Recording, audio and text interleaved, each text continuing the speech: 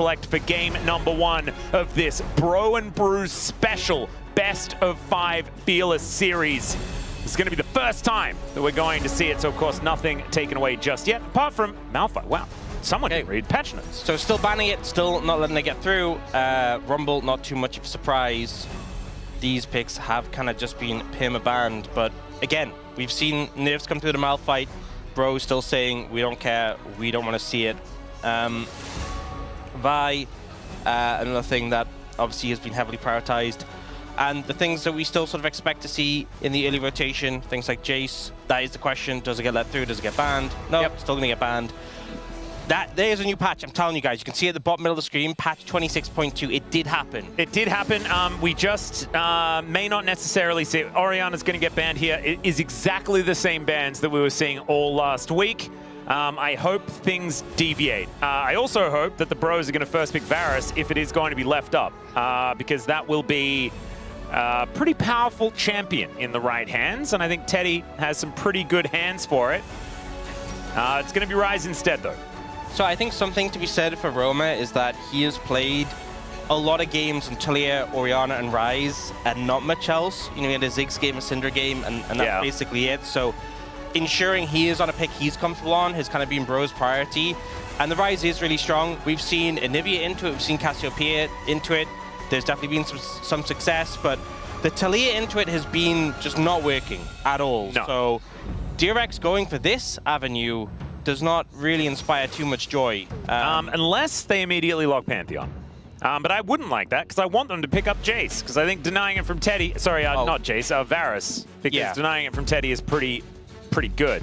But instead, I think it will be, never mind, Yunara? This is risky. Picking Yunara into an open Varus? Yeah, that's super risky. Also, another thing, Ashe got a slight buff as well, and we saw Ashe Seraphine, you know, that was played into the Yunara Lulu be really successful. LPL has kind of picked that up and really been favoring that, so we could see a more of a lean towards that and just kind of crushing the lane. For now, Bro, going to say, hey, you're not going to take the Pantheon, we will take that happily. And this mid jungle is so strong because you have point-and-click CC from either side. You know, one of them connects, the other one's just going to follow up. So much burst between them. I mean, this entire top side is point-and-click. Obviously, one of the things with the Yunara is that she is quite mobile. You kind of need one of them to have flash, but as long as one of these three has flash and the Yunara doesn't have cleanse available, it's just a pile-on effect, right? Yeah. They will jump on top of Jiwoo and shut him down, so a lot of early mid-game power from the top side of Bro. Nara's going to come through from DRX, not too much of a surprise. We've seen this matchup a ton of times, not just in the LCK Cup, but forever. And the Varus gets banned, so interestingly didn't prioritize that inside the Renekton. Yeah, I'm somewhat confused about that. At least it does appear on the ban list, so that is confirmation that it's possibly 26.2 that we're actually on. Lulu going to be taken away here to deny the Lulu Yunara lane. I think Nico probably deserves a little bit of a look in as well. But is there a flex possibility for this Talia? That's my question. Into the jungle. She did get some buff to her damage to jungle monsters. That's what I was thinking. Maybe that we are actually in the new patch and DRX are cooking. That's all I want to leave up in the air. As there's that Nico ban that we were expecting, pretty obviously taken away. There is the Corki as well. So 2 of the best AD carries on the patch taken away here to try and make sure that the Yunara's life is as good as possible. It's not. It's not a jungle Talia. It's just not. Yeah. I'm not sure what you would, if you would flex the jungle, what you'd put mid. That would kind of make the situation better. Talon mid. That's probably what you'd have to do. Okay, we'll see what Bro go here. Toying with the idea of the Aphelios. That would be a little bit of fun. I think Teddy more likely to play Ezreal. But I don't really like that either. I want to see that Ashe Seraphine thing that you were talking about. Yeah, that could be pretty cool, but maybe a bit unsure if they don't know the support matchup. Could just go like Ezreal Rakan, Ezreal Karma. Yeah. I think both of those are completely fine. I think Karma makes a lot of sense because a lot of the champions that you pair with the Yunara for, you know, a happy fun lane have been taken away already. And then you can really kind of brute force the lane. But instead, thinking about a little bit more of a defensive option here for Namgung as the Braum is being hovered and will be locked away. Okay, Ezreal Braum, a lot of skirmishing power. That's Brad. Does kind of open up to a situation where you don't have as much reliable engage as like a Rakan. And I did say that like the top side of Bro have, you know, they have that sort of point and click CC. But if this does go a little bit later and the Yunara comes online, a little bit worried about kind of the aiming situation we had in the series last week. Yeah, the how do you kill Yunara thing? If he gets like a cleanse, right, you know, you don't have that sort of Rakan ult when they can just lock him down. And also Braum can't do as much in lane as like a Karma could. If you do hit, you know, Winter's Bite and Andal oversteps, sure, but Andal's been pretty good in the Bard, so I think you maybe don't have as much pressure you should hope for by going that Braum. But either way, I think a lot of mid-game pressure from this composition from the Bros. Not exactly the composition I'd say is like a Bro and Brew comp. I think they do make things happen. But we'll see what they can do with it. That Rise as well, so powerful, and the Actualizer Spike has just won games in and of itself. So we'll see what they can do with that. Yep. You were questioning the Bro and Brew. Compositions don't matter, okay? You might be saying, yes, they need to get ahead. Yes, they need to do this and that. This is DRX versus Bro. This is a gentleman's bout that we are about to witness. And this is all about making it to the late game with all of those items and money and doing it in the most dignified way possible. Let's go on the riff for game one.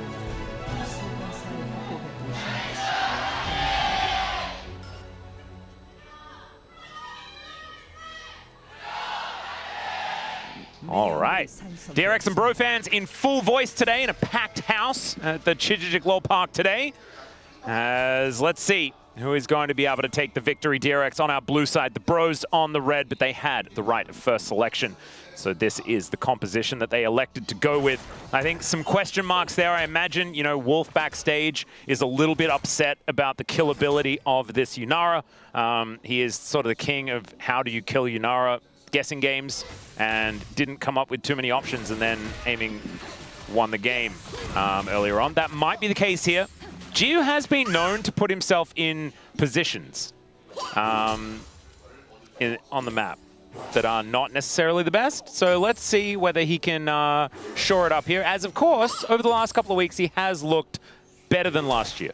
Yeah, I think he definitely has. I think it's been an improvement. I think last year was a bit rough for him, all things considered, especially when we compare to like his peak when he was on Nongshim, and he was the most hyped player. Yeah. But definitely seeing a bit of that energy coming back. Just still some inconsistencies.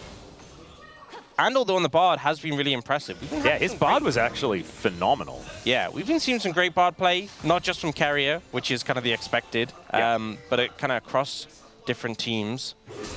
Andal's Bard in their last game was unbelievably good, so that one is going to be worth looking out for. I believe we had another player also having a pretty great game when we weren't necessarily expecting it. Was it Korea? No. Korea? No. It was someone else. Someone who we weren't necessarily expecting to be great on Bard, played a really good game on Bard, as well as Andal. So, cool stuff here in the LCK. Let's see whether Andal can continue channeling that, as he does just eat a flower. Yep, and Teddy and Namgun just able to push them in, but again, hard to really apply too much pressure in this lane. But it does kind of make it very uncomfortable for Willa to play towards the bot side of the map. You know, we talked a lot about things like Lucian Braum and how skirmishing in the river very difficult against them, but I mean Ezreal Braum as well, especially with the Pantheon. This kind of trio, you know, like if Pantheon goes for that empowered stun, triple auto to instantly stack the Braum passive is just so scary. Yeah. So can't really engage too much with Bro in these sort of early game skirmishes. Having a look here at the mid lane, Yukal was a phenomenal Taliyah player at the beginning of his career. One of the players that really did enjoy this one. So seeing whether he can channel a little bit of that, as we know that this pick has not necessarily found the most success, but right now does have a little bit of an advantage when it comes to the farm. Yeah. Both of our mid laners taking the Ghost, and Romer actually already using his, I believe, to get back to lane. Yeah, he reset for the early tier and just ghosted straight back to get there as soon as possible. Obviously, Taliyah can move against the train and get back pretty fast, so doesn't even need to use that. And I think will pull a little bit ahead in terms of farm as well off the back of this. And there's level 4 hit. A little bit of aggression towards Teddy, who misses everything on his way out. Can understand that, though. Was a little bit frightened about what was going on. And we'll get tagged. I don't think the bro's too worried, as the Braum Ezreal, as you already alluded to, not necessarily going to be smashing this lane given the ranged nature of the Bard, and Jiu's access to the lane, to the wave because of that. And we do know that Inara just really likes being able to hit the wave. Yep, just super strong with those autos. And also a big thing is the level 6 of the Inara. We've seen a lot of times capitalized on and just able to have so much all-in power, especially compared to an Ezreal who's kind of, you know, if you connect, you'll share, but a bit lackluster in those all-ins. Oh, Roma taking a bit of damage here as the threaded volley not quite going to find it. And with Gideon showing up, not going to be too much more. But Andal just being a little bit frustrating here. And Roma not going to be able to ghost back to lane this time. So going to miss out on a little bit more. And already it's about a full wave here for Yukal in advantage. As Roma will be sticking around just to make sure that he does collect some of that. So never mind. He's going to be able to even it out. Yeah, had some cover from the rest of his team, so you could stick around and pick that up. Not too much of a concern. Some good pressure there from Yukal. All right. Teddy and Jiu just hanging out in this lane. Namgun going to make his way back after getting a little bit of vision down in the mid lane. But right now it is a lot of control of the bottom side belonging to DRX. And not quite able to hit the Winter's Bite. And right now as we're Broen and Bruin, DRX looking pretty comfortable, you could imagine. They're feeling pretty okay. Never mind. Oh, Andal taking a fair bit of damage. Does get a Cosmic Binding back and not quite able to hit the concussive blows are the bros. Concussive bros. Maybe that's what we should call it. Yeah. It definitely feels like the Braum vibes. Yeah.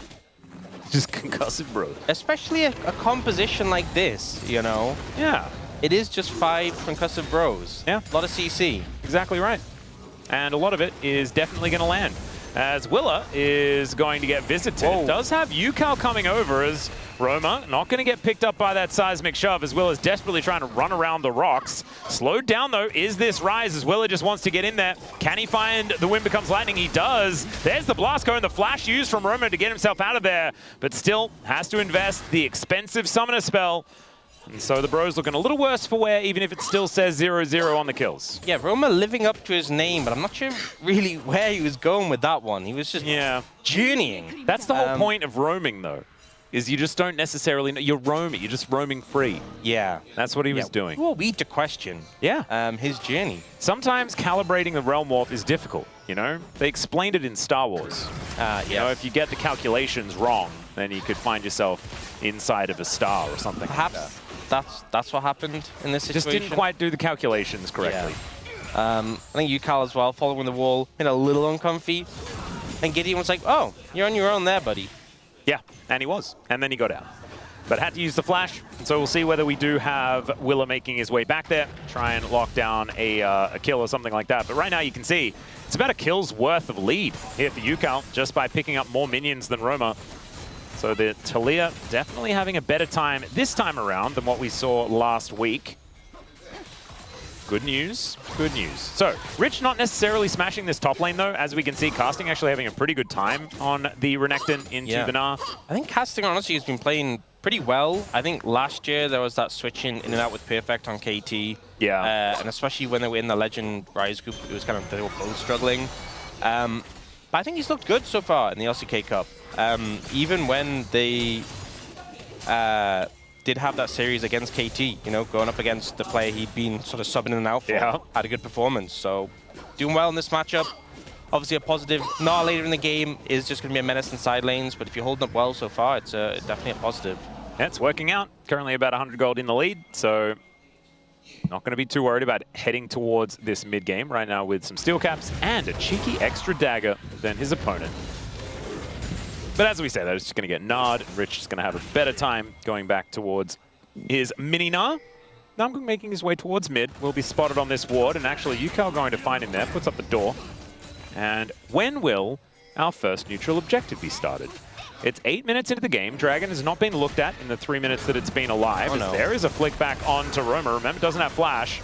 Will get meep slapped, but otherwise not too much going to come of it. As Casting going aggressive once again. The flash forward from this Renekton as Rich doesn't have a hop anymore. In comes the Pantheon, and that is first blood for the bros. Nice pickup there. The rest of DRX moving in to try and respond, but I don't think that they're in time. 6 seconds until Weaver's Wall. The flash forward from Willa, though, wants to lock down. Gideon knows that there is no flash available. He puts up the Aegis, and there's the run wop to deliver them all in, but that is 2 kills over to Willa already. Now looking for Roma, who still doesn't have flash, but isn't going to be targeted. That is 2 dead here as DRX answer back.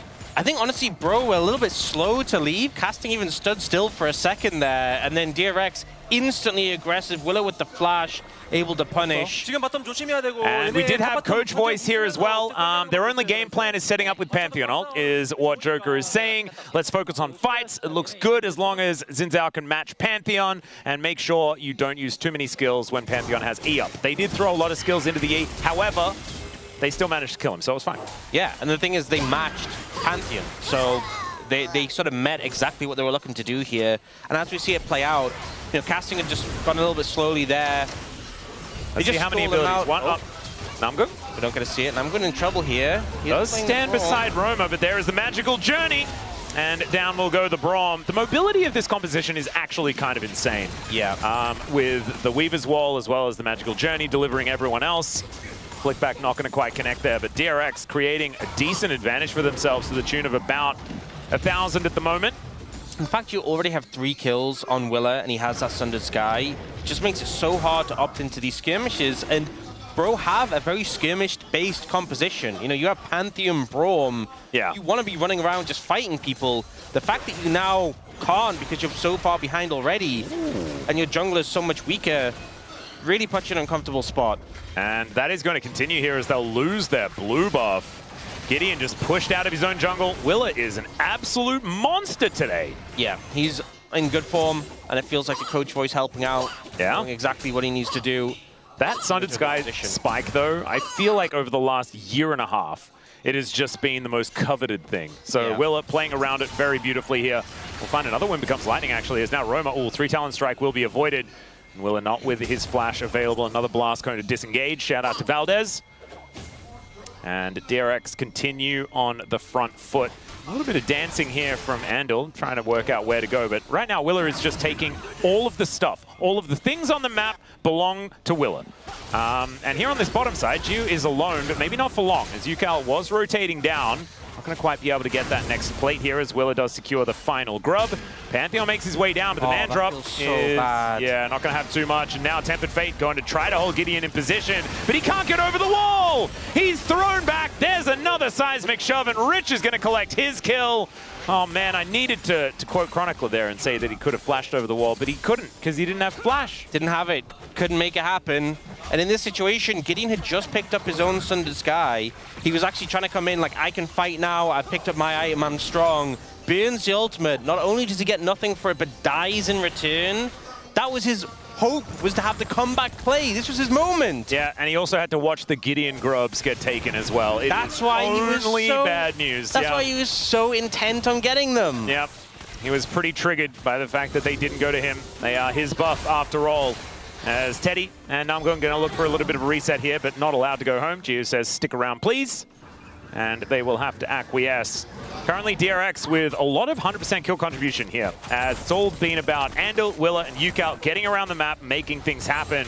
And it's kind of perfect, right? With the mobility of the Talia, playing around your jungler and getting Andal involved.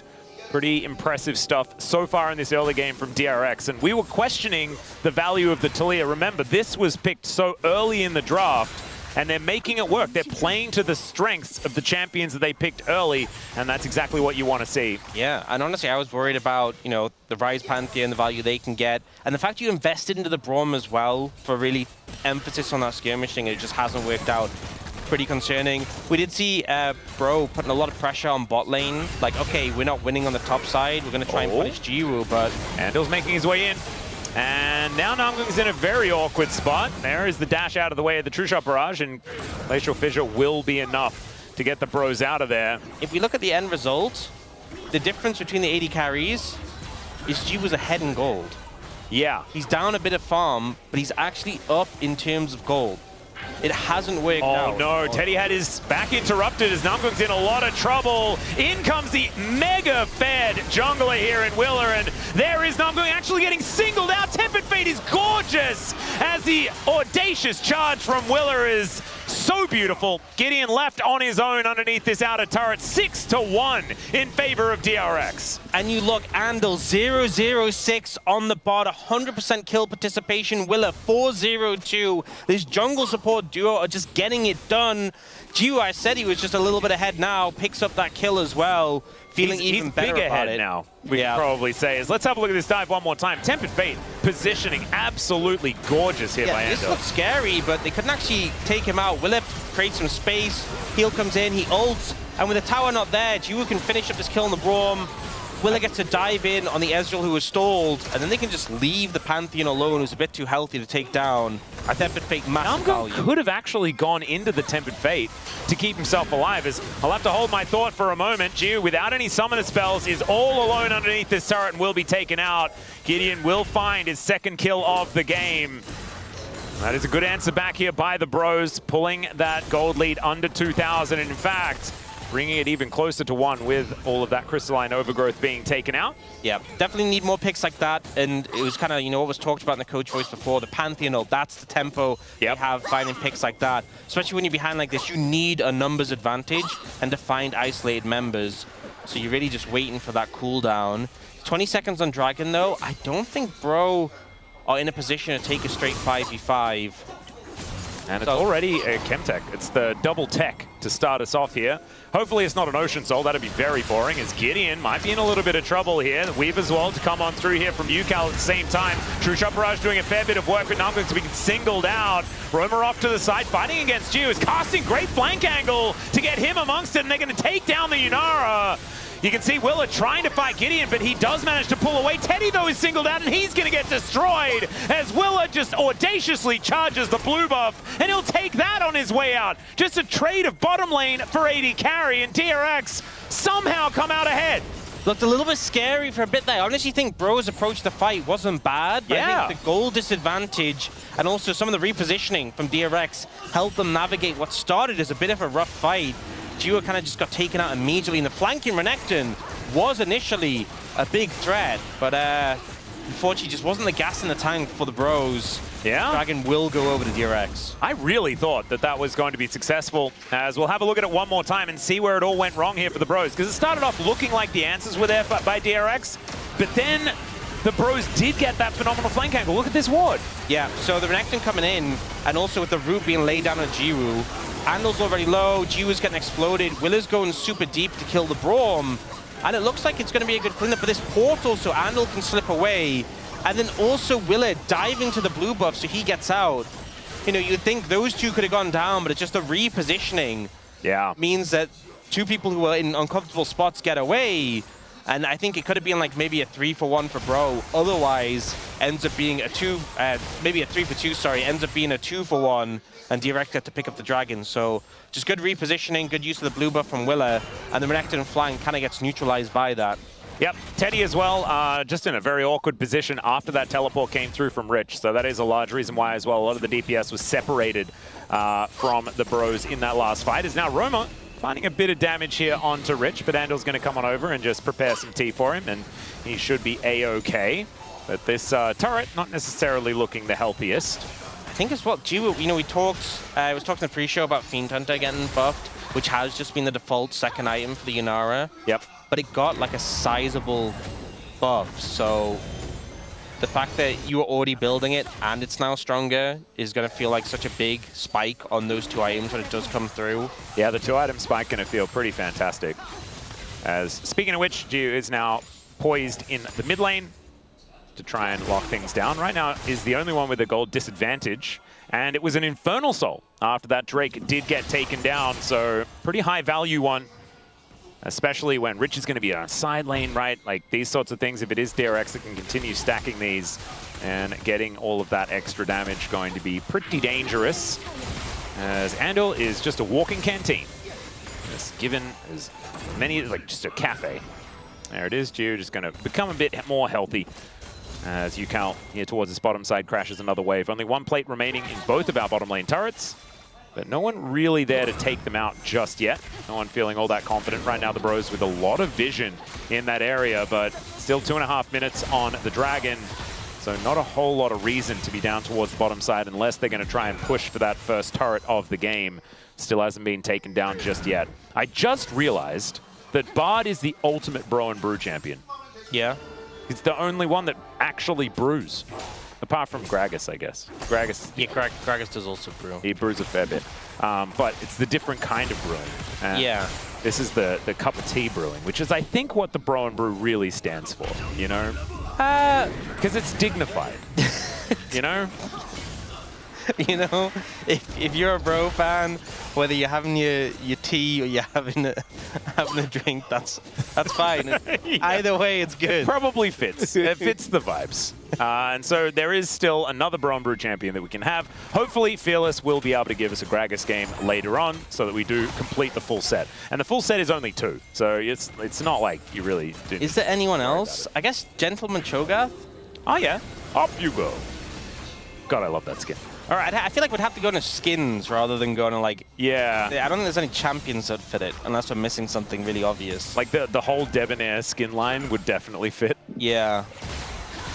So we could have actually had Debonair Ezreal in this game. Oh, isn't there... What's his Zhao skin where he's in a suit? Oh, that's Tuxedo. Oh. That's the Jackie Chan skin. Still good vibes. From that great movie. Did you watch that movie? Which one was it? I think it was called The Tuxedo. Oh, yeah. It's dope. I did watch that movie. Did you know that Jackie Chan did all of his own stunts in that movie? Doesn't he do all of his own stunts in a lot of movies? Yeah, all of them. That's how I knew that. Wow. Or at least, like, maybe not towards the end of his career when he was, like, much older. I don't know. But it was certainly true for a really long time. Yeah. And all of the coolest ones were definitely Jackie Chan. I've seen a lot of videos of him doing crazy stunts. Have you seen The Drunken Boxer? God, that movie is so good. I haven't seen that It's one. like some of like the best like martial arts choreography I have ever seen. And Jackie Chan, of course, does all of it because, of course, that is a martial art that he invented himself. So there you go. Bit of Bro and Brew, and it fits, right? It's on theme because it's the Drunken Boxer. There we go. You know? That's how we bring it all full circle. Very right? Gragas. Back to the original point. Beautiful. All right. DRX, in the meantime, by the way, guys, if you were asking us to talk about the game, Orcs, catch us up on what has happened. We do have some items coming in. Fiend Hunter Vaults for you. That's nice. Dragon's now up and available. And DRX like, you know what? Baron. But Bro have cottoned on to that. Actually, they just TP'd casting into bot side. Oh, no. And they've got a ward on this Dragon. They know that they're... Triple shot barrage. There's a Tempered Fate not doing too much here. As Jiu is over the other side of the wall. This is a very interesting scenario. Gideon going down very low, though. And the Pantheon will just be executed. That is no jungler, but casting. Trying to take matters into his own hands. A massive Crocodile will destroy 2 with the help of Roma, who finishes them off. And a 2-for-1 old DRX. That was not the decision that you wanted to make. Gonna look to take the mid tower now. Yukal trying to defend. Yeah, Yukal just trying to keep himself safe here, but Teddy is dashing forward. Yukal will be able to make it to the inner turret, and that will be able to keep him safe. The Dragon still up and available. Willer is still dead for 20 seconds, though 10 on Gideon, as the Bros are going to look to reset and then come back once again. Let's have a look at this one more time. It was like magnetism, you know? Bro with the Dragon, DRX were at the Baron, and they just like got drawn to each other. Like there was some compulsion to fight in the mid lane. Yeah. Casting though got massive value here, just sliding in. DRX couldn't get a handle on him. And this sort of point in the game where he's just a bit too tanky. You know, just into items as well, yeah. The Sterix as well, the shield. I'm not even sure if it came in here. I don't think he got low enough, but they would have to do so much damage to actually cut through him. Oh, Pantheon going in. Yeah, looking for it once again, but Yukal does have the seismic shove in position. Good flank angle here from Rich as well, but does need to be careful. They got Willer's ult though. That's pretty high value, I'd say. Oh, the Bro and Brew has really reached a turning point here as we have now started to set up for gentlemen's team fights over and over again. All 5 members back on the Rift as there is going to be Namgung pulled back. Puts up the door, though. That will mitigate a fair bit of this damage. Vision now down as Casting looking to once again get himself into that backline, but Andal's going to spot him out there. He does throw him back with the Blast Cone. There is going to be the steal away. as the Pantheon held in position by the Tempered Fate. They do manage to get the Seismic Shove as well, as Gideon in a lot of trouble, and Will is going to be able to lock that one down. Casting now in also a whole lot of trouble, and the Seismic Shove is so good for Casting. Gets in there once again with the ultimate. This time he's too low, and this time he's going to get punished as DRX take down 3 and get out safe. Bro, sights set on the Dragon. They managed to pick it up, but just weren't really in a position to follow up on the fight, and DRX just held them close, put a hand on their forehead and said, you ain't coming any closer than this. The Talia really locking down not only the Pantheon, but the Renekton as well. Just couldn't do anything. Roma and Teddy just watching as the teammates get cut down. Oh, UCal just going to close the door here on this Baron. There is no Gideon for another 4 seconds and doesn't have ult, so he's not making his way over here, as now Teddy could be in trouble. They flash on top of Andal, and they take him down, but the Baron will be secured. A gentleman's sacrifice here from the 100% kill contribution Bard. And now let's have a look at the replay. Yeah, Andal tracks Casting on the flank, then gets his great ult onto the Pantheon. UCal flips Gideon in, and then Rich slams Casting into the wall, and he just doesn't get to play the game. Stunned by the Bard, flipped again. Namgun tries to save him, just dies as well. I thought with the Dominus coming up, he might have been able to do something, just a little too low. Yeah, the melees on Bro just don't get to play the game anymore. They're just kind of held still, and unless you find like a flank angle or have flash to immediately get in, you just get stun locked for so long. It's really awkward. Yeah, I feel like maybe the composition is reaching a use-by date. Well, something like that here for the Bros. Did just pick up the actualizer. Okay, never mind. We're back again. If Roma finds an angle, it's good. But he did just flash to kill a Bard, so it's not ideal. There's also, you know, I talked about Cleanse being of massive value for DRX. Yep. Andal's picked up Mikhail's. You know, Jiwoo's starting to get, I think he's going towards LDR. Oh dear. Okay, that is more blades going over to Rich here, throwing rocks around and things like that. Pickaxe, so he won't be. But he's getting strong. He certainly is.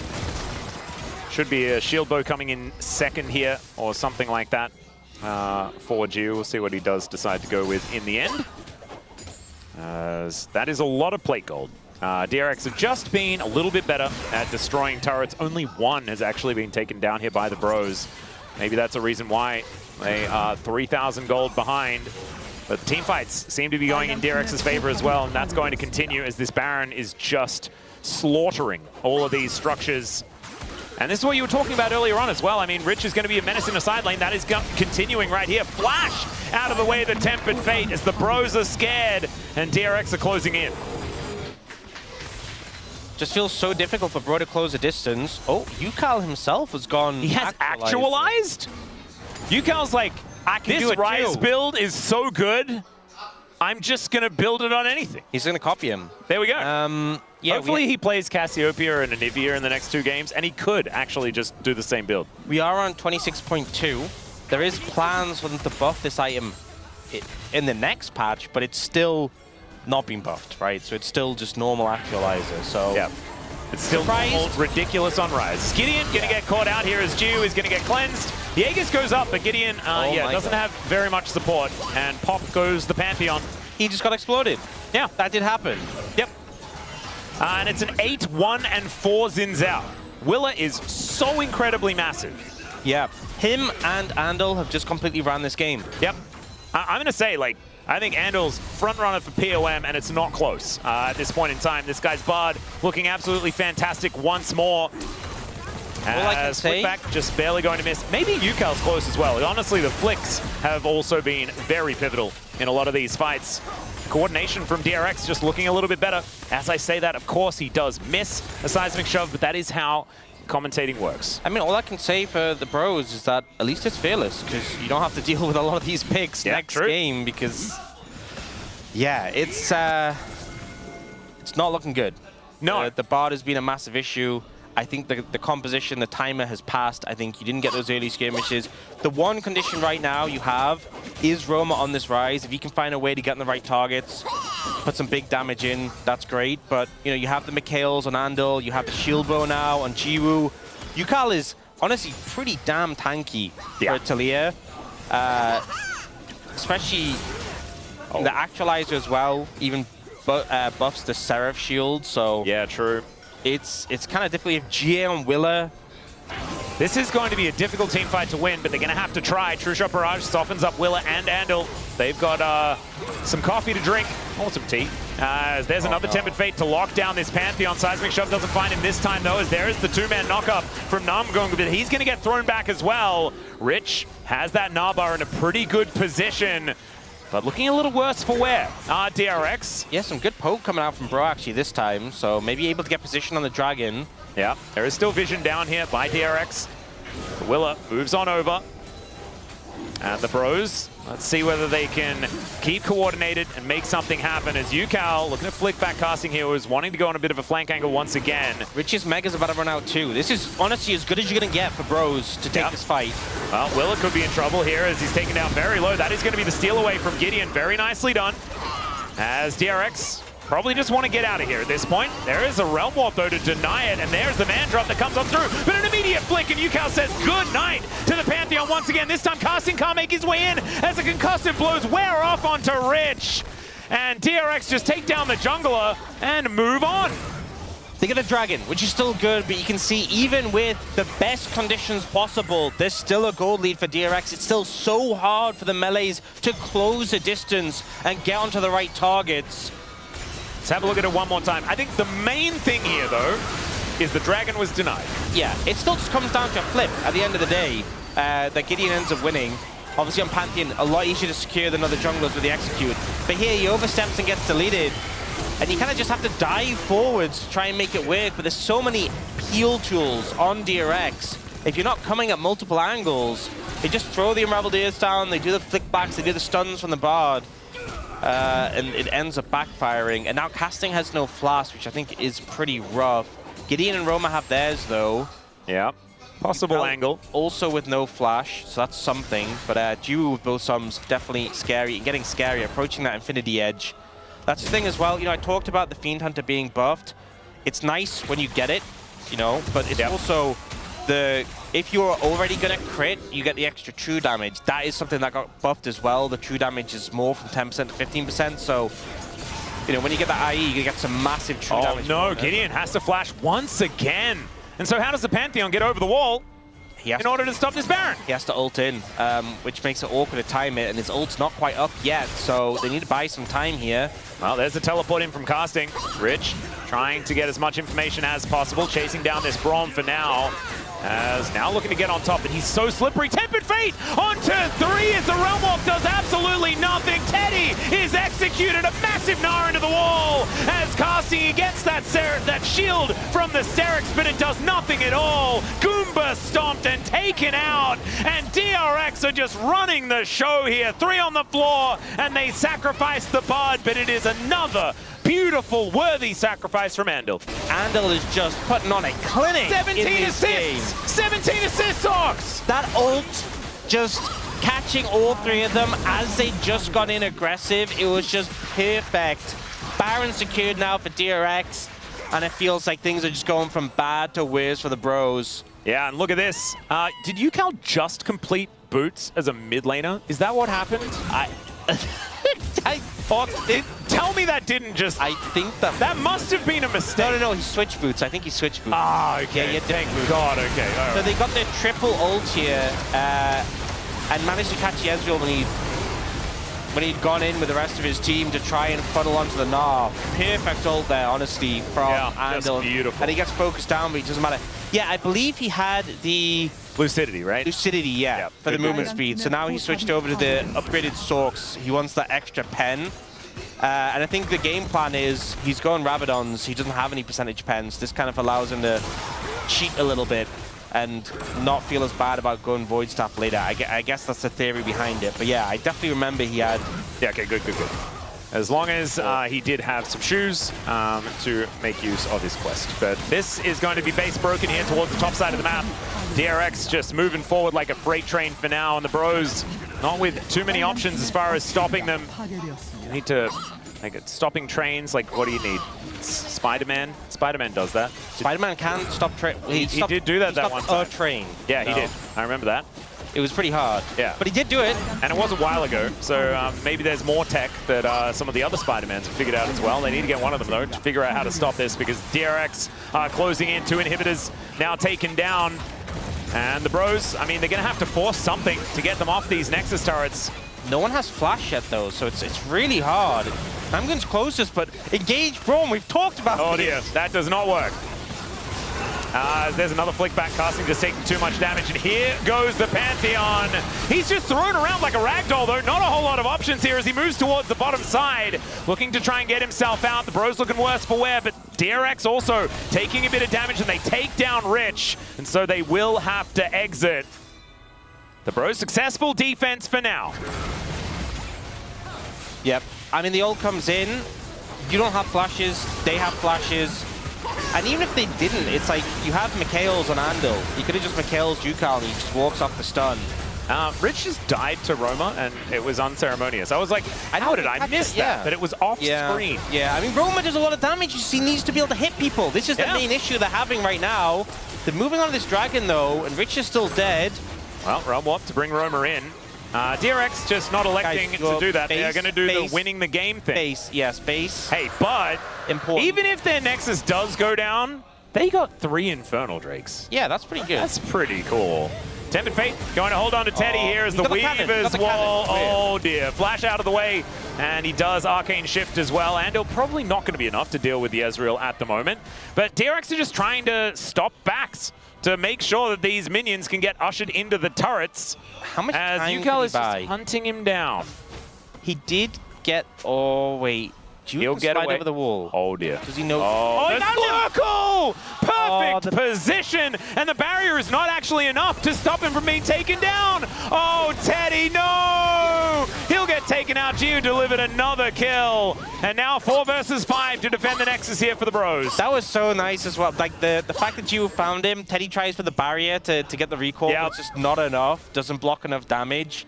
A cute attempt from Teddy, but he gets caught out there. And now, without the Ezreal, I think there's no real chance here for I'm a bit sad. I kind of wish that Andal had have hit him more recently. Because Andal was the one that was, you know, like telling them, go get the Ezreal, but he didn't get an assist. Oh, really disappointing. Well, there's a Tempered Fate. That's going to hold on to Roma here. Oh, Yukal, he's pretty good at these. The flash does have to be used. Gets Roma to safety, but it's not going to help. Now I'm going to bottom lane. Now waiting in the death chamber. Still 10 seconds on Teddy. Nexus turrets just getting destroyed as Willa goes in. They're going to try and take down this Rise. Before this one happens, it's a 3-man Gnar from Rich, though. And this should complete the ace, or at least send them to meet Teddy, who has just come back up again.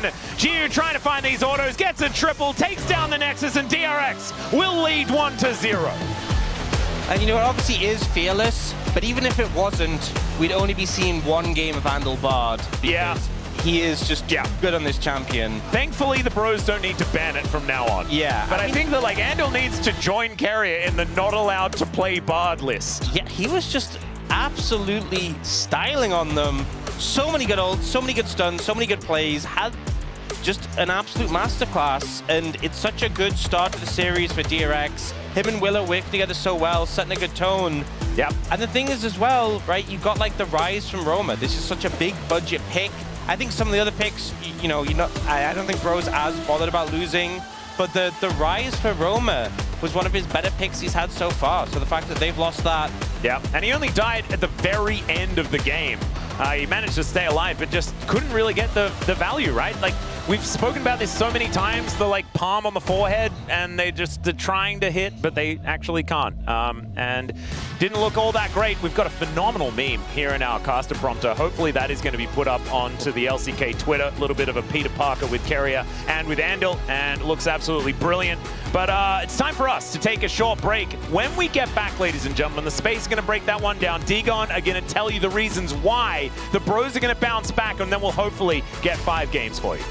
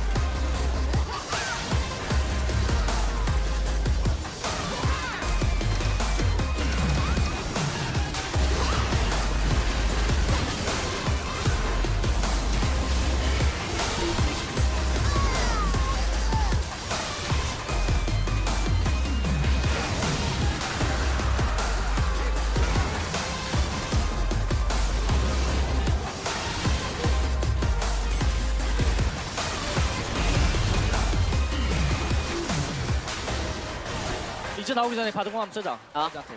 라이즈한테 한번 쓸게. 라이즈 네. 라이즈 스펙 빼는 느낌으로 할게. 이거 라이즈 갈려 있는데 나 살짝 보고 싶다. 올려갖고 종이나 생각해. 괜찮아. 라이즈 노플이야. 빨리 마. 아, 나 라인 놓게 라이즈 해보자. 야, 라이즈 노플. 아래 거부터. 야 라이즈 한번 볼게. 아래 컵도 해봐. 라이즈 잡자. 라이즈 나이스. 아, 나 점프 잘못 눌러서 큰일 날 뻔했네. 하자. 한번 잘하다. 나이스, 잘했다. Yeah. Bit of normalcy. Yeah, there we go. Beautiful. Rumble, Malphite, and Jace probably all going to see bans once again. I think that there is probably some room to move with a couple of the mid lane picks, perhaps. Maybe we're going to open the Orianna Azir or something like that in this game, but we'll just have to see. I think Rumble is still definitely permaban status, and the Jace going to be the same thing despite the nerfs. Yeah, just the fact that we had both Malphite, Jace nerfed, and we're all talking about... Okay, I mean, okay, this is what I find interesting. Jace and Malphite both nerfed. We're like, oh, will we see them go through? Nope, just stay in permabanned. Okay, fair enough. Varus, first draft, didn't get a look in until second rotation when it got banned. This time, we're just banning it outright. Okay, cool. Yeah. I wonder what that means as far as the first picks are concerned, because we may see Orianna Azir now traded once again. I think an Azir ban would make a lot of sense, because if they leave up the Orianna, UCal very, very happy on that champion. And instead, yeah, it's going to be one of them left up, and the answer is not there. Roma hasn't played Azir yet. And actually, I don't think UCal I don't think either of them have played Azir yet. So yeah, UCal has always been the Orianna side of the matchup. And instead, they're going to take away the Nocturne to make sure that that Orianna pickup is not as scary. Yeah, I mean, he's always going to play it. That's just what's going to happen here. And there's still plenty of other ball carriers that he can elect to play. But there is the Orianna for UCal that he's loved so much. Wondering what Roma's going to play in this situation. He's going to play Azir. Okay, well, we'll see if he brings it out. Like I said, his most played, he's got 3 games. He had 3 games on Talia, Orianna, and Ryze. Obviously, Orianna's been picked, Ryze and Talia out of the way already.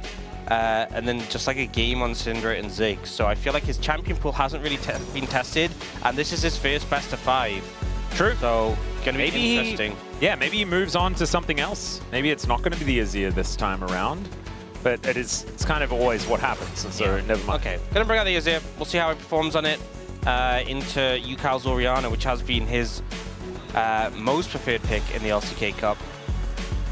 Pairing up with the Jarvan, though, does put the Orianna in a comfortable position, and especially as DRX opted to ban that Corki, Ezreal's already gone. So, limiting options in terms of mobile AD carries you can get outside of that Cataclysm. Ambessa pretty powerful here, especially if you then lock in like Nico, for example, keep the Ambessa flexible, and that's what they're going to look at here. Yeah. Oh man, this is a scary draft already from DRX. Yeah, a lot of dive potential with this, and good setup for the Orianna. You know, we're talking about mobile AD carries sort of being thinned out a little bit.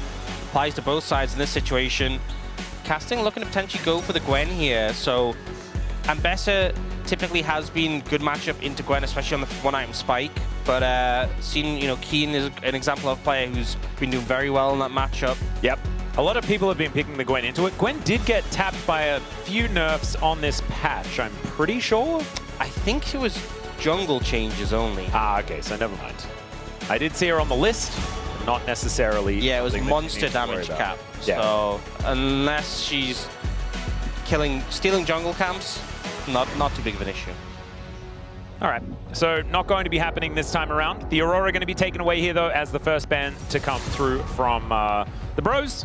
And now the Ophelia is going to be taken away. I was actually thinking that maybe Gio did want to jump on that champion, but not wanting to pair it alongside a Nico would make a fair bit of sense. I think if you can get your hands on a Lulu, feels a whole lot better.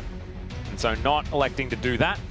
There's now one last ban to come on through. Top lane champions, probably likely, as the Ambessa likely to head towards the jungle. Willer, I think, very happy to play that one. So the cannon will be taken away. They're really expecting this Ambessa to go jungle.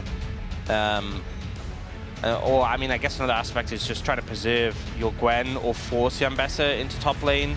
Yeah. It's sort of like to guarantee the top lane matchup That being is best. said, Akali's still available. Ah, You could just put Akali top lane into the Gwen. And that matchup has, for a long time, been pretty good for the Akali. And around level 9, you can just solo kill the Gwen. And we've seen Gunblade Akali be very strong top lane. You know, Darn had that phenomenal game on it. So it also fits extremely well with what the composition wants to do. And with the jungle Ambessa and presumably an AD carry, you're going to have a decent damage profile. So perhaps something to look for. well, this is Sivir, freshly off the nerf table as well. Yeah, was a slight nerf, so just armor growth and attack speed growth. Still think she'll be fine, but you're all right, did get toned down a little bit. I didn't think the spell shield has a lot of value here, but her range not the most comfortable into this composition. But you have the Jarvan on your side, so it does make a fair bit of sense there. Gio going to be jumping on the Kai'Sa as, oh my god, Vi made it to last pick on blue side, ladies and gentlemen. Yeah. And the Ambessa will be heading towards that top side of the map. It is going to be the double speed up lane here with the Sivir Karma. So the Mantrid Inspire as well as on the hunt means we're going to be zipping around the map very, very quickly. But it does mean that the amount of engage that is on Bro is at about 0. A bit of Jarvan. We can give a bit of Jarvan. And they do have a donkey whistle. So I guess you can just press the run fast button and then they go in. I think for Bro, you know, punishing the Orianna early is definitely something you can do. Otherwise, you're kind of just disengaging, using the movement speed, trying to kill any targets that aggress on you. You do have like the Azir who can kind of hold his ground, the Sivir who can throw down those ricochets. But DRX have just got a go comp, you know, and I'm really struggling to see how Teddy's going to try and survive in these fights, because the Vi in particular, you know, you fly in with the ultimate, you smite the spell shield on the way, and there's going to be like 18 different abilities following up that are going to just blow you up. Yeah, the fact that you then have Public Execution and you've got Pop Blossom, you've got all sorts of different options here. It is kind of insane. Casting fan here in the audience as well. And so let's see whether Casting can have a good game. So I think a lot of it does hinge on whether Rich is going to get unlocked from that lane and is able to actually impact flank angles. If the Gwen does have a really good time, though, could mean that Casting is the one with all the value and is able to get the advantage. Let's go to the Rift here for game number 2.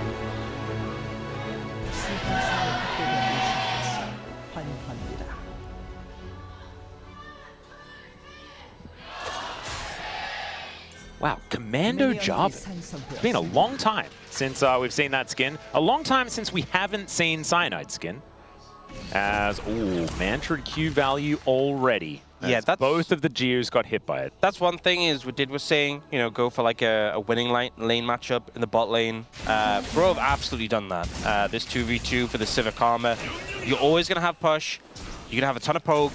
Really uncomfortable for the Nico Kai'Sa. Not a fun 2v2 to play.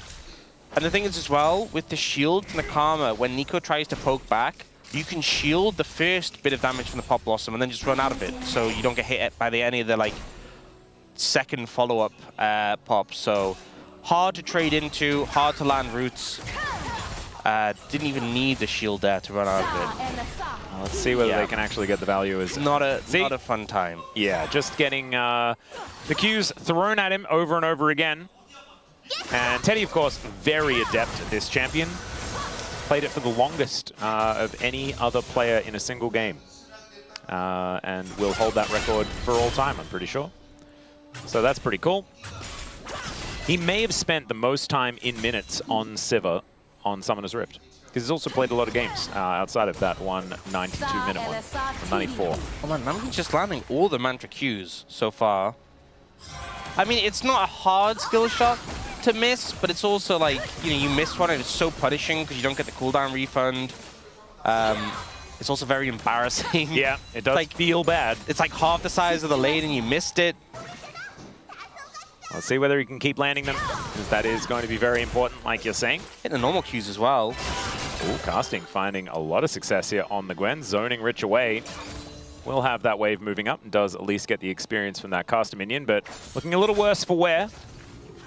And currently Casting at a very large CS advantage. Decent little shield to be picked up there by Rich, who does finally get some buttons back, but still. Looking a little dangerous here. And maybe it's just win lane, win game. Maybe that's going to be the plan here for the bros. Maybe you don't need to engage if you're just winning all over the place. And that sort of forces DRX to try and go in on you. And then you do have a composition that does disengage and hold on to your opposition pretty comfortably. Repositioning with the on the hunt. They also inspire things like that. Do have a crazy amount of Baron damage. That is very true. We've talked about teams struggling to do Baron and how it's a lot stronger, it's a lot tankier. This is the sort of composition where it's like, okay, it's reasonable. You know, you could actually send it for it. And Rich actually getting a good trade there. I think a big aspect of this matchup is Gwen obviously having the passive stacked up on the wave and getting the full stack Q to trade back. Obviously, Rich was able to push the wave in early. A level 1 Gwen, not that useful. But I think once Rich gets that 1-item spike, that's really where he can start to take over and just mangle casting. Yeah, Eclipse is a pretty good item. Does teleport back to lane though. As you can see, casting has already made it back as well. He's got a book and a rock and 2 swords here for Rich. As far as fighting is concerned, I would say that Rich is looking a little bit better, especially because he does have 2 weapons, you know, so theoretically they could both be the long swords, even though they don't look right at this point in time. So there we go. Thematically correct. Casting, fighting with a book and a rock. I mean, the rock makes some sense. The book, not so much. We'll just have rock, paper, scissors, right? Oh, true. Oh my God, that's what he's gonna do. Yeah, he's got you're a genius, he's got all 3, so how can you ever lose? Exactly. Oh my kind of cheating. And he liked it, and so he put a ring on it. Oh my. Okay, it all just makes sense. Okay, well, Rich is going to have to try and figure out how to beat Exodia here towards the top side. Casting's already put together in his item build. Oh man, it just works so well. Another Mantra Q going to connect, and the Boomerang Blade for the double bounce. Yeah, this lane is looking real difficult for Geo and Andal. A lot of these Kai'Sa lanes have been hard, and then Kai'Sa has just like found a couple of skirmishes later on, and then everything's fine. That's the thing, is that they're still keeping up in farm okay. They haven't lost that much tower damage yet. It's a little bit tricky to keep maintaining that tower health as the lane goes on. But so far, things are doing okay. Yeah. And, you know, you're still going to have cash back. If you're keeping up a farm, you're eventually going to become strong. And Shapesplitter has actually been very, very good at holding the wave as Teddy is relentlessly shoving it in, right? And yeah. So both of these 80 carries also with culls picked up, and so it's not going to be anyone getting that cull advantage later on into the game. Right now you can see it's about a 200 gold lead here for the bros as Roma looks for an angle. Shockwave comes down. There's the Emperor's Divide as well as Gideon looks for the knock up onto Yukal as Willa just has no idea which direction he wants to go. Yukal just barely walking his way out. The flash has to be employed here by Roma as now Willa still very healthy. Flag and drag doesn't quite land there, but Willa is still having to get himself out, and Casting has first roam. So first blood over to the bros. That felt like some complete indecision from Willa. Willa's like, well, I just that was what he was probably saying. Analysis paralysis right there on which way to go. Eventually made up his mind, but didn't really help out his mid laner that much. No, now has cease and desist, so that might help him because he has, like, as soon as he makes the decision, he is going one way. Maybe that's what he was trying to do. He was like, cease, desist. Oh wait, I actually have to do things. Yeah, unfortunate. I can't just shout at them. Well, right now, he is going to try and break some vaults. Instead, elects to just move away. Casting might be killable here, especially with the public execution already there. Hey, that minion's walking in a weird direction. Yeah. I'm a little suspicious. We should probably pause the game. The minion's broken. As we get a sad B here from Rich. And Roma having a good time on this Azir. Let's have a look at this one more time as Gideon is the one that we're going to be focused on. Yeah, oh, nice good flash, yeah. Top okay. Oh, actually, you know what I think happened? I think it was the terrain of the Emperor's Divide. I think that's what actually happened, is he was like pathing on that. And that's why it looked from our perspective. It looked weird from our perspective. So just it wasn't Willa's fault. No, let's just say that. Especially, I found it so weird, given he had such a good game one, and it all makes sense. So it's good we got to see that again. Yeah, just weird pathing. That honestly happens a good amount. Certainly does. especially, you know, playing against a Nivea, the amount of times like a Nivea wall goes down, and I'm just like, where is my character going? Jarvan as well is another one that does make things a little bit frustrating, depending on where he puts his Cataclysm. So we could have even more of these issues developing later on into the game. Right now, we have a Dragon being taken. First Cloud Drake is going to be secured here by the Bros by the looks, unless Willa can come in and make something of it. But they're going to take the Nico for a walk, and now Andal is in so much trouble. Yeah, he's very dead.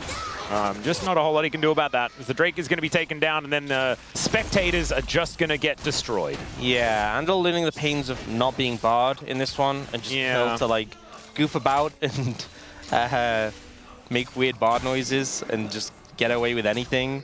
Just not enough chimes picked up by the Nico. Yeah, gets punished there. And this is a good start for the Bros, right? You know, the MO has been kind of get the early lead, win lane, win game. They're getting that Dragon. Picking up some more plates in the bot lane. 미드 서로 풀 될 때까지 카르마 이용해서 Coach voice come through here. 확인하게. 카르마 와도 언제 뜨냐? Let's see what Coach Song has for them, as of course, up against his former team as well, which is pretty cute.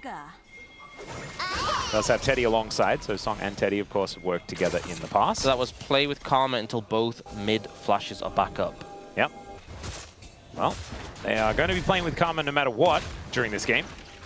I believe they meant, you know, around the Karma, make sure that that one can be utilized, as Namgung is now going aggressive towards Andal and is not exactly going to be all that successful. Level 6 now gained for said Andal, as Willer is going to be able to grab the Gideon Grubs one more time. Oh my goodness, Gideon's going to be so upset.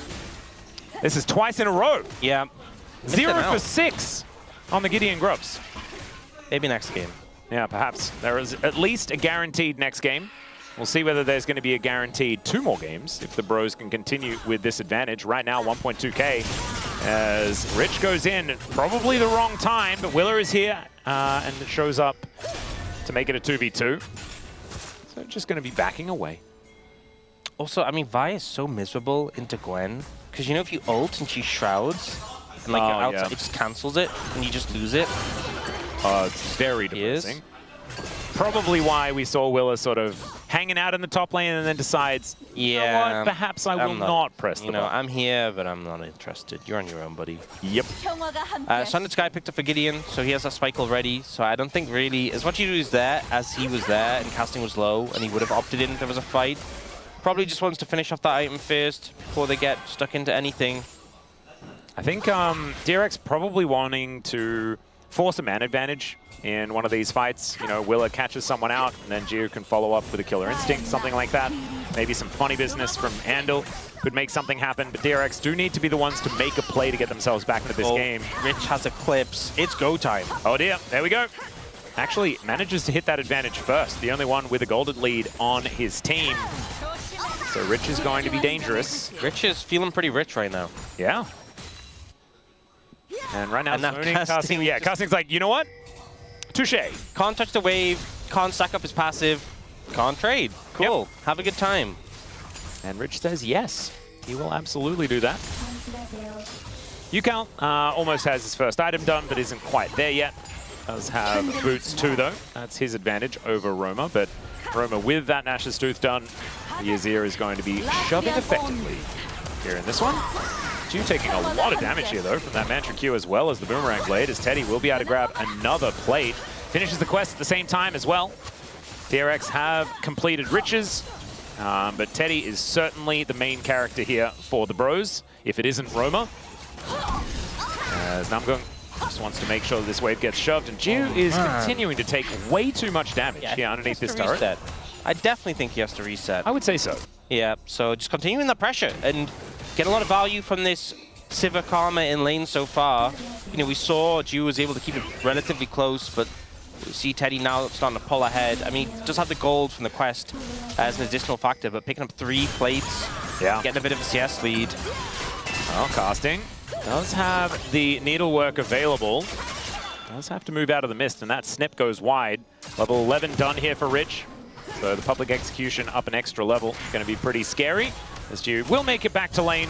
Yeah, also is looking a little bit better. Extra passive stats on the ult from Ambessa. Oh yeah, true. So even if you're not committing the ult, just that extra. It's armor pen and. Oh dear. Gideon is in position. As finally casting does hit that level 11 himself. Public execution comes down, but Gideon right here. That is going to be able to buy that space for casting to not die. So ults both traded on either side. As back to base goes Jiu, and Andal has to heal to make sure that he survives. Kraken Slayer is done here. 4 stacks left on this cull for Jiu. Yep. And yeah, it's armor pen and healing on just damage you deal to enemies with abilities. Well, there you go. So the fact that goes up as well with the level 11, even if you're not using your ult, it's just power in all your trades. Well, there it is. That 350 gold just popped for Jiu. So this Kaiser is going to be feeling good. Same thing to be said for Teddy, though, who is back in lane, only needs a couple of creeps. And that cull is going to cash in as well. Unless that stacks on the refillable. Is that stacks on the refillable? Where is that number coming from? It is. That's refillable, yeah. It is. So Cole's both stacked. His has been done for a little bit. So both teams setting up for this dragon now. Would be second for the bros. And Andal chunked that a little bit. Ooh, this one might be tricky to contest. I'm going to need you to be at full attention, okay? I'm really trying. Because I have a bad feeling. Oh no. Yeah, I know. It's all right. As long as you're paying attention, we won't blame you if it does inevitably just be another Chemtech Soul. I know you, Max. She still will. Yeah, probably will. As Yukal just trying to do some zoning here. Maybe if this Drake never gets taken, we won't need to worry about it. Yeah, honestly, that's the best case scenario. Yep. Namgo is going to throw down the Shurelias. A lot of movement speed buffs here for the bros. As Willow will be able to clear out this ward eventually. Shockwave connects onto just Roma, just to try and push him out of lane. Honestly, kind of low value. He has TP as well if he really wanted to get his health back. Yeah. And it is going to be Yukal going back as well. And so he should be able to finish his first item, but I just don't know whether that was necessarily worth it. Yeah, Blackfire Torch is He also now has done. the empowered recall, so he just did the empowered recall and TP's back, so... What does it mean? It means the Shockwave is down if they're going to start this dragon right now. I mean, the cooldown's not crazy long, but yeah, not the highest value. And now they are starting dragon, so no Shockwave for the dragon. Yeah. Well, Gideon is just on this. Willer is rotating over, though, and Andal is in a pretty good position. Pop Blossom just started here, but in goes Gideon. That's just going to be his go button flash out from Yukal as Teddy takes down this Nico. Public execution is great, though, as Rich gets into a good spot, but Kasi will catch up to this Vi and take him down. No junglers on the map, but bros are all over this Drake, and will still be able to secure it. And what's our soul? 26 out of 16. Wow, they're really making us win. I knew it. Like, I knew it, man. And Ox, wait. Where were you looking? You're looking on the floor? You're looking on the floor? I looked away in shame. Oh, come on, man. Oh, God. I was sure that you'd be paying attention. There's a replay. You can take us through it. Yeah, I mean, didn't manage to connect with huge value for the Nico ult. The turnaround came in from the bros. And honestly, even though DRX have this sort of point-and-click engage composition with things like the Vi, things like the Orianna to follow up, it just felt like they didn't really have the setup to go for it. And especially the Shockwave not being there is a big hit. Yeah. Well, at least it's only a Chemtech Soul, so might be okay. DRX has started off this Rift Herald, but there is a Gideon in the area. No flash, though, and with Rich rotating down, he has an 800 gold lead. He is very scary. And so they are not going to contest. Still the bros with a decent advantage, the tune of about 1.5k. And, ooh, they're going to take Andal for a walk once again. Shapesplitter comes through, but he doesn't manage to land the snare. The Blooming Burst is just going to be enough to get them out of there, though, as now Willa to move over towards casting. Cease and desist isn't up, but they should be able to just guarantee this turret, as Willer is just going to be fighting this Gwen wherever he can. Needlework comes out, and that is going to be enough for them, as Yukal coming on over. Andal is just dead as the Cataclysm comes down. Pop Blossom going to do nothing at all. Shockwave picks up 2 of them, but Yukal is still going to go to the Death Chamber, and DRX are just being led around the map, and the pros are telling them where to go. Yeah, just see champion, kill champion. They're just walking around, taking objectives, taking structures, and DRX feel kind of lost right now. So different from the game 1 we had in this series. Yeah. We're fishing for something here. Well, looks like Romer is just going to be able to get himself out, shifts the sands, and he's going to be A-OK. There's such a deficit right now in this game, and I feel like for this comp to work, you have to just be able to just pin down targets and take them out. You have to be able to find the big engages. We just haven't seen that. All right, checking out some coach voice here is Joker going to need to be as inspiring as possible. Just trying to work out exactly where to play around. And saying to focus on the Herald, so they do manage to take that one down. But we're going to check out this replay here as Gideon, he spots a target. He says, you know what? I'm just going to kill Ando first, and then immediately follow up onto Yukao. Yep, and also commands his Azir to take the kill. Pretty impressive stuff here by the bros. Wait, who left? Is that the... they used all their coach voice, so now they don't need to be in the booth, and so they can just watch the rest of the game. That means the DRX not going to be able to use their most important tool. Yeah, demonstrated. Honestly, they're not in a great spot from here, so some extra coach voices probably would have been nice. Yeah, Joker's like, you're on your own, boys. Figure it out. Well, I mean, every game's throwable, you know? Yeah. Or wait, should I say the more positive? Every game is comebackable. Comebackable. It's a great word. Yeah. Is it a real word? We don't care. It absolutely is. Okay. Coined professionally in the League of Legends ecosystem. 100%. All right, the bros now setting up for a little bit of a siege into the mid lane. A supercharger there from Gio to try and get himself out of the way of that damage. Does actually work out. I think at some point Willa just needs to ult someone. Yes. Like stepped up and just Gio fly in, press all your buttons and kill them. I think Rich is also very strong. He's got more of Malmortius done. That's going to help him in the lane. Yeah, maybe they're waiting for 2-item spikes and Gio, which is a valid thing to wait for. But Casting also doesn't have all of rock, paper, scissors anymore. He's only got rock and scissors.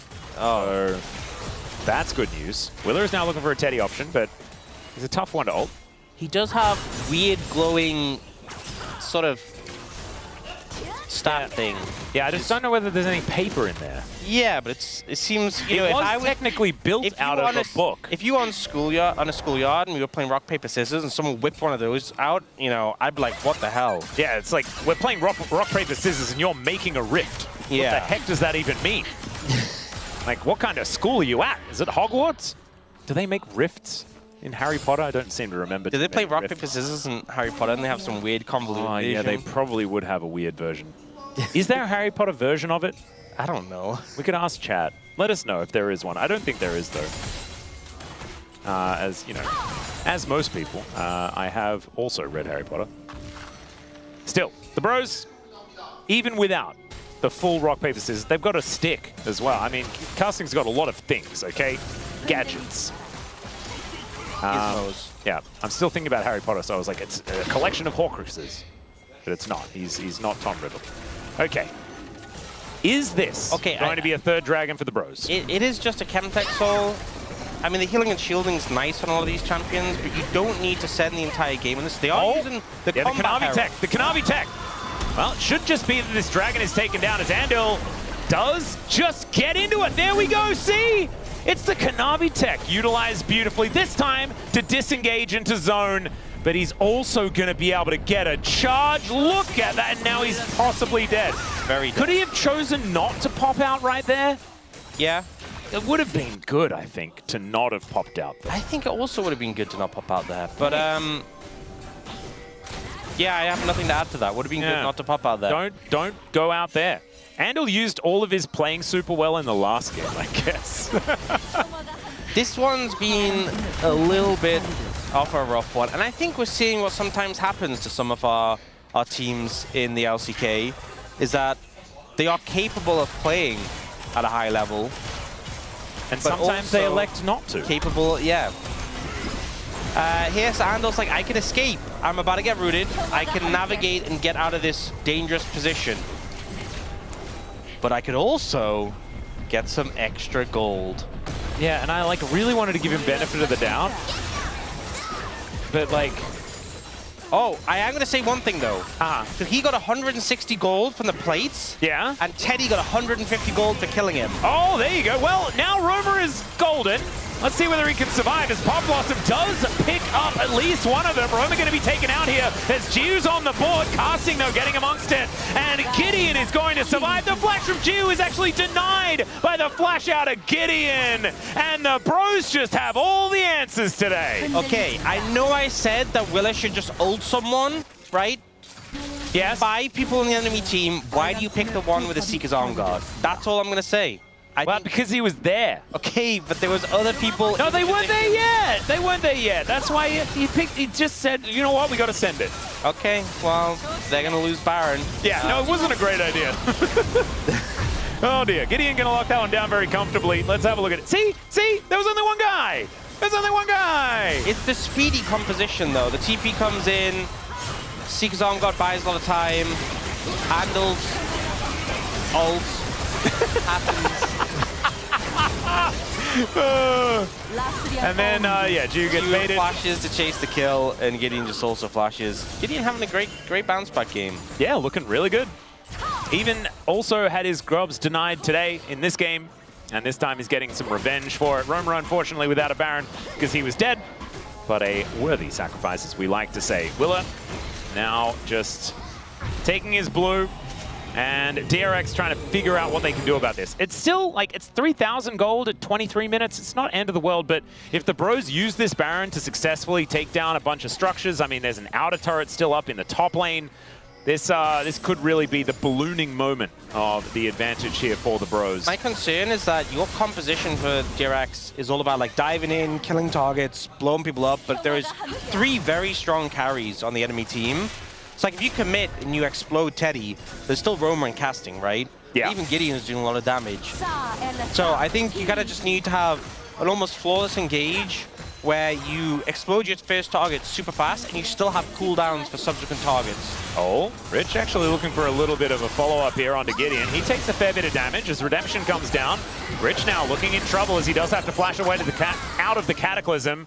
Does have the public execution available, and Casting's ult is now on cooldown. Shockwave hits 3, is into the backline. Dances, Rich, the Emperor's Divide doesn't find too much joy, but it lands on top of Jiu, has to ult, does find the kill onto Roma, and immediately the top and 80 carry fall down for DRX, and now they have to scatter to the wind once again. It's just an advantageous trade for the bros, and they're looking for even more. Oh no, the Vault Breaker doesn't quite land. Boomerang Blade to finish off the target.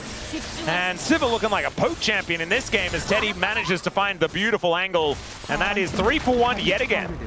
The engage was a little bit scuffed from DRX, and they just don't quite have enough damage, and Bro just unrelenting in the turnaround there. 6-0-4 for Teddy, 1-0-10 for Namgu in this bot lane. It's just untouched so far in this game. And right now, huge lead at this point. We'll see it coming in. So initially the engage comes out from the bros, but Gideon's not being super committal. Then we end up catching out with a shockwave. They manage to get onto the Azir, but he doesn't end up dying, and then they're trying to split targets. Roma is still alive for such a long time, and Teddy doesn't even take that much damage. You know, they're trying to split focus because they know if we commit everything onto the Azir, Teddy's still a threat. But in the end, they take a long time to kill the Azir, and Teddy is basically full HP. Yeah, and manages to get the finish off onto the Vi. So 6-0 and 4 items done here for Teddy. This should be soul point over to the bros as Rich is just going to wander in. See whether that's going to work out as Willer over the top. See whether they can deny this dragon. DRX still looking for a fight. Oh no! The blast going into disaster as Andel's going to get taken down. Willer with a cease and desist, but they will not agree to do that. Shockwave connects onto 1 just to disengage. The Void Seeker also going to land onto Gideon, looking a little worse for wear, but 2 for nothing and a dragon to boot, and the bros continue on the front foot. 6.5k the advantage. Oh man, we're looking at a tied up series. We're looking at a best of 3 here in our first best of 5 of Super Week. Oh, okay, Namgung is likely to be dead. There he is. Okay, actually got a shutdown there as well. Oh no. He's gonna die. However, he did get what he wants, which is a kill onto an enemy champion. And a lot of gold, so that's something. I do just think it's hilarious how Andal, like, without doubt, had just an absolute masterclass of a game 1. Yeah. And then game 2. Yeah, it's from masterclass to disaster class. Yeah. 1 game. And this one, I mean, this is one of the things of playing the Nico into Jarvan. He could just put you in a cage. And just the worst possible timing. Yeah. To go for that blast cone. You can't even really blame him for it, but you know, the comedy was certainly there. As yeah, Gio just feels like he's found a target to kill. And you know, he did, but there was unfortunately too many bad guys. Yeah, I mean, to be fair, he didn't commit much. He didn't commit any sums. He gets a lot of gold.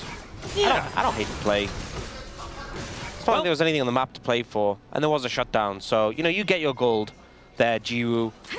Teddy is, you know, starting to fight back when it comes to being the gold king. Teddy is very rich right now. Yep. Actually, Rich is on the other team, but yeah, he's richer than Rich. Yeah, he's significantly wealthier than Rich.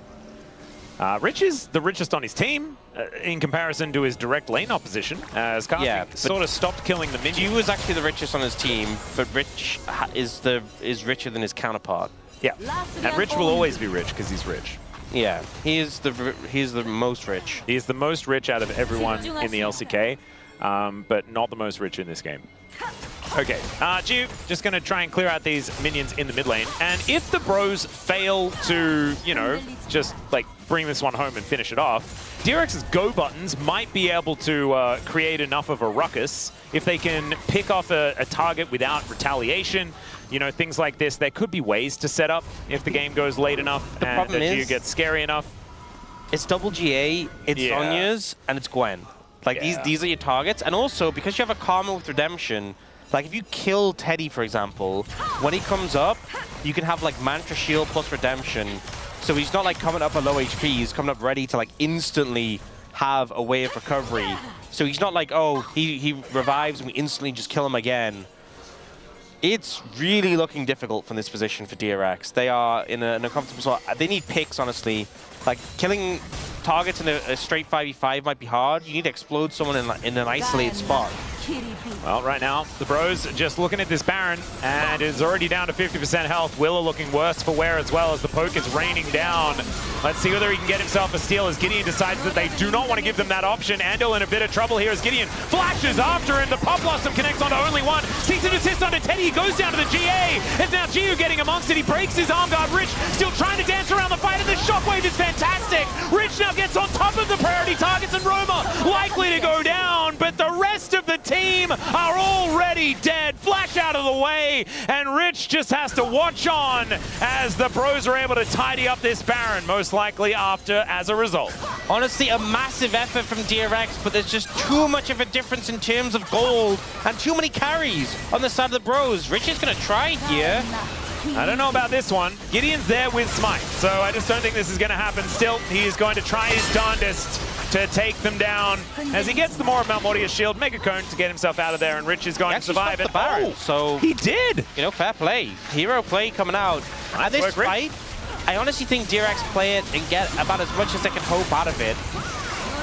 All in all, they managed to get the GA out of Teddy here. But the problem is there's multiple other carries in this fight. So Roma ends up going in with casting on a Jiwoo. Jiwoo does buy time with the stasis. Teddy comes out though with a big shield, but Rich finds him with the ult, shuts him down afterwards. Unfortunately though, the likes of Namgoon and casting just end up shutting down the rest of the team. A lot of value from those shields, a lot of value from the Gwen. Gwen basically untouched in the fight. Oh man. Jiu hasn't done a massive amount of damage. Teddy certainly has. Gideon gets on top of Willa, and he's going to be able to Mega Cone his way out. Pop Blossom, delivery into the backline, and there is no follow-up. So it is just a dead Andal. At least Willa is going to survive, but this should mean that the Chemtech Soul will go over to the bros. On a Gwen as well. Oh dear. Yeah, that is, it was difficult to kill any of them to begin with, and now it's even more difficult. Namgoon also has an AoE shield, so Chemtech Soul kind of underrated here for the bros in this composition, as at least DRX got a crab. Now they're probably going to lose Baron, as the bros, they know that Andal is dead for another 3 seconds. He's not going to be here as a 4v5 as Yukal now finding himself in an uncomfortable spot. Voidseeker is going to connect onto casting as Rich just trying to dance his way out. Does throw down the ulti just to become unstoppable, but it's not going to save him, although he does actually get out and make sure that his AD carry dies in the meantime. Gideon now just flags, drags, gets himself out, and they should be able to block Willa as well, who's in a weird position on the map. And now Yukal is just going to get run down by a job, and Shockwave does absolutely nothing, and Willer is very dead. Teddy able to solo him out there towards the top side of the map, and DRX are just falling apart at the seams. This game was already real difficult, but now I think it's over. Yep, they were looking for desperate plays. You saw there, Willow was trying to find a flank angle to look for the steal. Teddy found him and just ordered him down. Gideon is just destroying people. Solo killed Yukal there, I think. 6-1 and 16. Yeah, to be fair, I will say, right, please, on Jarvan, kind of easy to get assists with the flag, right? True, it gives attack speed buff, but he has been having a great game. It means he's been around. Yeah. You know, that's the main thing. He has been around. He has been having a great game. Man, imagine if it was an even game state. That could have been a game-losing play by Roma. Yeah. He knew they had just enough damage to kill him before anything happened. Yep. And here, Rich trying to get away, using everything he can to just disengage from this situation. But Gio ends up stepping up and then just gets one shot. He is not allowed to be there. Yeah, he is not that tanky. And yeah, sometimes you're just in the wrong spot. The Cataclysm when the Shockwave comes in, they just dunk. Oh, man. Unfortunate. Rich is level 19. He's very close to level 20, actually. Is casting quite far away from that point. Oh, and all the damage taken. Oh, man! You were not much behind, though, honestly. Okay, we were doubting his performance. That is incredible amounts of damage taken for him. I love how Rich has less damage taken than Andal and Jiwoo. Like, you think of Rich as being able to just bear the brunt of so many attacks. No, it's the bot lane. Yeah. I'm going to put that in the comms column for DRX. I don't think that is where you want your damage taken numbers to be.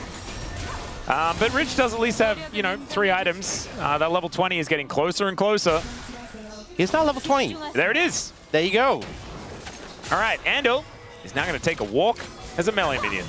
Let's see whether they can find it as Willa gets into that backline, looks for Teddy. There's a killer instinct. The avoidance of the wall is pretty good here by Jiu. Does find himself going golden. Shockwave does absolutely nothing as finally Teddy goes down. But the 80 carries are traded and there are still way more carries here on DRX. And once again, Rich is the last man standing.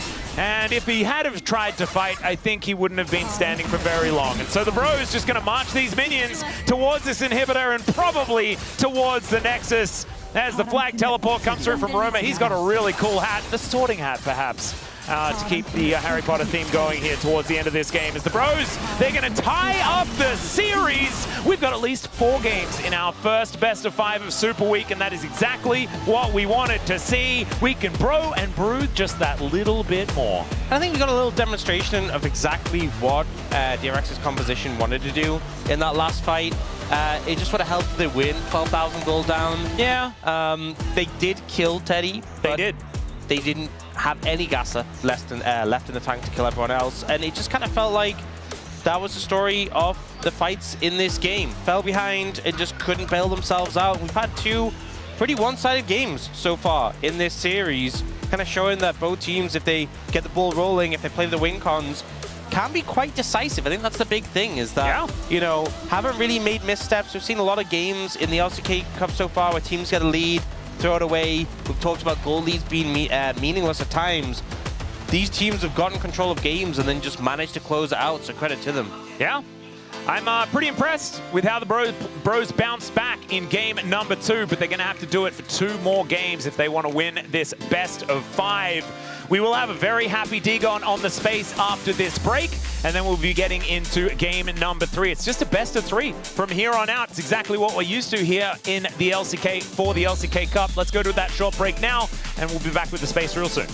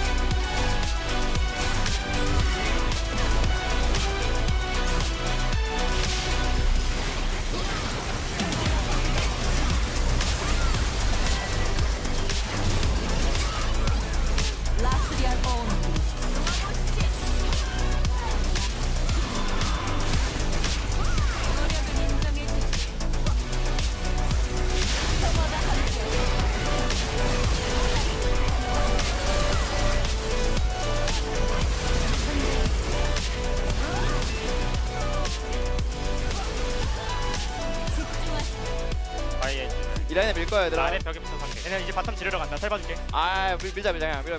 얘네 오른쪽 3명. 밀어 한 대. 지른다. 가자. 가져. 많이 이퍼 얘네 많이 이퍼.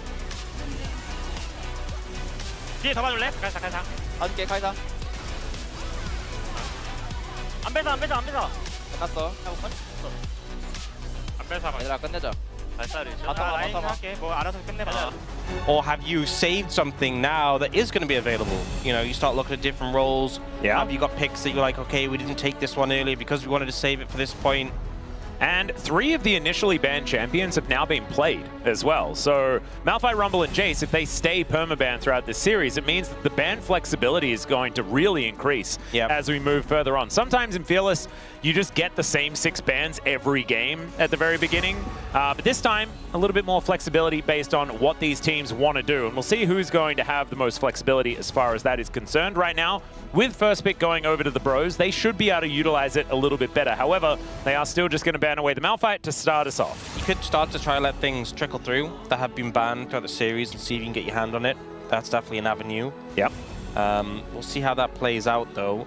I think not banning Rumble would make sense for the Bros. Yeah, I think if I'm the Bros in this position, I would be pretty conservative with my bans. I would be kind of unwilling to really throw anything out there at this point in terms of like Varus or Rumble. I'd put the emphasis on DRX having to ban both of those. I would agree. I think that's pretty important. The Akali going to be taken away here.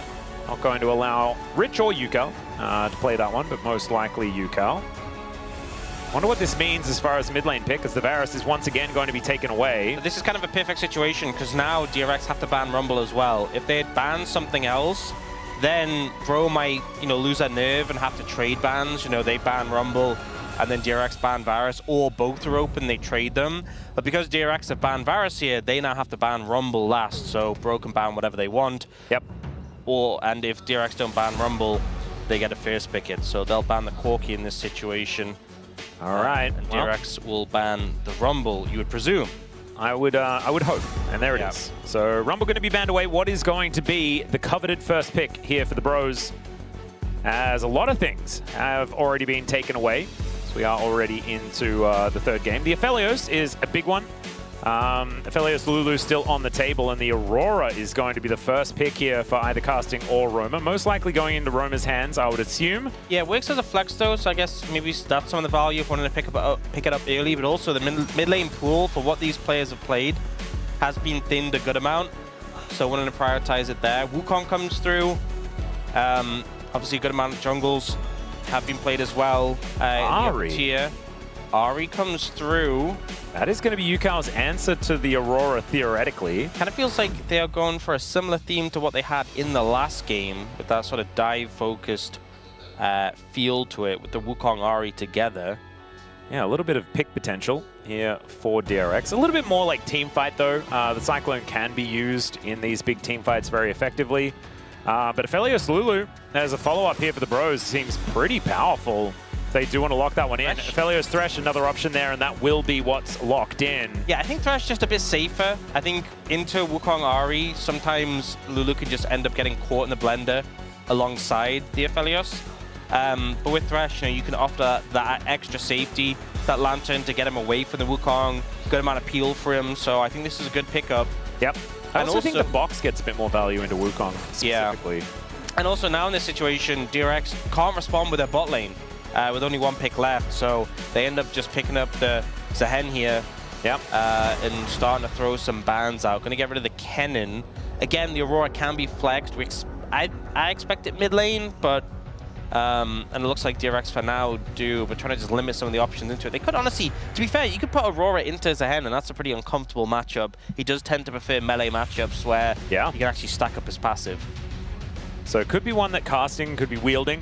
But that's the beauty of this composition so far for the Bros, is the fact that they do have that level of flexibility. The Jack's going to be taken away as well, not wanting that matchup into the Zehen either. Or the Zaheen, as I have seen on Twitter more recently. But we do have one final ban come through from Bro. So what is going to be taken off the cards here? Could be another 80 carry base ban just to buy some space for the Aphelios as best as possible, and the Lucian will be the one hitting the deck. I feel like Lucian's maybe a bit short-ranged. I was thinking maybe something like the Jhin could come out. I kind of wanted to see situation. Caitlyn. That's what I want. I want the Hex Optics C44. That does seem like sometimes you have items that seem themed to a character. Does seem very themed to Caitlyn. Well, it's going to be a slam the cow Alistair, though. first. Yeah. I think 80 carry counter pick, Orcs. yeah, interesting one. Not something we'd typically expect to see. Also, I mean, if you are going to put the Aurora top, you could go Sylas here. This is such a good Sylas angle, actually. Sylas into Ari, and Oh you my have the God, Alistair yeah. ult. Oh, wow. Well, you're going to lock it in. Why would you pick Alistair there? You just... you could have just taken your AD carry. Well, now there's a Trundle as well, so that's going to make things a little bit more difficult. Of course, into a Wukong, the Trundle always gets a lot of value, as the Wukong just naturally has a lot of tanky stats. And all right, now we've got the Jiu counter pick, and it's going to be a Zeri. I don't know whether this is going to be enough to bail them out. The lane is already looking dire, and now they're going to be outranged as well, depending on the weaponry, I guess. But Calibrum going to have no worries taking pot shots at this Zeri. I agree with you, Orcs. I feel like, yeah, the pros just kind of trashed him in draft. Yeah, it was like the Alistair on 4 to just give over the freest Sylas pick ever. And now, like, top lane matchup, really unfun for the Zehen, right? Mid matchup, we've seen Sylas into Ari so many times. He has a great skirmishing ult with the Ari ult. Like, normally, if you have 2 great ults for the Sylas, you are vibing. And he has 2, I mean, he has actually a lot of great ults. I think every ult there is usable. He has too many, honestly. He has too many to choose from. Alistair's one of the best. Ari's honestly one of the best. I think Arkin the Zehen ult would be completely ludicrous. The Zehen ult's good. Zeri good in a pinch because it's got a lot of burst, right? Could you imagine like Kingslayer, you're like on low health, right? You Kingslayer forward, then you Grim Deliverance on top of an entire team, get all of your health back and your Sylas. Oh God. Yeah, this doesn't seem like a whole lot of fun. Oh, also he may be playing the new Viego skin. No, it's Viego skin, I thought it was Sylas in my brain for some reason. It's just for a moment because I really wanted to see that. And then I said the new Viego skin, and then I'm like, hang on a sec, he's not Viego. And on that note, let's get into game number 3, shall we?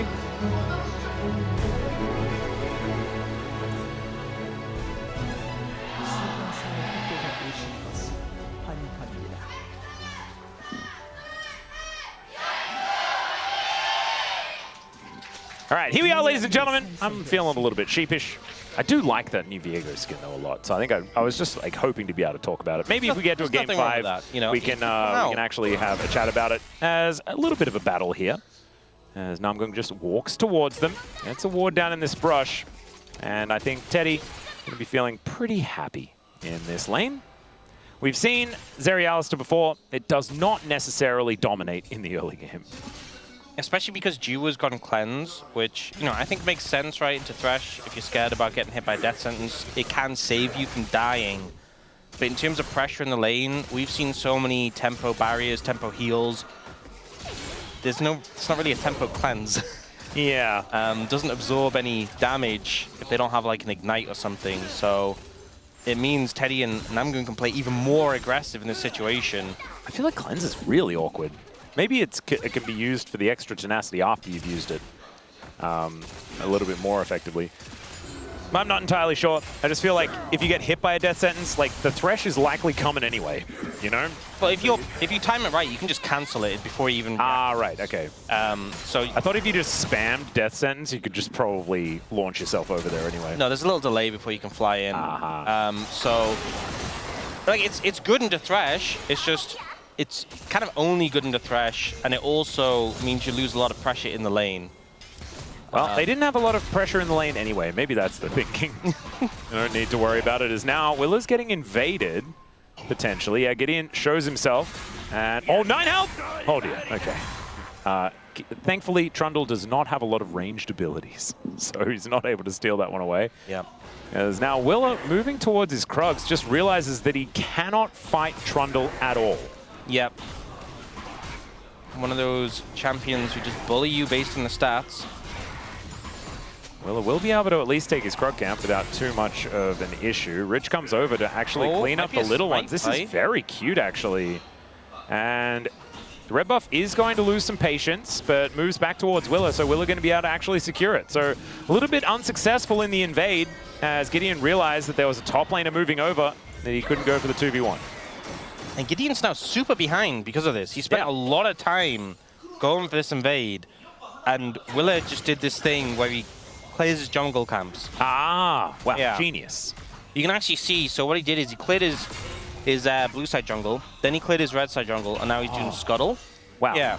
I'm going to write that down. Yeah, you should. So that I can learn how to jungle. Well, there we go. And Gideon's only just starting to do the red side jungle now, and that's why he's behind. Well, Willa is rotating over. Roma is able to spot him. Willa realizes that he's not going to be able to do too much right now. And there aren't a lot of camps here for Willa as well, so it's likely that Gideon will be able to just complete this clear, but things are going to be momentarily delayed. Yeah, you have a window, you know, there's like a catch-up window where with camps respawning, not really going to put Gideon behind too much. Not obviously what he hoped to happen, but it's not the end of the world. All right, having a look here towards this bottom lane, you can see Teddy and Namgung pretty happy about the position in the lane, but you can see that Jiu's actually kept up relatively well. Things not exactly falling apart. And Andal actually at level 4 before Jiu manages to get there. It's in range of a little bit more experience as they were getting somewhat zoned. Rich having a pretty good time. Not what we were expecting here, as casting still ahead in farm, but I thought that the Zahan could have been taken away, as there is a late cleanse from Jiu. And actually with the Gravitum as well, Gravitum stun's kind of annoying, you know? So with the extra tenacity, it means the follow-up is also less dangerous. But now the cleanse is on cooldown. You also saw him contemplate the cleanse there. Yeah. Like, do I need to... Maybe that was a tempo cleanse, right? He was like, there you go. I would lose a lot of health if I don't cleanse here. I'm going to cleanse. And then he's also like, well, what else does cleanse do in this lane? Yeah. He's like, may as well press a button. Get the There was value. definitely times I've seen 80 carries when cleanse was a lot more popular. And we were seeing it like a lot of games. Hold the cleanse until next game. No, not even that. There were games where like you get hit by like an Ash Arrow or something, or like just a stun, some CC, and it's like you are in no danger of dying at all. Yep. You're under tower. Instantly cleanse. I have the cleanse. I'm hit by cleanse. Yep. By default. Oh, there is a hook onto Andal. And it's like, you know, your whole team's around you. You're not going to die. There's not even a fight going on. No one is near you. Oh dear. Andal chose the wrong time to go to ward. And there is a pulverized flash out of the way here for the Cow. That is a big cooldown though. Flash hook to come through as Namgung's going to help lock this one down. And Teddy picks up first blood.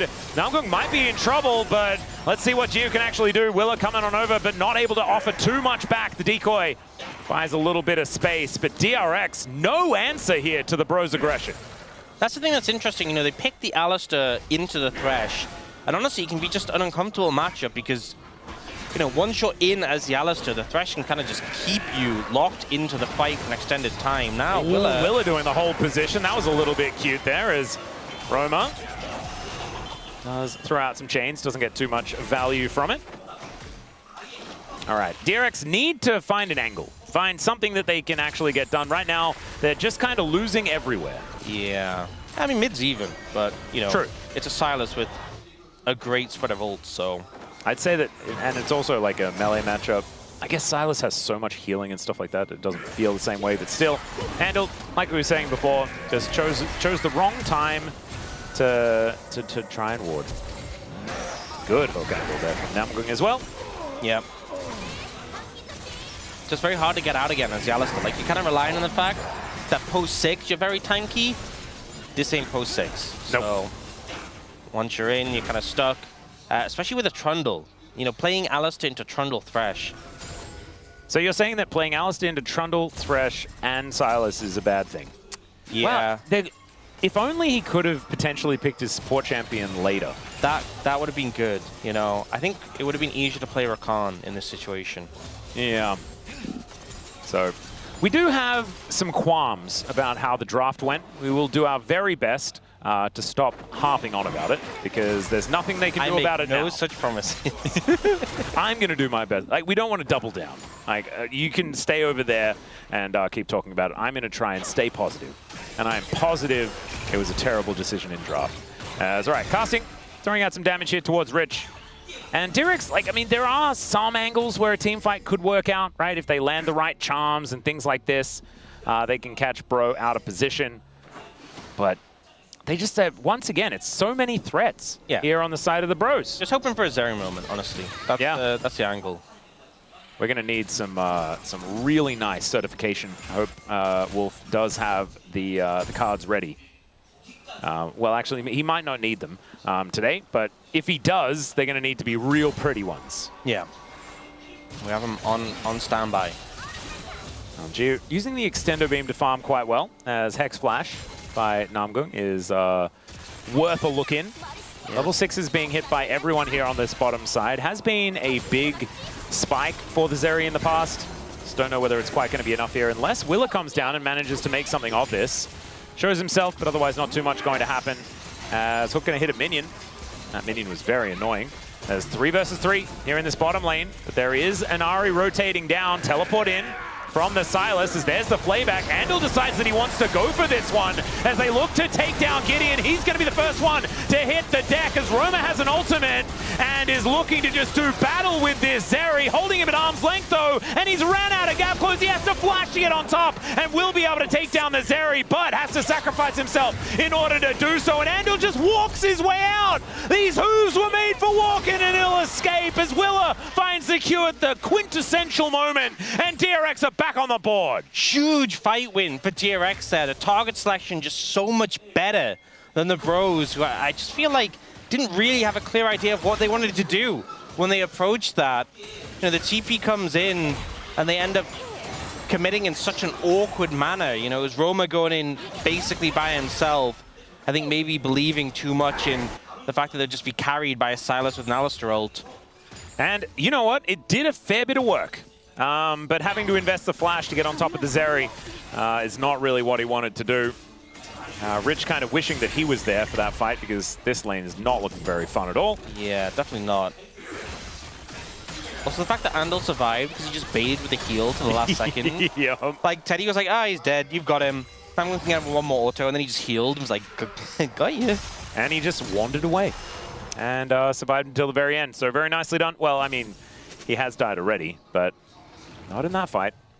And DRX still behind. So the Bros still in a really good spot, but now we've got a Trinity Force onto Willa. He's level 8, and the Cyclone going to be up relatively soon. Let's have a look at this fight one more time. And with the Silas teleporting in and Andal sort of out of position, I felt like this was a great angle for the Bros. Yeah, I think Gideon just goes in a bit too quick. Immediately picked, you know, Yukal getting a reset already on the ultimate. Roma is trying to just solo Jiwoo, and even with the Alistar ult, like, he's getting focused down, so he's not getting a ton of value while Andal's stalling. And then again, Yukal gets another reset on the Ahri, and this Wukong in the early skirmish is just so strong. You just don't have the damage yet on your Aphelios, so I think this is where you can get value with this composition for DRX, the reset potential on a Zeri Ahri. If you find that early momentum in the fights. Epapolv onto Namgung as Gideon's making his way in once again. We've seen this one before as the pillar goes down, but Warrior Trickster going to be there for Willa. Andal rotating over, finds the flash, pulverize, separates Gideon one more time as Yukal fighting alongside Roma. He's dashing after him as Andal's going down incredibly low, and he will be taken out. It's Roma that gets another kill, and more kills on the Silas. Oh, that's dangerous times here for DRX. Oh dear, okay, still looking for more. Hook gonna connect onto Yukal. Namgung having a phenomenal performance here in this skirmish. That's gonna be Casting sharing some of it as Teddy taking down plates and Jiu. Oh dear, he does not want to be there and he's just dead.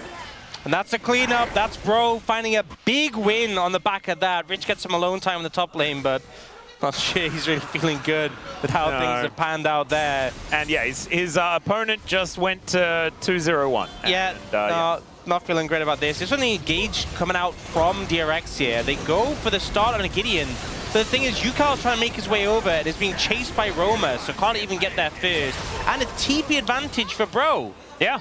And then the thing is, they actually hang around. You get this great hook coming in from Namgung, and then they're using this defensive cycle to try and disengage. The fact that this was a fight that was being started. And he was making a lot of these calls as well. And Casting just having a great time. Yeah, the fact this was a fight being started by DRX when they didn't have the TP advantage and UCal didn't have a clear path down, it just felt like a big mistake. Well, there is going to be the flay hook, but Andal doesn't really seem too worried about it. Doesn't have his ultimate up and available right now. But it's a 3,000 gold lead, and at 13 minutes into the game, that is massive. Yeah, and you look at the, it's a fed Aurora, it's a fed Aphelios, and even though there's not like a huge gold lead on Roma is actually pretty fed. It's just that UCal also... Oh dear, hook gonna connect. There is an immediate cleanse. The ulti out from Jiu though, as Andal does have his ult flay just barely not collecting the cow. I mean, they live, but it's just so much pressure. Yeah, and it's also so much invested, right? Both of the ultimates now on cooldown. The cleanse also down. So next hook to land onto Jiu, he is likely just dead, as Charm is good. As Roma is going to finish off his quest. Oh dear, is this just tower down? There's nothing they can do about it. Trundle eats through turrets. Yeah. And demonstrates it right here alongside Teddy as the Bros just launch that gold advantage ever further. This is looking like the Bros having a match point and 2 possible games to come after that for DRX if they even want to try and claw back the series. And if Bro win this, we're down to only 3 predictions left standing. Yeah. It's Prince, Pony, and Degon, who had 3 twos. Yeah, it's kind of crazy. I think I was cooked as soon as Bro even won a game. I was expecting that the DRX hype train was going to continue. Not happening. As the Bros, even in this game, looking absolutely phenomenal. Charm going to connect there onto this Thresh. So Namgung looking a little worse for wear, but so is Andal. And he's played back into the turret. And oh man, even throwing out the Teemo emote. Namgung's feeling himself today. All right, let's see whether Gio can find an angle. He's just going to skate his way into the lane. That's his move. And DRX just look lost. The hook is going to go wide this time around as UCal does have the Spirit Rush, and there is going to be Gio finding himself a kill. But now Teddy throws out the Moonlight Vigil. They're all standing still as Roma does get the flash out of Gio, but that is the Wukong picking up a kill immediately. He's dead though, as UCal maybe just, could have used that Spirit Rush a little bit earlier, but Roma had the dash and is able to follow as Gio's just going to skate his way out. Casting not able to lock him down. So a 2 for 2, I guess. I just think it's such a crazy game for the Sylas. The fact he can grab the Zerial. Yeah, Grim Deliverance gets Rich out of there. But it's high value as well. Like, he popped that for the burst AoE. Yep. And it was high value. You know, there's not a bad ult. There's not a bad ult. He can steal any of them, and it's great. It's so rare you get a Sylas game like this, that you have like the absolute S-tier ultimates, and then you also have like really good, they may not be like the S-tier ones, but they're still completely great in the right scenario. Yeah, Roma's just having a great old time. Yep, every time Hijack is off cooldown, he's very happy. As we'll see it again. This was a bit unfortunate for Gideon. Couldn't get the Lantern in time before he got charmed. But then the TP comes in, and Roma just slides on in, gets the burst damage down. Oh my god. So much. And UCal not able to get away from him. Tries to look for the turnaround kill on a Teddy, and it ends up backfiring. Really good sidestep there on the charm from Teddy, who is just, like, he's moved up to 4-1 and 3 almost silently here in this game, collecting a whole bunch of kills and assists with the plays made by the rest of his team, and he is going to be such an insurance policy later on in this game, because we're looking at, like, a Zeri composition where DRX want to hit that critical mass, and Teddy's also going to do the same thing. We saw Pays do it earlier last week. And yeah, I don't think like even the scaling 80 carry situation here for DRX is not a bailout. Yeah, it really isn't. Especially because I think there's so many games where a Zeri will pop off because, you know, there's just no one to check. Speaking of which, yeah, once she gets going, she gets up close, there's no one to just shred it down. But, you know, Aphelios, if you get close to him, he'll just shred you. Yeah. If he's fed especially, you know, Zeri always has to respect him and can't just have free reign in fights. Well, this is a hard game to play. Turret just taken out. The rest of DRX are going to show up, but the Bros are ready and they just destroy Jiu. Now Teddy just throwing out damage from such a long way. The Herald is going to be utilized. They take down the Wukong. Some Grim Deliverance here, but it's looking real grim from Rich, unfortunately. Can't do anything about it. Andal is turned into a stake off on the sidelines. And DRX really need to reassess what they're doing here in this series because they've fallen apart after a phenomenal game one. I mean, it is just not looking good. I mean, especially Andal had just such a good game one on this board. And with how that one played out, I was honestly thinking, was 3-1 too conservative? Is it a 3-0? And then you look at this game, you look at Namgung right now on this stretch. Yeah. And I'm like, well, maybe 3-1 was the right score, but in the other direction. I think it should have been. I think Dagon's probably upset that he went for a 3-2. Although we may still get there. As you know what? Of course, there is another opportunity here for DRX after this game. But this one's already done. Yeah, we're all about overreactions. There's obviously still a chance to bounce back, but right now, this game just looks completely done. Roma in trouble here, though. He might be done as well. Yeah, Roma is very, very much done. He's dead. That is going to be the auto to take him down. Meanwhile, there is another fight happening. The rest of DRX can rotate down, and the bros realize that. They are just going to back away, casting here on this bottom side, trying to get some value there. So some respite bought, I guess, here by DRX, but not much more than that. You got to take what you can, you know, Absolutely. Get some kills here and there. Unfortunately, it does happen to be a Hextech Soul, which you'd rather it not have been if you're DRX. Unless you plan on getting all of them. True. In that case, that's an Terry angle. with Hextech Soul, pretty good. Yeah, that's definitely an angle.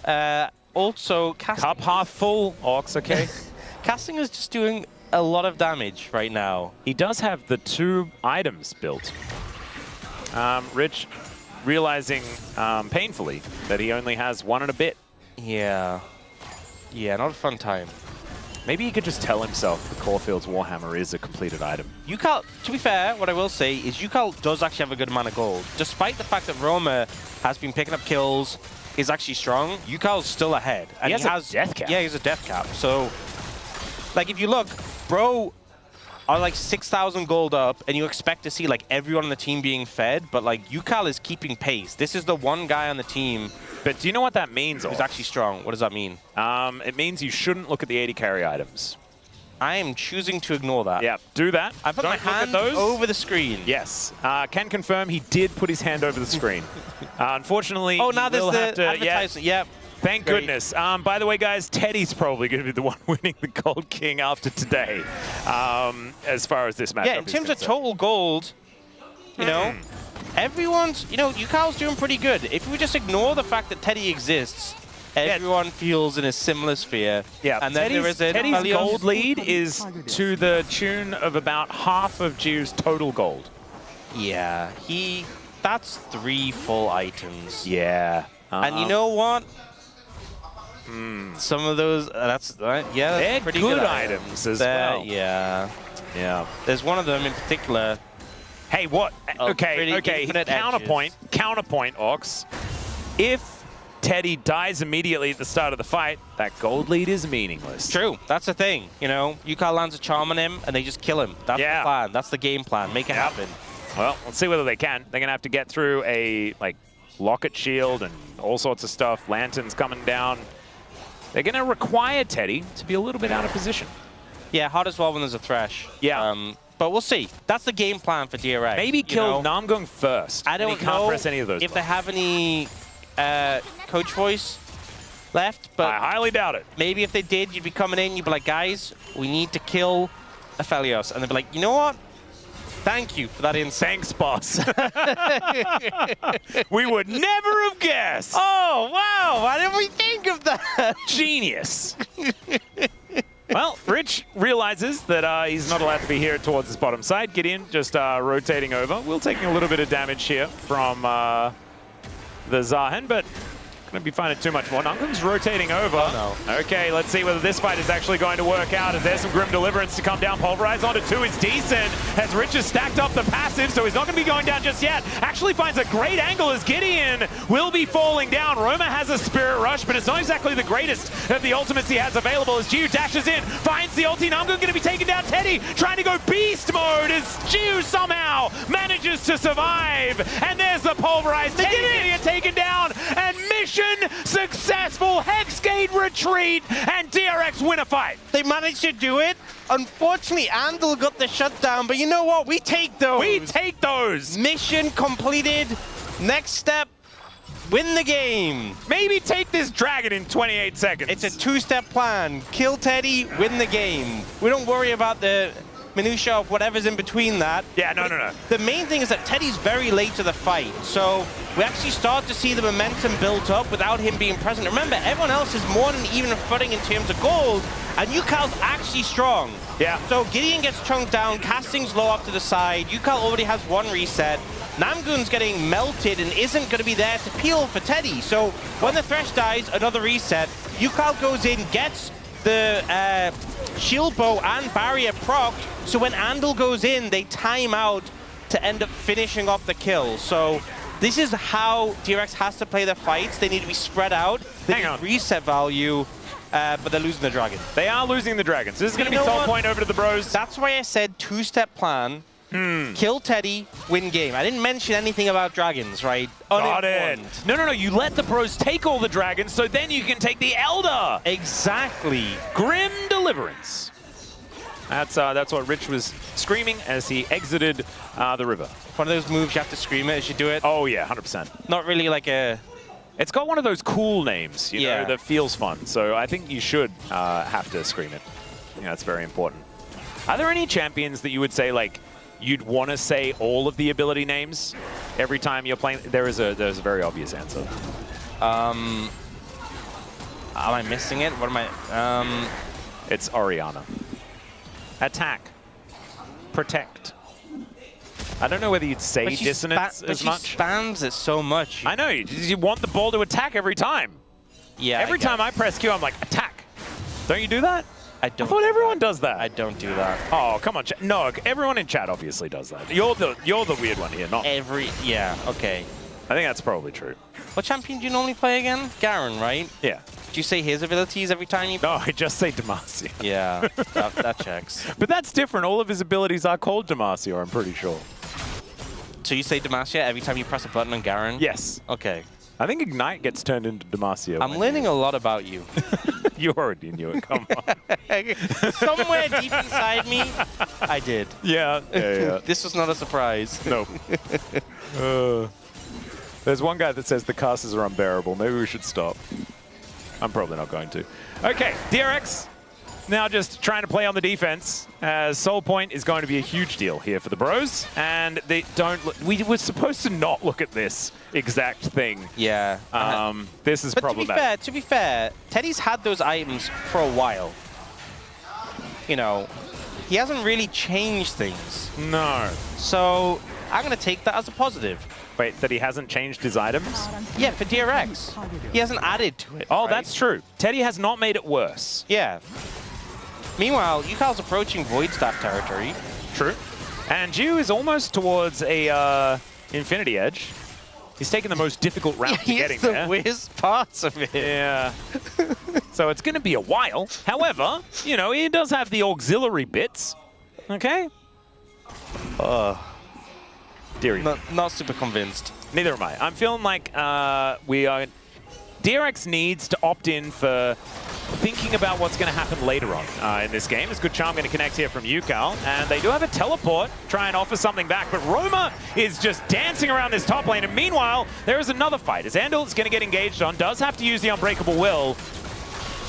Okay, that's a lot of big ults down and TP from Rich. Yeah. And the thing is as well, with new TP, it's also got a good amount of combat value, because when you TP into a fight, you have that shield, so a lot kind of invested, a lot burn from DRX. Will Bro look to start up the Baron randomly? I could see it happen. Well, there is no vision available for DRX, so... If I had the coach voice right now, I would say do not do that. Soul is in a minute 30. Do not touch that Baron, I swear. Well, right now, Gio is taking 2 auto attacks from Teddy, and so he's half health. It looks like they don't need the coach voice. They just know it themselves. We don't Wow. need to do the Baron. That is what it is to be a bro. That's called discipline. Yep. Bro and brew. You just know it. And Yep. if you want them to not do something, there is a high likelihood that they'll agree. Yeah. That's kind of how it goes. Oh, IE completed for Gio now. Okay, big spike. There we go. Teddy picked up a BF sword. So honestly, in terms of the item comparison, it's not looking so bad. Yep. Oh, hi, Valdez. How are you? He said hi to me in chat. Oh, okay. It was really nice. It was right near the guy that was telling us to be quiet. Maybe it was him on his other account. Yeah, that probably that tracks. That honestly tracks. Light on one side and mean on the other. So Bro is still ahead. Gold lead not as big as it was. Yukal just hit 16 and has Void Staff. This is as good as it's going to get, I feel like, for DRX. They can't let them get Hextech Soul, but we've seen how they can win fights. Can they pull it off here, though? That's the question. Oh, see the angle. I'll say hi to you later, G-Sun, as we do have a fight potentially breaking out. Hook going to go wide, as there is the kennel going down, but DRX not actually opting into anything. We do have all the ultimates up and available once again. As Roma has the Unbreakable Will. Does get pulled back. Dagon sleeping once again. Oh, never mind. As, all right, Willa. They know that you're there because you just sailed overhead. But this is going to be Soul Point territory. And Roma actually taking a lot of damage. Rich going to push him away. The Lantern does come on through. The Bros opting to play slow and steady. As Willa, not so much. He's going to get caught out of position. There's a Cyclone. He goes between the worlds. Hook comes down there from Nungun, who brings himself in via the Dragon. Rich is still playing this really well, but over the wall they go once again. And DRX still without a fight that they've actually committed to just yet. Gio over to the side. Tagged there momentarily, and there is the Gravitum. Cleanse going to have to be used to get out of the way of that one. As Rich pulls back casting, and he's down so incredibly low, doesn't really have the passive stacked up. That's going to be the steal from Willer, and down goes Teddy! Gio is still in the fight, who's taken down so incredibly low. He can't get over the wall, as now Romer is just popping off in the back line. He'll find a triple, and it's probably a quadra. There is the power of solo queue, ladies and gentlemen. Quadra kill for the Silas. Absolute carry there from Roma. DRX get the steal, they get Teddy. It looks like it's going to be a turnaround from them, but this Silas comes out huge. Roma finding the fight, finding the way to put the team on his back there. We see Willa just slides in, I think he maybe got like a bonk smite to get this. No, just a smite outright, and we see Teddy ends up getting blown up, but Roma just flies in, buys some time with a stasis, and then just cleans up all these kills with this prediction on the flat. I mean, I don't think it was a prediction, but he just catches him on the back of the flat and is able to clean it up.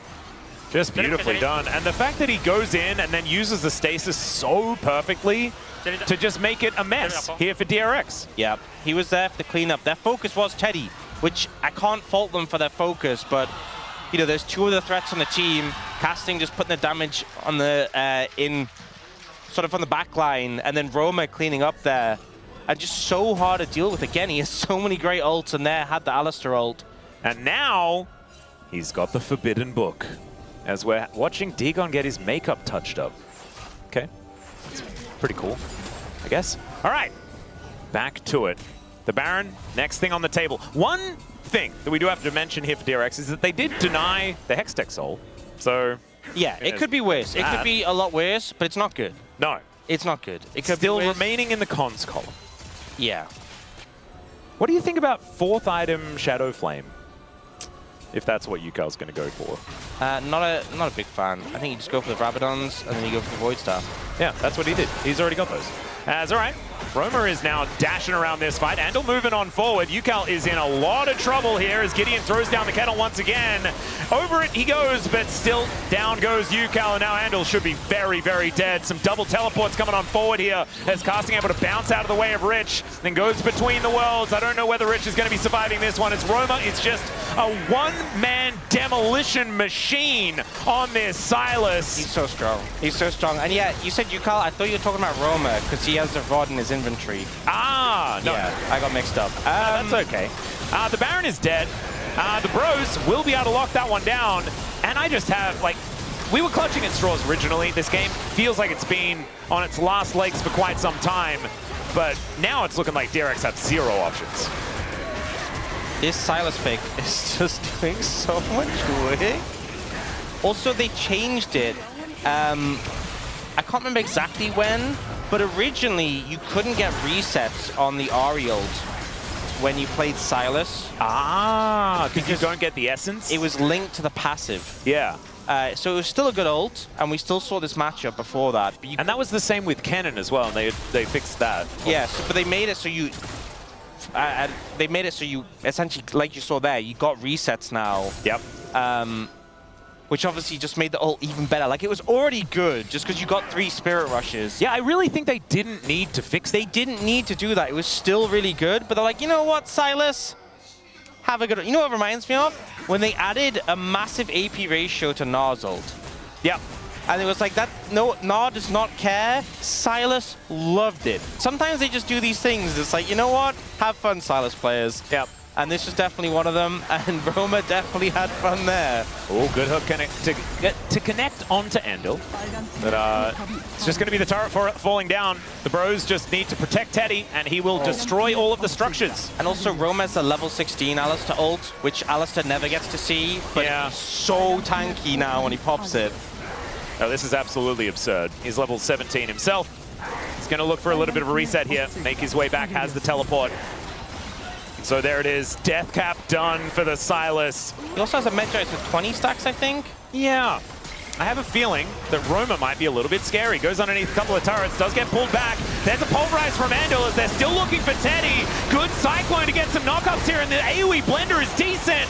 Hook going to go wide there as Yukel into the backline trying to get something done, but Roma is able to dance around the fight, and Teddy is still alive for such a long time. Andal the last one to fall down as Rich is in the passive. He will get a fair bit of his health bar back, but I think that one is going to be going down once again as they do kill Teddy, but that is all they'll find. Max range chains on Broma here as they'll take down the last Nexus turret, and the Nexus to fall. Bro with match point here in the first match of Super Week. It's just so funny watching the fight at the end, and Roma just isn't taking damage. Everyone else is like fighting for their lives. Roma's not taking damage, running over, just killing everyone. Underneath 2 Nexus turrets. Doing so much damage, healing, just has no cooldowns. It's insane. He played so well, but also that was such a good Silas angle, so credit to them for spotting it. But already now at match point in the series, DRX backs against the wall. All the predictions apart from Digon were in favor of DRX, and now they have to fight their way back in this series. Yeah, and now there's only 2 other predictions that are still alive if DRX are able to claw their way back and make this 5 games. This is unprecedented territory as casting does a lot of damage, but Roma and Teddy do even more. My God.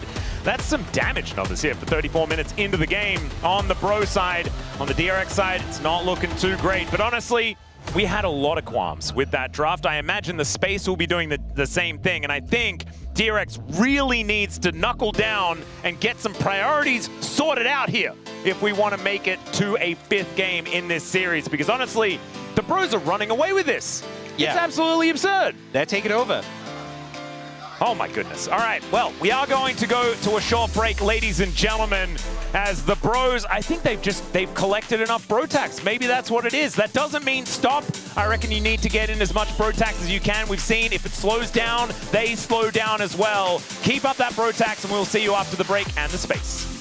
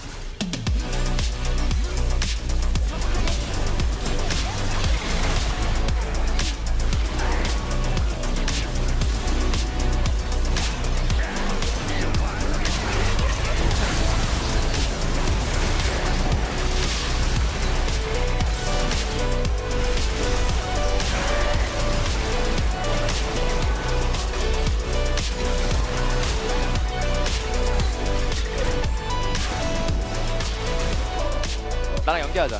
알리 풀 있어 조심. 천천히. 아니야, 아니야. 알려부터 알려. 막았다 봐. 알려부터. 빨렸어 얘네 빨렸어.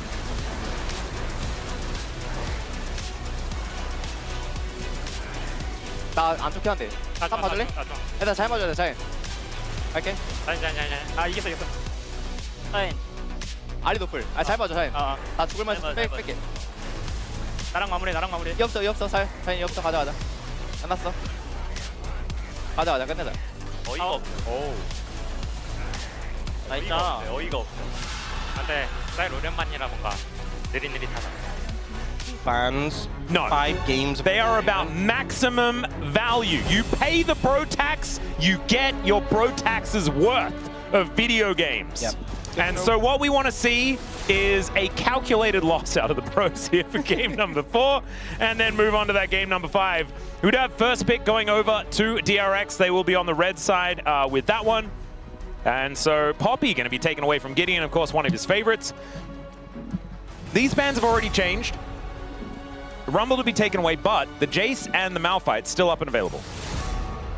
Yeah, so we'll see. I think as well, the fact that we talked about earlier, some of the picks that are often being heavily banned in the first 3 have already been through, have been banned away by Fearless, you know, like the Ori, Azir trade, things like the Vi. So I think at this point, so much pressure on the red side to just take the brunt of the bans. We saw in the last game, you know, DRX picked red side and they had to ban Jace, Varus, Rumble. And now DRX are kind of just twisting the knife. Yeah. This time they did ban the Varus, but now they banned Zoe. So Jace and Rumble still, Jace still available. And so is the Malphite. And Malphite. So Jace and Malphite available. And Bro have to kind of decide, do we ban one, give them the other, or do we just trade them in this situation? And the worst part is if you trade them, doesn't the Malphite just like play into the Jace extraordinarily effectively? In theory, if you do just engage every time? Well, I mean, in theory, but we've seen Jace be a lot more successful than the Malphite. Very true. And also he does have more early pressure than Yep. Rock Boy. Yep, Rock. Yep, Rock. Yep, Rock Willow. Rock. Yep. Rock. It's been debated. Rock! Hell yeah, okay. Malphite gonna be locked in. I mean, I'm excited about it. It is 0% win rate so far here in the LCK. I mean, but we'll just have to see whether Willow can make something of it. So Malphite's obviously been nerfed on this patch. We haven't seen Malphite be super successful in the LCK yet. But obviously, it has been having success in scrims, no doubt, based on the fact that it's still being permanently banned. Ooh. And this is game 4. We've already seen a lot of the top tier junglers taken away by Fearless. You're going up against Sejuani. I think you're pretty okay with putting a lot of stock into it at this point. You're into Akali, Sejuani though, and that Akali is flexible, so difficult to match up into this. She was thinking, I don't want to deal with an Akali. I'm going to fly up in the air and hope that by the time I come down again, she's already dead. We'll see whether that's going to work out here. They could just lock in the Lovers duo here as well. I think Rakan is, with all of the champions that have already been picked up, pretty powerful in this spot. And so they are just going to secure it. Honestly, Rakan's stock has been really low this series. Like, he's been having a lot of success in the LCK. Yeah. There's been a good few angles where he's kind of been overlooked. That being said, I think Rakan can be great in a lot of spots. Sometimes Xayah Rakan as a duo can end up a bit weaker just because Xayah's short range can make it uncomfortable. Ooh, this is kind of fun. Splitting the map here are the bros. And opting out of teamfights into a Xayah Malphite composition sounds like a pretty good idea to me. Yeah, and now the big question for DRX is how are you going to match these side laners? Especially when a lot of the picks that maybe can handle side lanes comfortably, you know, have been taken away. I guarantee. Do you know what I guarantee? What you guarantee? I guarantee that Yukal is going to play Ghost Syndra. And Wolf, we might even hear him from here. He'll be so upset about it. Yeah. I think that's all I can really think about in my brain right now. As Lucian going to be taken away, we're going to thin out the bottom lane pool here on the side of DRX. Understandable. Teddy still with a few champions that he does still like towards that bottom side, namely the Misfortune. I'd expect a ban onto that one because he does have a lot of mastery on that champion on the LCK stage. And Twisted Fate going to be taken away from Yukal here. I think it makes sense that battling away like the global champions, especially with the fact that Ryze, Talia already gone. Yep. Really, like, we are playing the map wide and we don't want you to interrupt that. Well, let's see what the angle is going to be here as the last ban does come through. Hopefully, they've done their homework. I'm expecting that Misfortune ban to come through, but instead the Lulu going to be taken away. I don't know whether Lulu really fits with this composition, but will be able to perform very well in the lane. And so wanting to deny that, but instead, I mean, it could just be Ashe Seraphine. Ashe Seraphine honestly could make sense. Oh, never mind, Ballista. I'm not so sure about it into Malphite, if I'm being honest. But maybe you want to go Kalista Renata just to try and have a lot of presence in lane. What That about could make Rakan sense. mid and then pick away the Renata? No? We'll keep that one in the notebook. Okay. Save that one for later. That is going to be the final pick here for the Bros. So whether they can make that one work. It doesn't necessarily farm that well in mid lane. Oftentimes when you have a 1-3-1 composition, which is what Bros comp kind of looks like, you do want to be able to have very reliable wave clear in mid. But there isn't a lot of that still remaining. So the Jack's going to be locked in here as Yukao is not thinking about the Syndra. Somewhere Wolf is like, I still don't like Victor, but I like it more than Syndra. At least that's what I'm expecting. Yukao might just go for the Victor. I mean, in terms of teamfight power, DRX have it in spades. Not going for the Renata, but going for the Elise. I think it's Renata. It's got to be Renata. Yeah, I mean, you want the disengage. Okay, so strong 2v2 bot lane from Teddy and Namgung here. And then it's more about playing the map wide, because I think the 5v5 definitely DRX are favored. Oh, yeah. Can they execute on the back of this composition? Can you play around? You know, you have the Sejuani syncing up with the solo laners having the stack and passive. And this I is feel like you need... Sorry, go on. Oh, I was just going to say, like, the jungle matchup, this is something that was actually spoken about by Wadid and Umpty, I'm pretty sure, earlier on in the LCK Cup. And that is, if they pick Malphite, you just pick another tank. And then you get to mitigate it a little bit, because if you ever meet in the jungle, like, he's not going to be able to, like, do meaningful damage to you. And then once he's used all his buttons, he just kind of dies. Yeah. But anyway, I interrupted you like 3 times, so continue with your thought, Ox. I was just going to say, you know, getting some early momentum and being able to just pull ahead, play through your side lanes, have the Kalista Renata lane be strong, definitely valuable. I honestly feel like you're hoping it's a weak soul. If it's a weak soul, you can just continue to play, you know, in the side lanes and not have to group up for fights. That being said, if you do get ahead, you know, this Akali can be a bit of a menace on the back line. Yeah. I just worry for the Kalista in the 5v5. You know, if you have Rakan, Malphite gunning you down, how much can you really do? Yeah, I feel like there were some other options that Teddy could go for, but a lot of power here. Let's go into the Rift for game 4.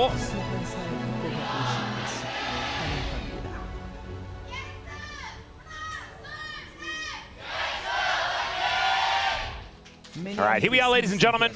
Onto the Rift for the 4th game of the series, hoping we can make it to the coveted 5-gamer.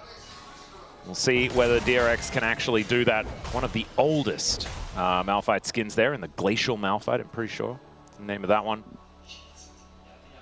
And DRX, I like this composition if Bro agree to teamfight. The problem is I think Casting is never going to teamfight. Him and the Maiden are just going to be hanging out in the side lane, ripping up these turrets. I do have to say, if Bro fall behind, I feel like this comp will just fall apart. Yeah. I can honestly see a situation, though, where if they get ahead, they do just run over DRX. Oh, yeah. It feels a bit all or nothing. Yeah, this game feels like it could just go in that direction. Especially with things like Akali. This champion, just especially with Gunblade and how big of a spike it is, you've seen games where it's just been so obnoxious when it's gotten ahead. Oh, yeah. Doran certainly welcoming us to that one. As Ju and Andal probably going to be very safe as this game goes on, but right now not going to be winning any lanes. And as we can see, Teddy and Namgung with full control. Only 1 minion being picked up so far by Ju, but we'll have that wave conga lining in. I think that's a nice thing is that at least with the Xayah you have some threat and extended trades. So, you know, Teddy and Namgung just can't completely disregard your damage in the extended trades. Like 100% confident they can do whatever they want and they'll just win off the back of end. Like if you do let them stack up the feathers, they can trade in return. And also, you have the healing from the Rakan to help mitigate. Yep. Rich is going to have to flash. Yeah. Not sure how that came about. I think Rich took a lot of damage and then realized he was about to die and so flashed. I think that's a good assessment. That's a guess. But, you know, been here a while. Yeah, I think Andal having the Gleaming Quill so he can just sustain up. Because a lot of harass helps a lot as well. So, not a lane you're going to win, but definitely a lane that you can survive. Well, that's what they're trying to do right now. It isn't necessarily winning as far as the CS numbers are concerned. but that's not really what they were too worried about at this point in time. Not falling too far behind is going to be the aim of the game. As we've got a bunch of wards going down. Phaelites being lit up all over the place as Gideon. They know that he's here. Namgung is still just going to walk into this brush, standing on a ward, and they are actually very aggressively positioned. As Battle Dance is going to be there. Handshake comes down as Namgung's in a little bit of trouble. You mentioned the feathers. They were getting put down, so a little bit of danger there. Holding onto the summoner spells is pretty important as big electrocution out of Roma, finding a great trade here at level 4. Yeah, I'm interested to see how Willa's clear is, because that's something they did nerf, was the damage to monsters and his W, and his E damage as well, so... Oh, there's a big Battle Dance engage as Namgung has to flash out of the way. That's a good start. Yeah, it already used the heal as well. So this is a big moment here in the lane for DRX. Yeah, getting those sums of Namgung. I mean, the heal's already down, getting the flash there. That's what you're going to look for. Now he can't play nearly as aggressive if that's down. And Rich actually has a level advantage. Still down flash. Casting should catch up pretty quickly, but seen some fight back from DRX in this game. Yeah, it's looking like they're still feeling invigorated. Still a fair bit of damage there as Teddy connecting a fair few buttons. DRX being able to answer here towards this bottom side is certainly a good sign. As Knockup not going to quite connect there. There's a lot of damage onto Andal as now the flash has to be employed from Jiu. And just like that, they are back in an uncomfortable position. Yep, there goes. Glad we had our big conversation about DRX's bottom lane doing okay because it didn't last very long. Yeah, trying to find a window there. Bit of a misstep, bit of a... Especially from Jiu, trying to find the feathers, and they kind of just went all over the place. It's tricky as well in the Calista. If you're going aggressive, quite hard to set them up, because obviously she's jumping from side to side. So, Summoner's Burn and pressure awarded to Bro, and now Teddy with the Berserker Greaves, even more of a problem. Yeah, he's going to be hopping all over the place. Rich just fighting against ghouls right now, which is looking very frustrating. Fighting his demons. Yeah. And Roma here in this mid lane, pretty comfortable, actually ahead in farm for a couple of moments until that wave is eaten. As Rich will have his back interrupted. Ghoulie Wall goes down and has to use a ward actually to get out of it. A little bit worrisome. Level 6 now gained for our solo lanes across the board. Oh dear, the giant cat lady joins the lane, and that should be plates going down. As, all right, that's a lot of damage out of Jiu here as Namgung in a little bit of trouble. Willa just fighting against Gideon, only level 5 here for our junglers, as Teddy will get on top of the rock. He's gonna have to flash, does have to use it to get himself out of here.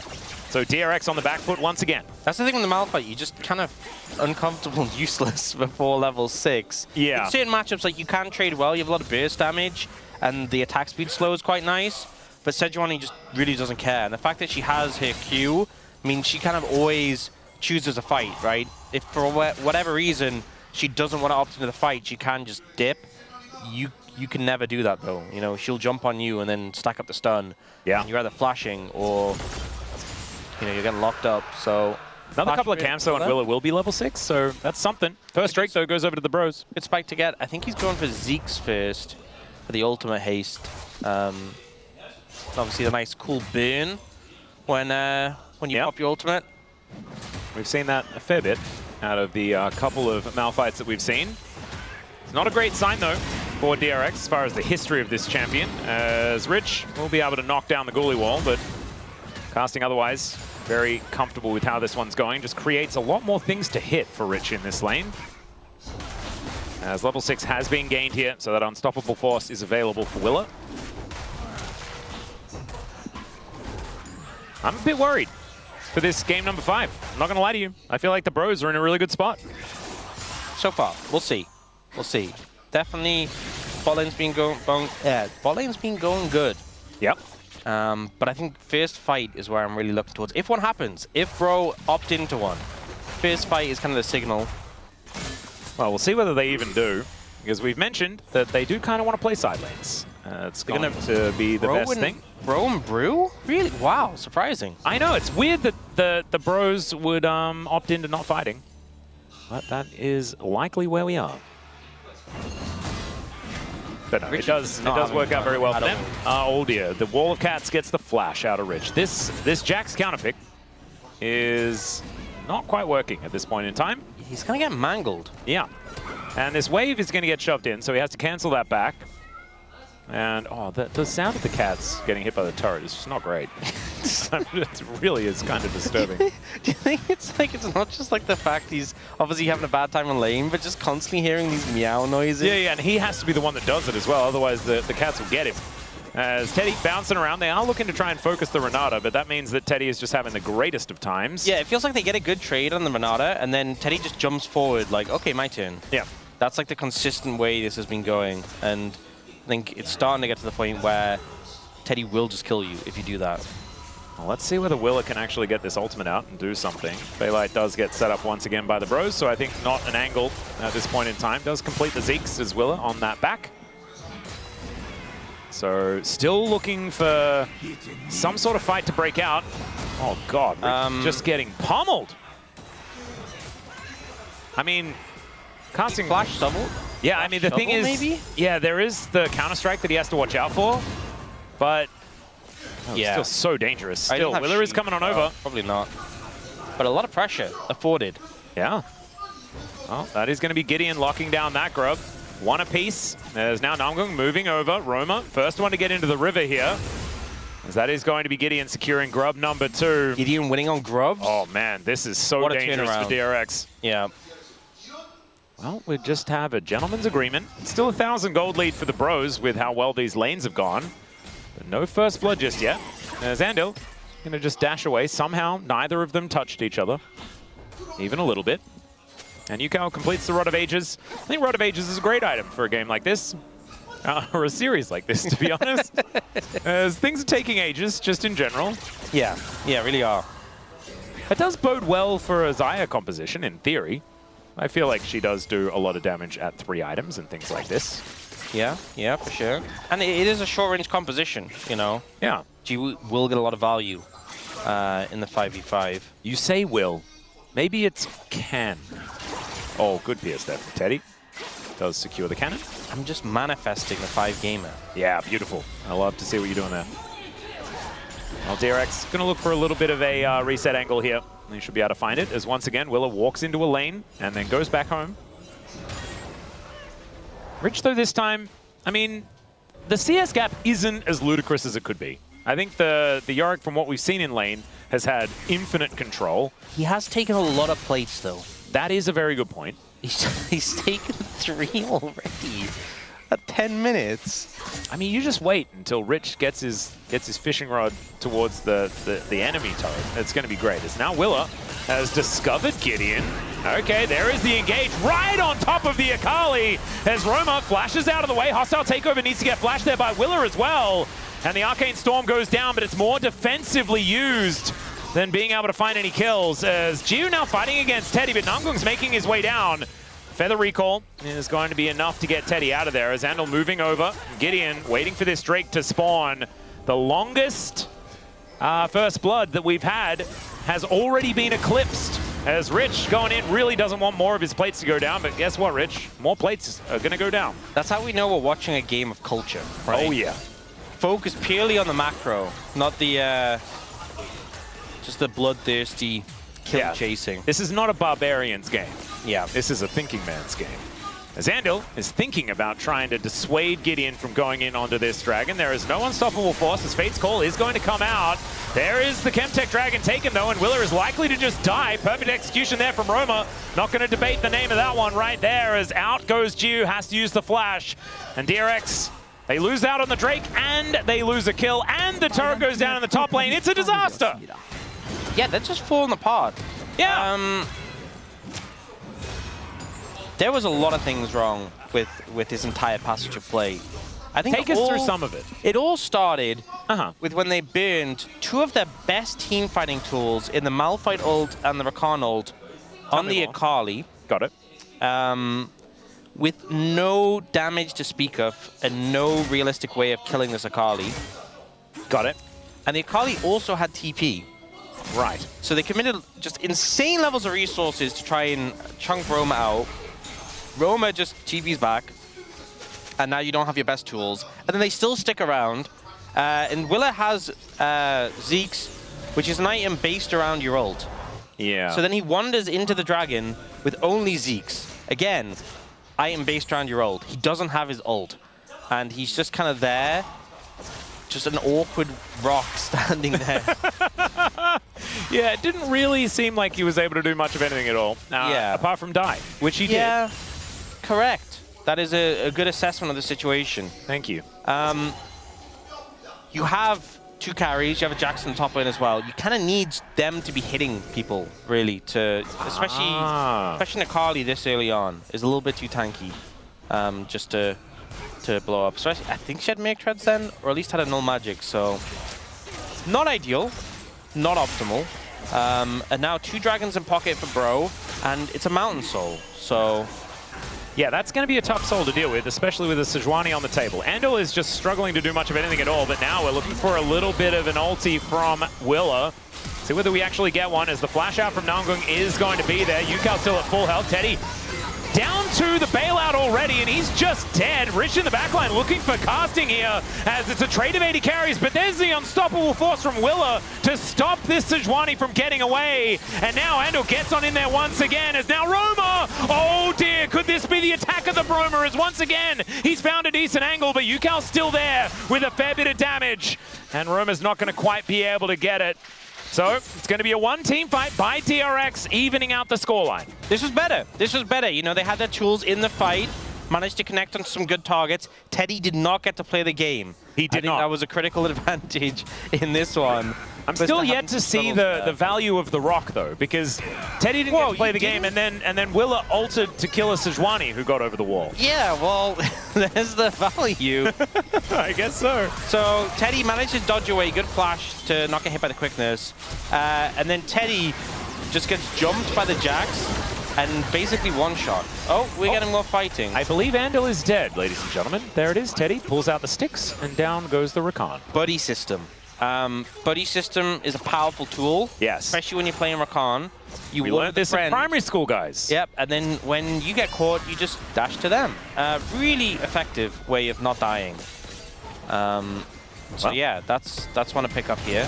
Oh, Rich does get the nice double tap on the turret. Knock down some crystalline overgrowth. As Rift Herald being taken right now, Willa doesn't have his ulti for another 6 seconds. As Handshake is going to go wide 4. Ticking down, they do manage to take it.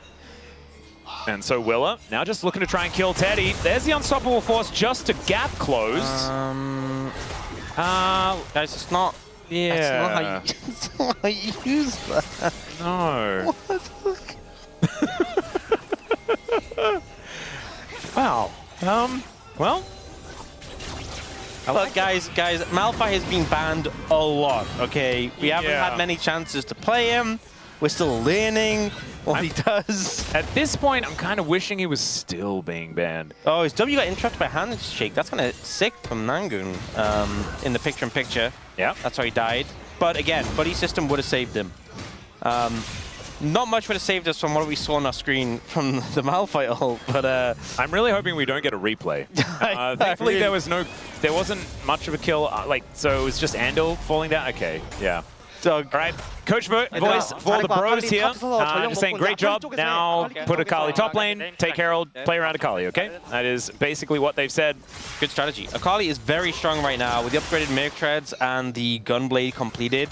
Yep, and just accelerated in general. Yeah, this point of the game, because the thing is there's so much magic damage on DRX. Everyone is doing magic damage apart from Jiru.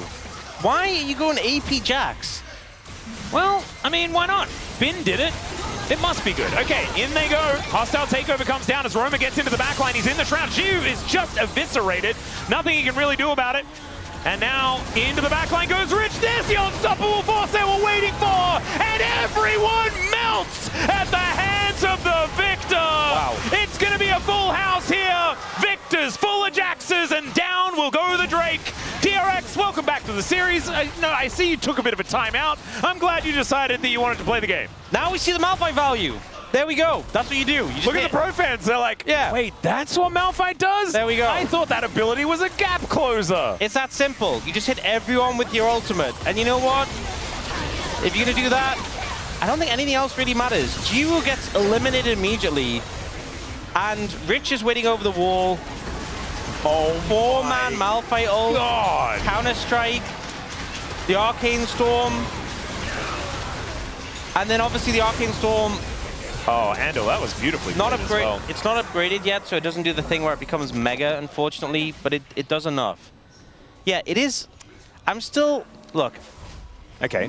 yeah, I get Dusk and Dawn really cool with Jax, but you are so heavy AP now with your composition by going AP Jax here. Your only AD champion is Yeah, they're Desire. making sure that they don't build any armor so that Jiu can do so much damage to all of them. Okay. That's what they're doing. You remember like the old Karthus strategy? Make sure that there's no other AP on the team so that the Karthus does as much damage as possible. Okay, but when Akali kills your Xayah at the start of the fight like last time and has to create a make creds. No. Look, that may not necessarily happen. Okay, okay, Although it's likely to happen okay. and has been happening. Yes. But Well, if it doesn't happen, It was a good Fox. fight. Look, it was a good fight. It was a good fight. Just do that again. And for bros, don't stack up like that. Yeah. Well, Glacial Prison goes down. It's going to connect onto Andal, who battle dances out of the way.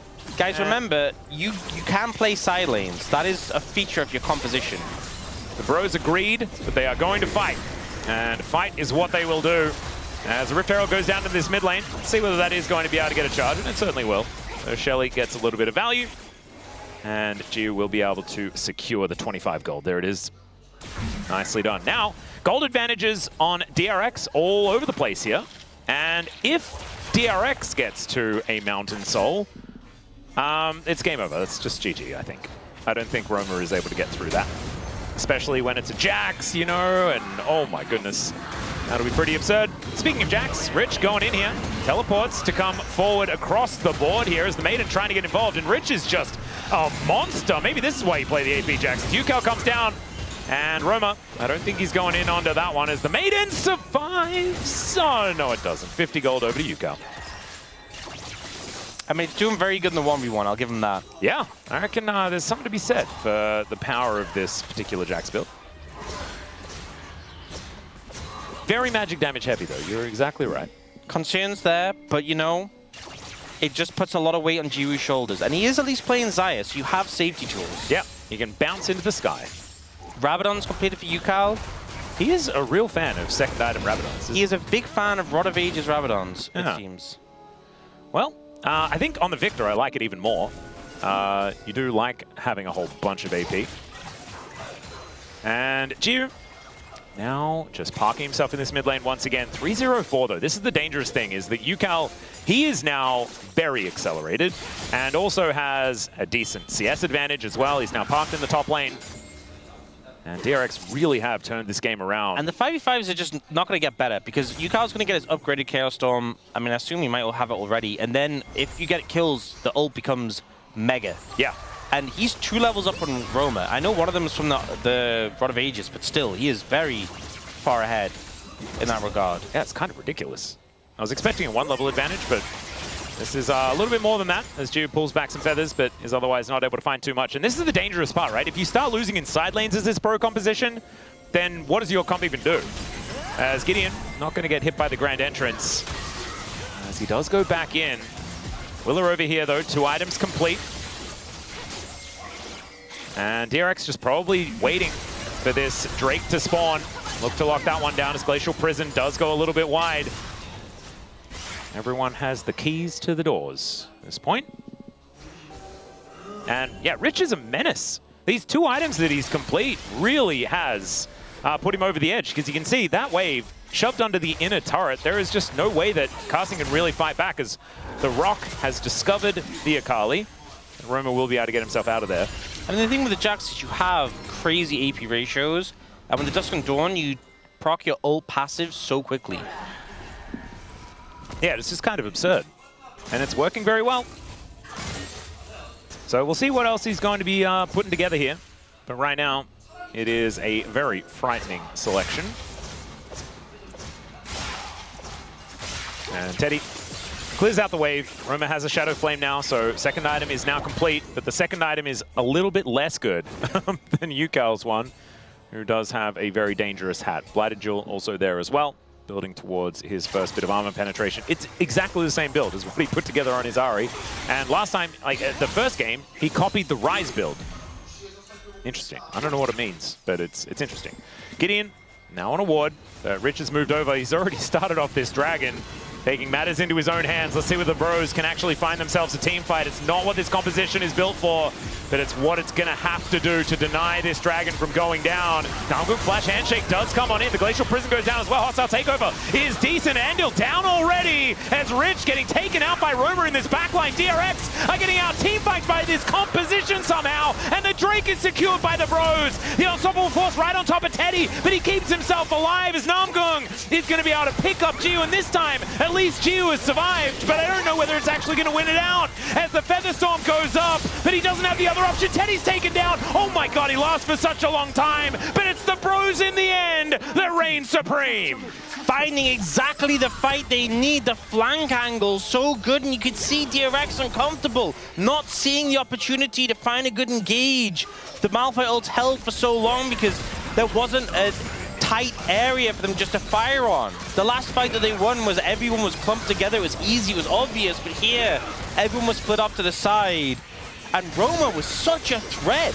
Yeah. On the back angle, decimated Rich on the back line. These are getting look. I don't know whether Andil is going to be able to do enough. He's a Rakan. Yeah, he wants. Although Rich is not a Rakan. He is not, and he is looking to make his way in. That is going to be the first kill on Namgoong. Now a teleport forward. Roma is in a lot of trouble. Leap Strike is there, and I think Roma should be going down if, yeah, Yukal finds the Death Ray. So 2 are dead in exchange for the Baron. I don't know whether it's necessarily, if they take the Maiden, it's definitely worth, but the Maiden survives with 100 health. You know, we've obviously talked about Baron being worth less, but I do think the Baron buff has a lot of value on the bro composition in general. You also get catch-up XP. We'll talk about this fight first. So the problem is, it ends up being super split. Roma just finds Rich and just absolutely decimates him, in all honesty. The R2 doesn't connect though, that would have probably just killed him. But he still ends up super low and gets cleaned up by casting on the back end. They do finally engage here onto the bot lane of Bro, but there's just no real opportunity to follow up when Teddy flashes out. Okay, we're just fighting. Yeah, we are. Bros are going to back up their jungler as Gideon is very difficult to kill. Willa not looking quite so much as he does ult his way out of there. Yeah, so I was like Baron power play. Doesn't give us much gold, especially because people died, but let's talk about what you can get, because you can play Sentinel, we're fighting. Yep. They're down a lot of gold on the Baron power play. Well, I mean, it's going to be less as they take out this outer turret. Rich with a counter-strike there, but casting not too worried about it. Yukal makes his way back. These minions, even with the Baron empowerment, are still going to melt to the hands of this Victor. Yeah. Carly doesn't have it, but if you get casting in the side lane, you should be able to pick up that bot top pretty easily, get some extra gold in the pockets. Got to bear in mind as well, it's 3 dragons to Bro. That's what I was just thinking. I think this Soul Point is going to be such a big deal. Because a 1-3-1 composition needs to have dragon control. Otherwise, it just doesn't work. I mean, and so they have it. If you get the next dragon, you get that Mountain Soul, you know, you start stacking up some MR, you can become really hard to deal with. Yeah. Not to mention the fact that Teddy is going to start building more defensive items at this point in time, and so he is not going to be necessarily one-shottable as this game goes on. With send value, would be pretty big. Yep. So let's see whether the bros can hold on and then find themselves some team fights to close out this series with the very unexpected 2-1 scoreline. Gideon moving on over here as Roma does find the Shuriken backflip onto Willa. Yukal is there though. Pretty scary is this Victor. 1.5 minutes on this Dragon. Andil going in. I mean, Yukal, level 16, Roa, Rabadon's Void Staff. Oh my god. Yeah, can't really ask for more, to be honest, at this point in the game. He is strong right now and pretty scary. Pretty good item spike. And Roma is still looking for his magic penetration item of choice. Should be getting that one relatively soon. Alongside the Shadow Flame, he will be still executing the bad guys. Rich wants his Zhonya's.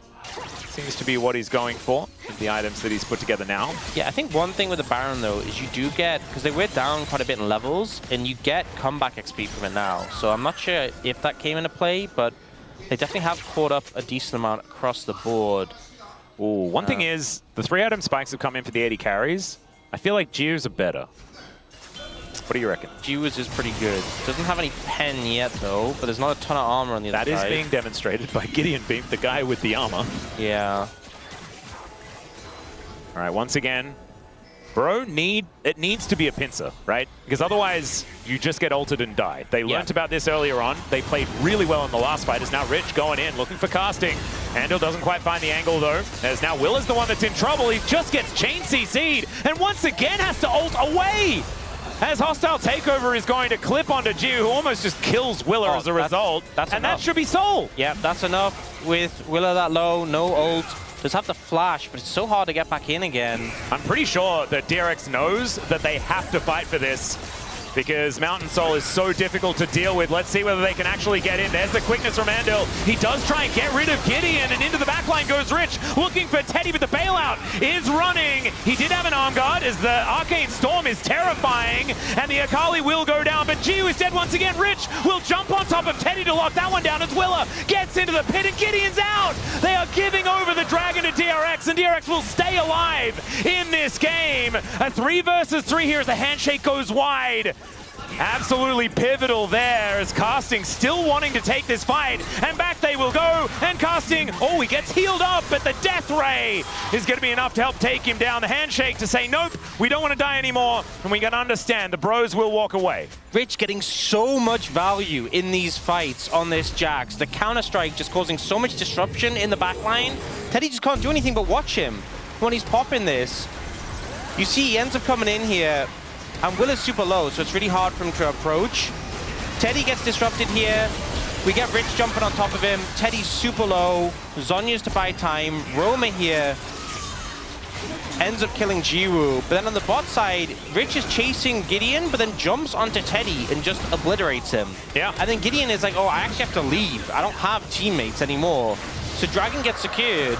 And then the fight should be over, but bro ended up overstepping, losing. Okay, we're still fighting. Why are we always coming out of... We're coming out of, like, replays into Gideon being caught at this exact spot. Guys, what is a side lane? I think it's the little alleyways on each side of the map. Oh, no, that was a rhetorical question, wasn't it? Yeah. Damn it, every time.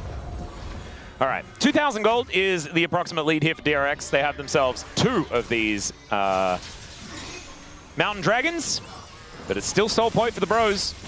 There's still a chance they can make this one work as Teddy beginning to build those defensive items. Yeah, Jiu's also decided, I want some defensive choices as well. Will mean that his Lord Doms is a little bit later. And Rich was thinking about heading towards that top side, but Roma does just go back home. Yeah, and Power Recall gets him out quickly. He was looking for a flank angle. I'm a little bit concerned about the fact that Rome is level 15, Yukal's level 17. That is a large level discrepancy. And also, like, the experience bars are the same, so it's exactly 2 levels ahead. It's kind of ridiculous. Namgung, it's going to be difficult for him to join this fight, but Willer is also alone. Hostile takeover will connect onto Jiu once again, but he gets cleansed. Will be able to get himself out. Good McHale's there from Andal. And there it is! The unstoppable force gets into the backline. The layering of the counter-strike is so good as Andal, even able to survive for such a long time as Rich dives onto Teddy once again, but he's able to hop mad. Does have the bailout there, but it's not enough. And Roma this time, even with perfect execution, he cannot win the fight. Namgung and Roma, the last ones left standing, and DRX, I think I can hear it already. The Silver Scrapes is beginning to sound as DRX walk up the mid lane. The power of the 5v5, the Malphite going in, catching Teddy, and he's trying to do his best to fight his way out of this situation, but there's just not enough that can be done. Well, we'll see whether the Broma can do some absolute heroism here to save this game. The health bars aren't exactly the highest, but Jiu is at full health right now and has the Featherstorm available. I'm pretty sure this is just going to game 5 right here. Yukao going to go down. The bailout is not going to be enough. And Namgung, he is just going to be icing on the cake. Never mind, he'll survive, but the Nexus will not. And DRX will tie up the series. Very back and forth. DRX managing to find those big team fight wins, putting the Malphite to work, and I think that might have been our first Malphite win. Can you believe that that was the first Malphite win? Yeah. I still have the ulti wagon wheel in my brain. Wow. It is see it in there. That was certainly a play, but they got it together. Yukal doing a crazy amount of damage, Rich getting a ton of value. And ultimately, I just think that was a bloodthirsty game, bro. You saw how the composition could have worked in terms of playing through sides, but they were just trying to brawl with their comp. And even though they did find some good angles, right, like the flank from Roma that worked pretty well, I think in 5v5s it was just hard to execute. You know, once you really connected that ult on a Teddy, it was just so hard to fight their way back in from there. It's a tough one, but man, an entertaining game, and we get it. We get the beautiful, beautiful music, the dulcet tones of Silver Scrapes here on the first day of Super Week. This is only the first day that we get Silver Scrapes. What a beautiful time to be alive. We are going to go to a short break. When we get back, the Space is going to break down that DRX win. Then we will have the coveted game number 5. We'll see you soon.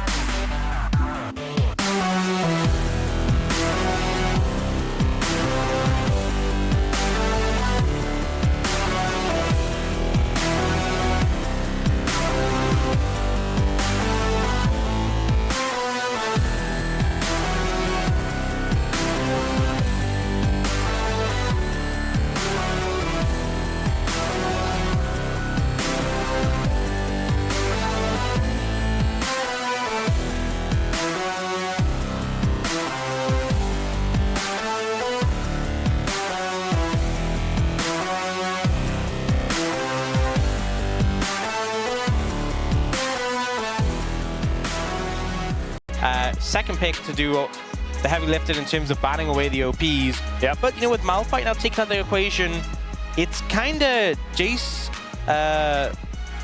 or bust. Jace is a big one, Varus is a big one, and Rumble's a big one. So Oh, yes, the Rumble. I think the expectation is kind of that DRX will have to ban all 3 of those, because if I'm Bro, I'm not banning any of those. I'm like, you take them. Yeah. And that's what they're doing right now, as the Lucian going to be the first one taken away. So Rumble definitely needing to be banned. I think that is the highest priority. Champion has been pretty ridiculous. And then what are you looking to get in terms of first pick? You know, the Corki's been thrown around as a ban. So oh, that's a good one. Maybe that's something you could prioritize as a first pick even, or look to ban, or see if it gets through. That's a question mark. LeBlanc coming through as a ban. I think Roma was just like, you know what? This made me really sad last week, so let's just not do it. The week before last, sorry. There was that Zoe ban that came out from DRX, so maybe they want to get their hands on a Zoe? Could be an angle. LeBlanc can be a difficult matchup for Zoe. And we've seen Zoe late and Fearless just be very hard to deal with. There is that Corki ban coming through. Huh. So Varus is now the ban for DRX. So, I mean, the other thing that was banned in the last game was Poppy. I think the Varus was extraordinarily obvious, but is the Poppy a first pick? It's a great pick for Gideon, but it's also a flex. So, but the thing is, it's good into champions with dashes. There's a lot of champions with dashes, but bold to go blind quickly. Zoe first pick for Roma. This is what I was thinking with the LeBlanc being banned, that it could make sense. So we've seen a lot of Zoes, again, deep in Fearless, be really effective. And with a lot of the mid pool thinned out, what are you going to play into this? I think that's kind of crazy about the Zoe as, oh dear, this could be, this could theoretically be Wolf's worst nightmare. As the Zoe, like, it thrives in compositions that are just chaos, you know? As we could have a very weird sort of situation here, but the Syndra will be locked in. Nautilus now for Andil. Possible angle here, unless Willow wants to take it into the jungle, Raptor style. But I highly doubt that, although there are a lot of jungles that have been taken away. There's a lot of things that we have to look at as far as the things that have been overlooked in this series. As far as the bans are concerned, we haven't really let anything stand out, as of course the Rumble, Jace, Varus, and Corki have all been banned away once again. But Gideon could hop onto his Poppy now. It isn't necessarily the most value into a Syndra, but Nautilus can have a frustrating time into the champion. You know, honestly, I'm just thinking, I remember there was that Zoe Nocturne composition that KT played against. Oh, true. Gen G last year in playoffs. Something like that could be a little bit scary. They're just going to go with the Rels, so a trade of engaged supports comes through. Not something we're too unfamiliar with. Yeah, and Maybe... support sort of handshake as well. Yeah, this is interesting. Maybe... Oh, they are going the Zoe Nocturne. All right. Gideon going to lock that one away. Yeah, Let's see whether there's an answer for DRX. If you land the Sleepy Trouble Bubble, you have the follow-up, right? You just pop the ult and you zoom on in. A lot of threat onto, I mean, anyone who gets hit by the bubble, essentially. Okay. And G-Wheel's like, I am standing 8 miles away from anything. I am not coming near. I'm standing behind my front line. I'm not going to get hit by a bubble. I'm playing Jhin. Have fun. Yep. Also something with a stronger lane, so with a lot of 80 carries already taken away, It's a lot of what's going to be picked up. I do want to mention, yeah, when they played the Zoe Nocturne, there was a Ziggs with it as well, I believe. So maybe a Ziggs ban comes through. I'd hope so. I think that one would definitely work very, very well, especially if casting is going to be playing something with a little bit of AD towards that top side of the map. Aatrox still available. There are a few things that can still definitely do a fair bit of damage coming out of the top side. As Kennen going to be taken away. That is one of those. But Gnar, Renekton, Ambessa, Zahan, like all of these champs already being taken away here. Yeah, what stands out to me in the top lane that's left open is Rek'Sai. Oh, that's a good point. We've had and some... Sion as well. Yeah, actually, a lot of the tanks have kind of been left open. But I feel like Rek'Sai is kind of, you know, he's really solid in lane, and then you get to late game, and he's actually... She gets late game, sorry. She actually has been kind of popping off, especially when she's got gold in the pocket. It's just been really hard to deal with, really hard to kill, especially a composition like DRX is. Or even, I mean, depending on what AD carry Bro has, if you just don't have the sustained damage, so hard to cut through a Rek'Sai. So difficult to cut through. So maybe that comes in as something as a priority. I think it'd be a good idea for Rich, because otherwise you're picking Blind Sion or something like that. Instead, it will be the Aatrox. I like this as well. Yeah, they did give a slight buff to the heal on his passive. He also has a bit more damage to jungle monsters. So this could actually be a jungle Aatrox, not necessarily top lane. Oh, he's already been played in jungle, so this is a flex here, which I think is a good pickup in this situation when you don't know the top matchup. You also, like, you don't know the support matchup, technically. So this is a lot of weird stuff that could be flexed around. True. Tristana being the hover right now for Teddy, who is well into the depths of his champion pool at this point in time. Oh my goodness, there are 280 carries. Yeah, so wanting some sustained damage in the Tristana, which makes sense. We did see the Ziggs before, but I think having some sustained damage and reset potential on Tristana makes a lot of sense. What if, wait, what if they do the flex? They lock in the Vayne, and we get like something wacky like Vayne versus Akshan or something in the top lane? It would be crazy. Instead, it's Sion. Yeah, wow, that's way less exciting. I didn't expect the Vayne, because we've seen Vayne into Aatrox before. There was a hilarious game where Keen got rolled by Zeus. Yeah. But the reason I definitely didn't expect it was because we don't even know if it's Aatrox top. Yeah. So it would be super risky to pick that here. They're just going to go for the Sion. Is it just going to be the Xante? It looks like that might just be it. And Game 5, the game where you expect everything to be crazy, wacky, off the rails. Honestly, we get... the wet noodle fight in the top lane. We get compositions when nothing's that crazy. You know, we get a little callback to a composition that KT ran against Gen G with the Zoe Nocturne. We get Aatrox jungle, which was buffed on this patch, to have a little bit of a faster clear, a bit more damage to monsters, and the passive is a little bit stronger. Other than that, though, these are just some fairly lower priority for sure, but normal picks coming out. And on the side of the Bros, I think they do definitely have the damage advantage. Even though, you know, there's a higher damage tank on the side of DRX, I think that Jhin is going to get outscaled by the Tristana by a decent margin. I think a lot of this is going to come down to how well Yukal does in this matchup against the Zoe, which is what this whole composition from the Bros has been built around. This is a Broma composition. As Wadid and Dagon Are we okay, guys? What went wrong, everyone? Are the lights too bright? Perhaps we need the glasses back on again. But we can see that Digon not exactly too psyched about it, but I'm not feeling like the bros are out of it just yet. Coming out of this draft, how are you feeling, Ox? I think there's definitely potential, right? We've seen Zoe take over games before. It's going to come down to Roma. Yep. Let's get into game number 5.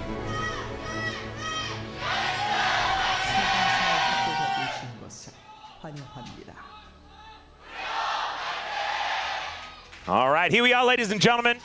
Onto the riff for the final game of the series. And we made it to game number 5. And now we have guaranteed predictors getting it correct. Guaranteed? Guaranteed. Demacia Teed. Demacia Teed. I think Garen's name is actually Demacia as well. Oh, yeah. Because you know how saying all of his buttons into Demacia? I think Makes his name sense. turns into Do you say it when you lock him in? Yeah. Oh, yeah. Yeah, of Every single time. Yeah, the thing with the Aatrox is he was already seeing play and was already fine, you know, having some decent games. Again, it wasn't a ton, but there was some play before.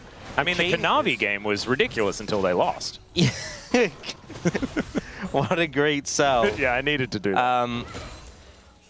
But he got, like, decent buffs. Like, the bonus damage on his Q to monsters got pretty sizably increased now, so his clear should be a good amount faster. Oh, no. Did you see Jiu just reloading, like, all over the lane? It was just so much reloading. Just typical Jin thing. Oh, no. So I'm kind of excited to see what the Aatrox can do in a game like this, especially because I don't think Bro have that much damage to really cut through him, right? And there's a lot of melee champions who kind of have to come into him. Oh, that's a cool little hook. Tower shot, but Andal does have the aftershock. Wait, someone just cashed in DRX tax. You're not allowed to do that. Whoa. That's crazy. Wait, maybe you can do that.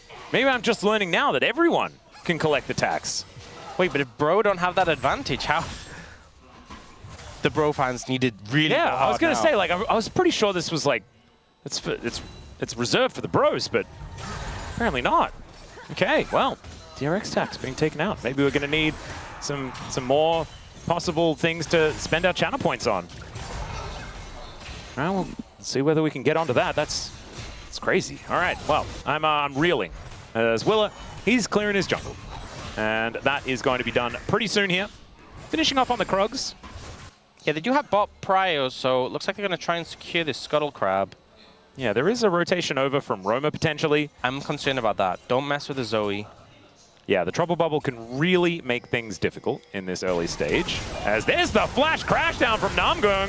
Flash out immediately from Jiu, who does get the Deadly Flourish, and Willa is popping off. Flash out from Teddy, though. That is going to get him to safety, but Willa going to be going down. First Blood goes over to the Nocturne, and the bros are going to augment that with a crab as well. I mean, just good confidence from Namgung to go for them in the brush, but also in those early fights, when Zoe has first move, you can't continue them because she's going to have so many summoners to pick up. So even if you found a way to turn that around, it's just such a massive advantage having a Zoe on your team when everyone is going into it with fresh sums. Because you look at, you know, there was one flash from Jiru, which was picked up by Roma, but if they committed to try and make that more, there'd be like 3-4 flashes available over the course of the fight. Willa, there is 3 people there. There's a lot of bad guys. Gideon does save the spell shield for the last Q, and Willa just walks on in and smites that one away. Okay, Trouble Bubble going to connect onto the Aatrox. Okay, well, he picked up the Scuttle Crab, so I think he's happy with what he got, and he'll just continue back. But one nice thing for Gideon, I often talk about, well, we'll see the replay of this first, but they won a ward, you know, didn't expect it. Yeah. And just the Q flash as well meant they couldn't react to it. Flashing after, G-Ward, he takes so much damage. Teddy nearly goes down, but able to survive, and Willa just ends up in the middle of the mixer.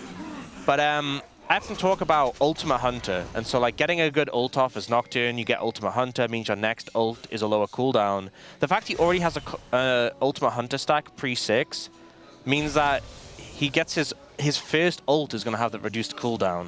So immediately has increased access to it, which is really nice. Also gets the experience from getting a kill, right? So he's even more accelerated towards that level 6 in theory. All nice things. Yeah, I'm working out.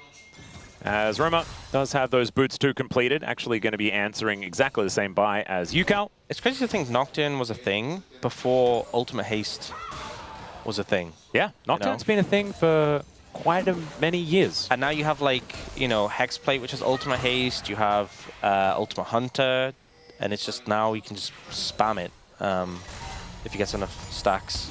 I remember when Nocturne first came out, and you'd build Wriggle's Lantern into Infinity Edge. It was a sick build. You did a lot of damage. Then you'd die very, very quickly. However, that's part of the fun. Wriggle's Lantern was so broken, it didn't really matter, as Rich does go all out against Casting here. Casting says, and what? And walks back to his turret. Will be Rich clearing out this wave, though, very comfortably. Has to be a little careful, because there's a Nocturne coming over. Yeah. Gideon is going to discover him here. And Rich may just need to get himself out of the way. Does need That's the a flash. flash. Oh. And the flash to follow. There is Willa making his way over, but Gideon might be able to grab this kill anyway. There is the Scion making his way in. Tries to drift his way over, but Rich makes it to the wall. And Scatter the Weak out from UCal. He needs to flash. A little bit of a disaster here, but Roma will find a great angle on that Trouble Bubble. And the Paddle Star, not going to be enough. So the bros still waiting. There is another flash in from Namgung as Andil wants to get on over here, but there's a Deadly Flourish flying on forward, and Namgung likely to die here. Scatter the Weak is going to take him down as the orb flies forward, and DRX answer that first kill from the bros. This is just crazy aggressive from the bros, and I feel like Gideon's listening to me talking about the Ultimate Hunter stacks because like he flashed over that wall, and I was like, yo, you're not even level 6, calm down. Now he's level 6. Now you can flash the wall. No, he doesn't need to. He can just ult over it. Oh, wait, he also can't flash over the wall because... Yeah, his flash is down. Flash is down, yeah. Oh, Chronicler would be so sad. He can't flash over the wall. Disaster. But yeah, okay, ult. This is normally when you're like, okay, now Nocturne can play the game. He's already been playing the game for some reason. Yeah. But you're finding windows to do stuff. It's been... You know, that's what sometimes happens is you get games, you hit game 5, right? The pressure's on, teams get nervous. It becomes slow, especially, like, think about it. So far this year, we've had slower games, right? Yes. A lot more in action. Already this game, it's game 5. You know, we've had slower season because of how the games change. These teams are just fighting. It is just see champion, kill champion. I love it. That's what we needed. No complaints, but it's kind of, yeah, it is weird that we're in, like, the Bro and Brew classic matchup, and we get just relentless aggression for basically no reason. Yeah. It's beautiful. All right, Hextech Dragon going to be the first one as well. So that's not going to be the soul. I wonder what the soul is going to be. I think we're due an Ocean, which is a little bit sad. But can be value. And yeah. I'm just really curious about what these later game fights are going to look like. Because Honestly, I do feel like Teddy's positioning is going to be so important. Honestly, I'm going to say something crazy. Oh, please. I wouldn't mind an Ocean into, like, a long game, right? Oh, true. Into, like, just a longer game, so it's not decided on the soul. We would definitely be brewing. Yeah, Ocean's more of a brewing dragon. Yeah, that's what we're looking for. Maximum value on the series. You're right. It's like it's a thinking man's soul. Exactly. Well, you don't just get soul and win the game. You have to think about how do we close this out. Exactly. What do we do? Well, What does Namgun have to do to get away from this? Crash down. There we go. Yeah, we have the answer to that one. Well, hopefully this isn't an Ocean Drake coming up next, as Gideon is just going to take this first dragon. Oh my god! Out of all of them! All right, what's the second most thinking man's Drake? Maybe Chemtech. It's Chemtech. It's got to be We all know Chemtech. it's Chemtech. Oh god. Oh man. Well, I mean, that would be the way. For the first Orcs best of 5 of the season, that'd be the way for it to go. You know? It would. Oh, gorgeous. All right, well, we'll just have to wait 4.5 minutes before we do get confirmation on that one. But hopefully, it could be also a Cloud, which would be my favorite one. That'd be good vibes. Yeah, but that's more of a speedy dragon, which doesn't really fit in with the Bro and Brew mindset. As Gideon Would let them fight more. is watching the Grubs go down. Yeah. Okay. Them already gone. Yeah, 2 of them go down. Gideon going to be able to take the last one here. As Paddlestar flies forward. Decent little stun there from the Scatter the Weak, but Andil not able to get into position. And we're just chilling for the moment. I think they heard us saying they were being very active, and they're like, oh yeah, Brome Brew.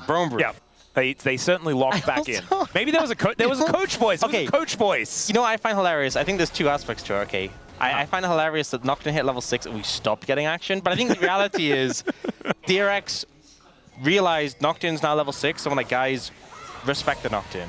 That's the reality of it, right? You're not going to go for those aggressive plays when there is a Nocturne who can just ult in. And also Gideon reminded them that there is definitely a Nocturne in the game because he decided to do things a whole lot before level 6. Yeah. He now has a Hexblade though, so he may as well just press ult for fun. Yeah, it's going to be pretty low cooldown already. And when this is going to be a bro and brew game, you may as well just make it dark to annoy your opposition. Just flick the lights on and off. Yeah, seriously. It's like a 5-year-old, you know, discovering what light switches. Like Nosferatu in that SpongeBob episode. You know what I'm talking about. All right, well, we're pressing the button, and it's Yukal that has to use the flash to get out of the way. And the Ghost actually invests everything to avoid that. So, nicely done. We were making fun of it, and then immediately does the right thing. Yep. Oh, Bubble was pretty close there. Yep, Roma continuing to be frustrating as he's evened out the farm between himself and Yukal. I think Zoe's just a very unfun champion to play against. I would say so. But definitely fun to be in chat around because there is a lot of copy pasta that does get thrown in, which I do enjoy. Yeah. Namgo going for it again. Does get knocked back though, as Jiu in a pretty comfortable position, and Teddy not so much. Depth charge comes on through. Deadly Flourish is there, and Willa has the follow-up. Boom goes the fourth shot, and Jiu's able to lock it down. There is another Trouble Bubble connecting as fourth bullet. Will it land on Namgung? That's the question. The answer is no. Roma is going to soak it up. Yeah, I feel like that's the sort of play you go when you have your jungler backing you up, but Gideon's ult wasn't available, and Willow was just there. Like, yeah. And 2 plates went over to Yukal. I think Willow was just kind of shadowing. He was like, I'm here if something happens. And then Teddy and Namgun jumped in and he was like, oh, okay. Sure. Thanks for that, guys. I appreciate it. Let's tango. And there's a nice pickup there. I just want to apologize for everyone who wanted to have a chatting experience that didn't have only Zoe spam. That was my fault. Oh. So there it is. Yeah, you invited that. I did. I will take full responsibility. As Rich, fighting against casting. You can tell this is a bro and brew. We're looking at the top lane, and there are 2 tanks. Yeah. It's a 300 gold lead for DRX. Nothing much else to report. Minute and a half on the second dragon of the game. Then we'll find out the soul. We always have stacks on things like, the Scion W. Like you can see next to casting's name how many stacks he has, and the Syndra stacks. Yep. I love if we had grasp stacks, just so we could keep tabs on which top laner. And it should be like in bold lettering above their character. So we just know which top laner is winning in the tanks, because like it doesn't actually matter what the health is, but and the farm is like, yeah, farm's kind of relevant, whatever, but really it's just like who got the most grasp stacks. That's what we care about. Whenever you're playing top lane tank versus tank, who got the most max health off the other tank? Yeah, it's a very good point. We'll need to, maybe we can check in. We could have a grasp stack counter that someone could set up for us. As Paranoia goes in once again. World Ender is there in answer, but it's a decent crash down and Magnus Storm from Namgum to hold them in position. Andal's going to go down as well. Paddle Star lands, and 2 lying on the floor 26 seconds before the Drake. Yep, good engage there. Just instantly goes for the Aatrox. Doesn't give him any space really to kite or heal up. And the follow-up's there from the rest of the team. It felt like a coordinated attack from the bros. Yeah. And now looking for this dragon, and we'll answer our question. What will the soul be? Well, 8 seconds. Willa might actually be able to make it over in time. It all kind of depends on how quickly Bro can get over there for the Drake, but it looks like they're not really prioritizing it as Dancing Grenade flies on forward. Jiu is actually pretty powerful right now, currently ahead by about 300 gold, but still does want to get to that Ghost Blade before anything is really going to be attempted. As Rich gets out of the way, and Jiu is now here, so Willa diving on over. Looks like DRX will be able to at least start off this dragon first. Gideon doesn't have ult, so I think Bro are like tentative on contesting this. Right now there is a lot of vision in the area for the Bros, but they're not really able to do anything about it. And Orcs. We called it. No, we knew it. Beautiful. Well played. Yeah. And honestly, not even evil this time. This is not Susja. Don't put that in the chat. Do not put that in the chat. Because this was what we wanted. We wanted the gentleman's agreement. Like, take out the value of the dragon. One dragon to give us an honest game of League of Legends. 1 dragon each, Chemtech Soul. Oh. This game's going long. Yeah. We're gonna be here for a while. We're invested. I want to see the thinking man's League of Legends. Yep. And I want to see Teddy beat his record for the longest game that he's played. His casting going to get pulled underneath the turret. Trade of ultimates here between himself and Rich. Yep. Casting just shouting "coward" as he runs away. I'm not sure he actually shouted there, but I love that actually so much. All right, well, Trouble Bubble going to connect, but I think that Andel's going to be okay for the moment. Rift Herald has just spawned, so Shelly going to be the next thing that we're going to be looking out for, and Willa already starting that one up. Roma with some information, as Nabung has to crash his way out of the way of Jiu. All right, casting now with his Swifties completed. And Teddy and Jiu just hanging out here in this mid lane. Rift Herald, not entirely sure what the status of that one is for now, but it is just down, so now I do. Shelly is now just going to be secured by Willa. yeah, they're neither support going Bandle Pipes, so sadly that meta has died because they made it way more expensive. It has been nerfed into oblivion. They hate hearing the tunes, you know. Yeah, it's a bit of a shame. The Bandle tunes. I'd probably still pay the premium for it. It's really expensive. Just like Bandle Pipes, man. Yeah. Brendan does too. He was talking about his favorite song. Really? Yodel Over the Hill, he said was his favorite. Oh, really? Yeah, that was his favorite Bandle Pipe song. I didn't actually know that one. No, you didn't? Yeah, it's a really good one. It's weird. I've just been playing random notes. I don't like the instrument. Yeah, playing your chords. Yeah. I don't have like a favorite Bandle Pipes band. Oh, you don't have a Yeah. favorite... Like I assume it'd probably be the Bandle Pipers. Oh, the Bandle Pipers, The Bandle Pipers are pretty good. A lot of people Yeah, go to yeah. the Bandle Pipers. A lot of classics, you know. I think Yasuo is the lead Bandle Piper. Yeah, which is interesting because his flute skills translate. a lot of people expect it to be all yodels, No. but it's a misconception. No. Common misconception. Everyone is welcome in the Everyone- Bandle Pipers. I'm Everyone pretty is- sure. Yeah. Large entourage as well. Oh, yeah. The entourage is largely yodels, though. Yes, of course. They are drawn to the sound of the Bandle Pipes. Wow, nothing has happened since we've had this ridiculous conversation, Fox. Like, this is the crazy part. There is a Trouble Bubble landing, but Roma doesn't quite have enough range on his Trouble Bubble. His Battle Star. So there you go. That's an explanation of what's happening in the game. What's your favorite Bandle Pipers song? My favorite Bandle Pipers, Rocky Road to Bandle City. Ah, I love that one. Yeah, it's a classic. Yeah. Oh, we got Bandle Pipes! Rich built it! There we go. I hope he plays Rocky Road to Bandle City. It's a classic. Yeah, he must be rich. He bought the new Bandle Pipes. Oh, God. Obviously, the perfect person to purchase them. Yes. Oh, my God. Oh. Thank you, Rich. That was beautiful. Yeah. All right. In the meantime, the Bro have put together like a 1.5k gold advantage. That was kind of there already because of Gideon picking up the couple of kills and them having a fair bit of control. But I think that DRX are probably just casually okay with how this one's going. Probably wanting to fight around this next dragon, perhaps. Let's see what the setup's going to look like. The problem is, Teddy is just going to continue drawing beads, right? And this Tristana is going to be more and more difficult to kill. Yeah, that's a major concern. I feel like as well, the Zoe is, I mean, not ahead, but just Zoe becomes so problematic if you can't get on top of her. And it's just the way team fight's going to be set up, right? You have the strong front line for Bro, you're firing off the Trouble Bubbles, and it's like it's on DRX to close the distance, because otherwise you're waiting for when Bro land a Trouble Bubble, then the Nocturne ult comes in, your backline's threatened. So I feel like DRX are the ones who have to try and pull the trigger sooner, otherwise the fight start is favorable for Bro. Yeah. And as you said, the sustained damage of the Tristana is going to be there. Maybe a little later because it is a collector first Tristana, but we will see it. Unstoppable Onslaught is going to get the flash out of Juice. Still takes the damage. Mega Cone is going to be there, so he's not likely to die, but that's still a lot of value from casting. Did have to invest his flash. It's also as really Rich was funny trying to hold on to him there. That the Bandle Pipes is given attack speed to Jin.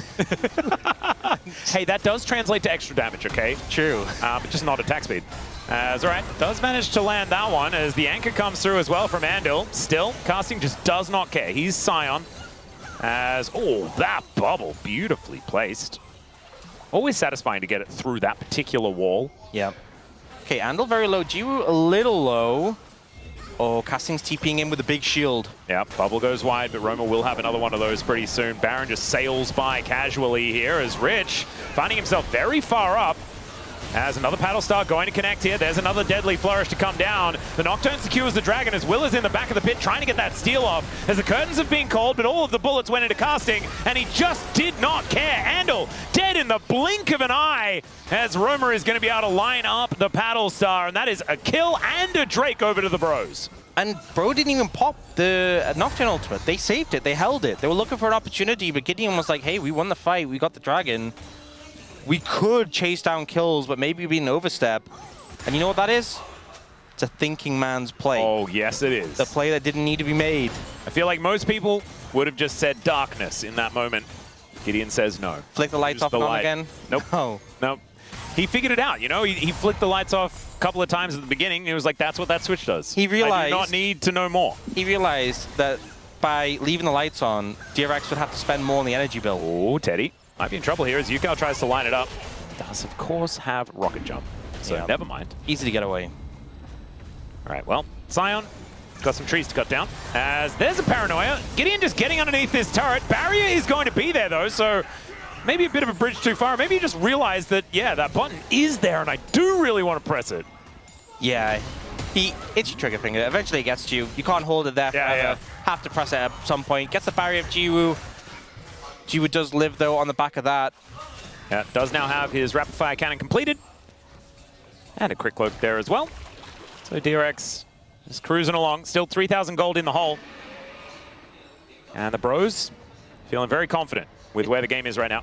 What is this? Why do we keep looking at the tank matchup? As Rich and Casting. Yep, continuing to fight.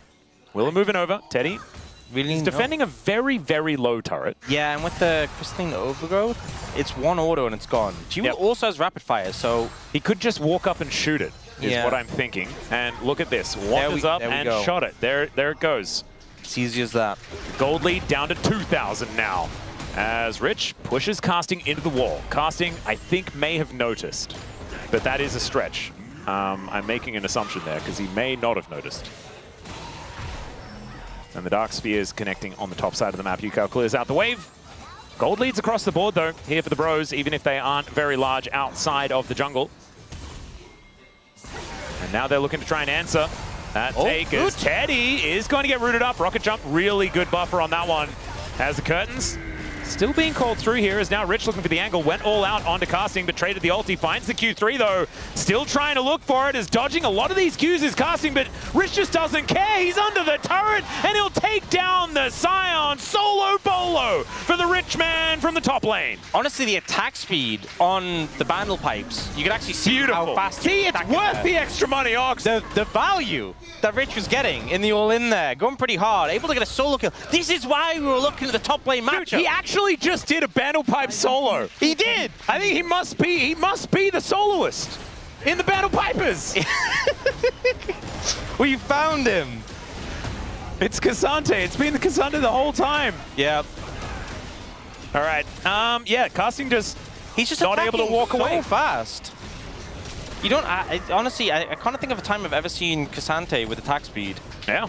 But yeah, it goes hard. Being able to build a tank item that gives you that attack speed. And yeah, this is why we're looking at the top lane matchup the whole time. Yeah, I take it all back. That's actually really sick. His attack speed was 1.52. It's, I think that's good. That's crazy. It's not, That's the it tech. really wasn't a thing. I was not expecting to be quizzed on Cassante attack speed numbers at this particular point in time. But here we are. And it's now built even more tanky items. That's the thing with shoes are going to come on through, I'm sure. That's the thing with attack speed is like, you know, when you see a number, I'm like, that's pretty fast. Yeah. Or that's pretty slow. Or that's what an 80 carry should have. Or that's what Jin should have. Yeah. You know? Well, I think we know that Jin's doesn't move that. 1.52, that's pretty fast. That's like what an 80 carry should have. Yeah. Jin's is 0.8. Terrible. Hopefully that improves later on in the game. But now the Bros wanting to get themselves into position for soul point availability as we zoom all the way out. And the Bros are considering moving over towards Baron, perhaps. Gio is in an uncomfortable spot with a lot of bad guys around. Does have the rest of his team here. Oh, Casting got pulled back, but Ox, do not worry. He has Teleport Shield and he's Scion. Yeah, he's pretty chill. He will be all right. Roma really wants to land a big bubble. Oh, God, Andal finding a brilliant hook onto Teddy into the backline. He gets smote. There's the all-out from the Bandle Piper himself. Now I'm going also in a rough position as the curtains get called, and Teddy, he's at safety, but the snipe is so good. And the shutdown onto Gideon as well, and DRX say, we don't need your Chemtech Dragon. We want a Baron. And Andal, you know, he had that great game one. A little bit of a rough time in some of these games in the series, but that hook there. And this one as well. Another one lands onto Roma. There's the scat of the week, as well as Casting does manage to save his mid laner and actually does buy a fair bit of time. But I think DRX is still going to be able to get this unless Teddy can help out. I think Andal, actually looks to try and interrupt, but Teddy gets in the way. Paddle start does go a little bit wide. Guys, I'm getting a little nervous. Yeah, I'm very nervous. There is no paranoia, though, so Gideon can't get over here. They're looking for the turn instead of going for this Baron. And instead, DRX are going to get nothing at all. The classic nothing at all play.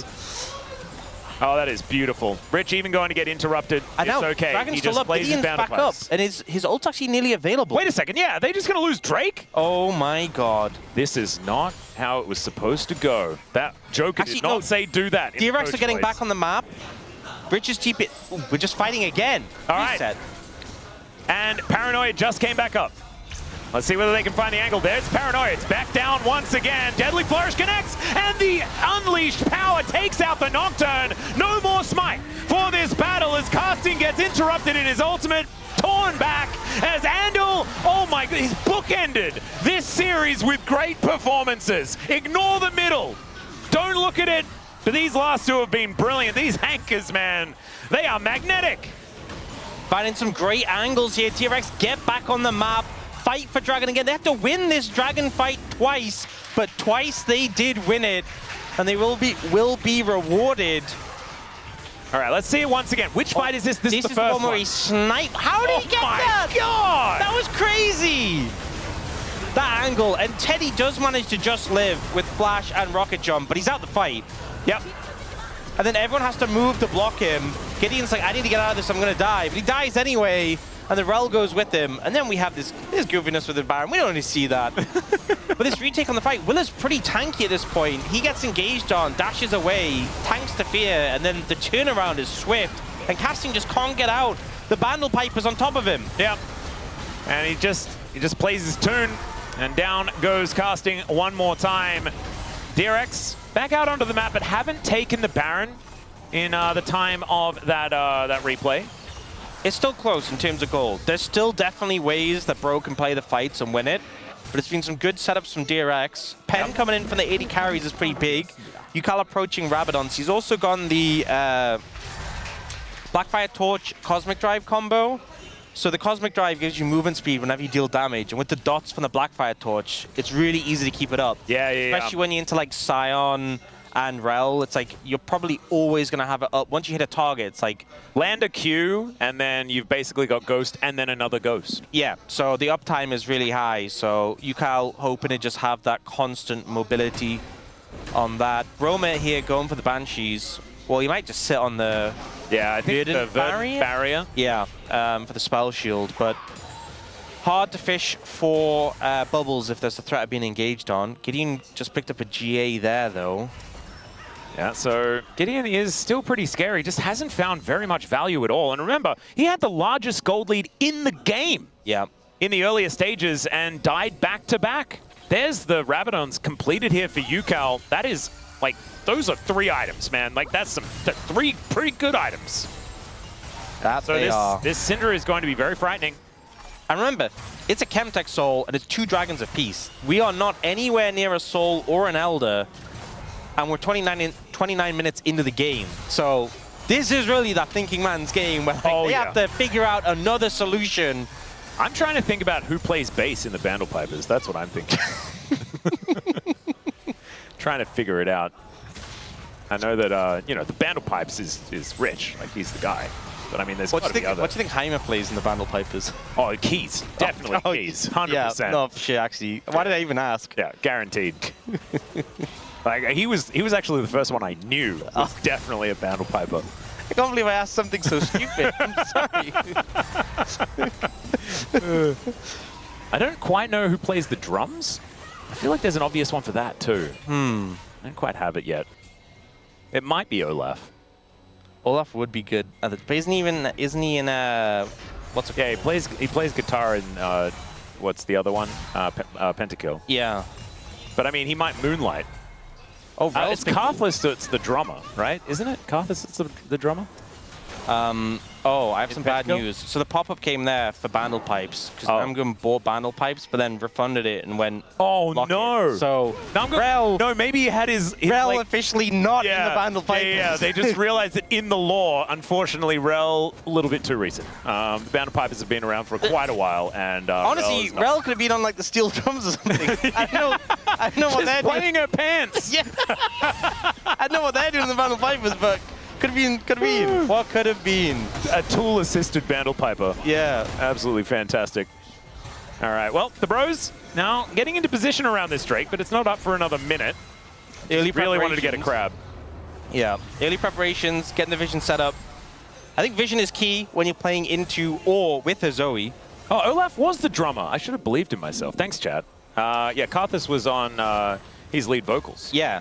I did think it would make more sense for Olaf to be the drummer, but I trusted you. Yeah, What no, a mistake. I should have trusted my initial thought, but I was like, I've got to be wrong. It's all right, Will. I love your initials. You gotta be wrong. I must be wrong. I am often wrong. All right, another hook going to connect, but it's onto the Scion. I don't know whether they really want that one. Didn't know whether they wanted to push him away or bring him closer as well, as the scat of the week did come on through. Just ate a bunch of cooldowns, but not exactly the big ones here. So casting looking a little worse for wear, but I think there's still some fight in the Bros. 11 seconds, and it's soul point for either side. The Bros do get themselves in there, as Roma doesn't have his verdant barrier anymore. Another hook to start it up, but once again it's on the Scion, and now they're looking for Namgung. Not going to be able to get any engages out of this Rel, as she is just dead. The Unleashed Power onto any target. Here says Yukao, as the depth charge is going to knock up the Zoe, and that is a paranoia used in defense. And that is a white flag if ever I've seen one. DRX just free to take the Drake.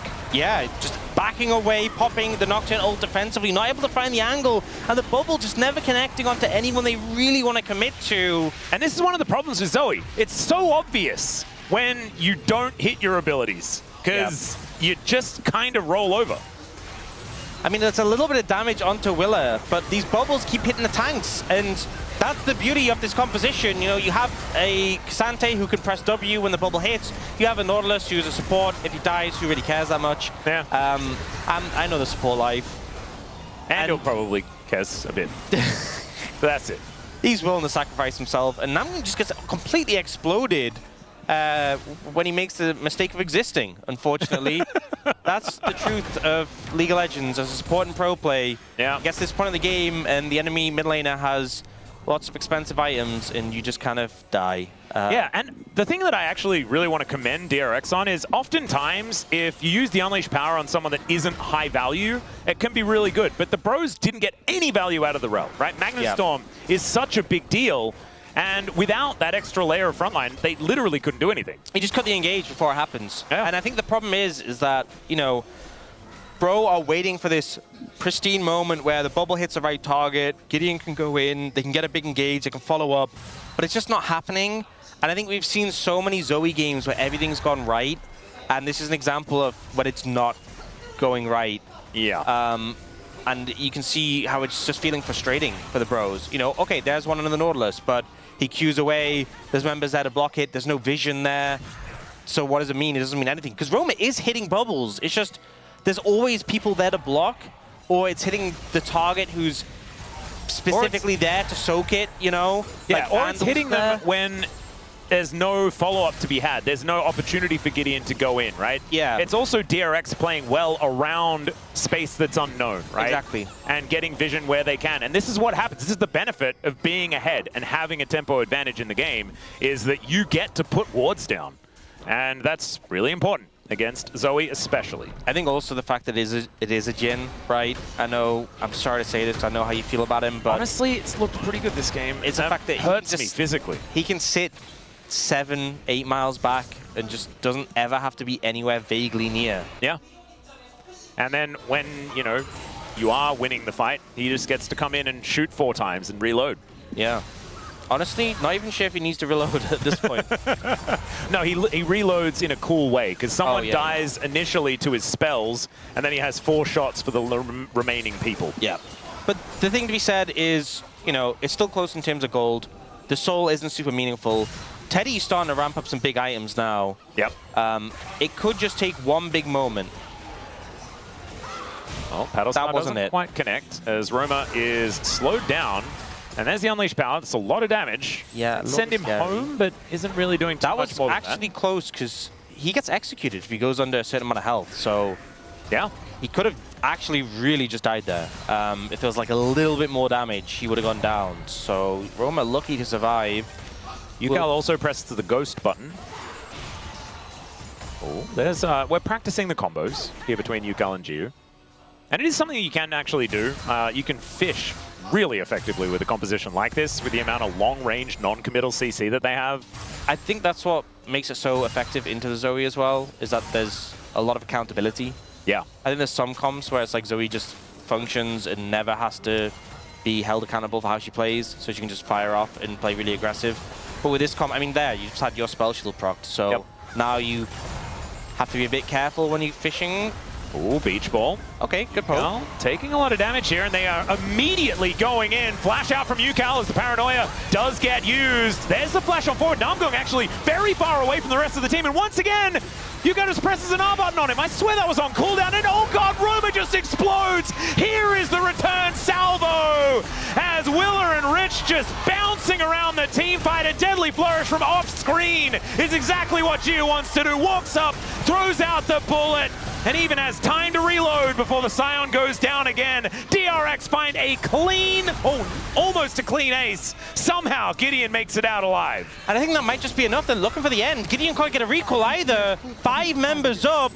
Oh man, the pros so incredibly close to glory here in this best of 5. But unfortunately, looks like DRX are going to put an end to it, as the inhibitor is going to go down. 5 members strong, looking to close in on these Nexus turrets. Hook is going to get flashed here by Namgung. Does manage to get the Shadowing Strike onto a couple, but still, he's going to be going down. In goes Gideon, desperately trying to find a kill. Does get it onto Yukal here. And that is a fair bit of the damage now removed. Okay, he's that trying to be annoying, and there is the pullback from the Infernal Chain. So it is going to be Nocturne going down, but the GA actually is going to buy enough time to save the game for now. That's enough. Teddy's here. Yeah, wants to try and find an explosive charge. Does get that, as now a teleport's coming in. Oh, never mind. Maybe we spoke the eulogy a little too early. As Anchor, Andal realizing that he's in a lot of trouble. Blast Cone comes on through. Actually breaks the CC quite nicely. Speaking of breaking CC, Willer is going to get casting out of his ulti. But Andal in a lot of trouble here. Isn't going to go down just yet, though, and there is still power here, as Rich will pull Teddy over the wall, just gets him out of the fight, convinces the bros to let them leave, and Casting says, all right, I'm out. A gentleman's game. Gentleman's because now, game indeed. And now Willis. DRX would like to take a dragon. Yeah, but I think Bro might be able to force him away here. Willis still hovering around. And what is the gentleman's thing to do? Give the dragon to the bros. It would be. Because they don't have as many dragons. Yeah, that would be fair. Willis doesn't seem to want to do that, though. Yeah, he's in the back of the pit for the moment. Gideon's Rich is now very up, scary. though, but he's clearing the waves. Okay, so the game almost ended. Instead, Chemtech Soul. Over to an Aatrox, Cassante. Yeah, scary composition. Let's have a look at how this fight went, though. This was beautifully retaliated here by DRX. Yeah, big poke onto Yukal. Makes it seem like it's going to be a good play, but you know the flash ends up turning it around. Engage comes in, but again, you're not connecting really onto the backline. Rel gets blown up, Locket comes in, backline's still alive, and they push forward. They catch Roma, importantly, and then Rich jumps on a Teddy. Teddy tries to go in to get some cleanup resets, but it's just kind of to his doom, and Casting is just in the mixer. Yeah. I feel like this Cassante is getting so much more value in these fights. Rich has honestly been an absolute hero in these games for DRX. I have to say, this is one of the more impactful Casantes and the more impactful Jins that we've seen throughout. I get a little bit anxious because sometimes they don't do a whole lot. And look at this, Ju topping the damage in this game. Ignore the second place because it doesn't make much sense, as obviously our top laners have just been hitting each other all game long. It makes that stat very confusing. As DRX now with the Chemtech Soul, pushing forward. I mean, it was already a struggle to kill them, and we often talk about Chemtech Soul not being the most value, but look at the items on Willa and his Aatrox are like, when people say, okay, Chemtech Soul's not good, but the champions who are good with it, it's always Aatrox Cassante. Yeah. Those are always the champions. People say, what about these two? It's literally them. So DRX actually getting a good amount of value from this. Rich purposely puts himself low health, and Willa, we've all seen when Aatrox goes a little bit under half health. His health bar is a rubber band. Yeah. Roma fishing. We'll find the bubble onto Willa here. Thinking about looking for an angle, but okay, I don't understand Teddy's build. Well, he went to the shop and went to the attack damage items. Okay, Paranoia is going to get popped here. Let's see whether the bros actually pull the trigger. So they don't quite find a way in, and Gideon was just playing with the light switch again. Just couldn't quite get it.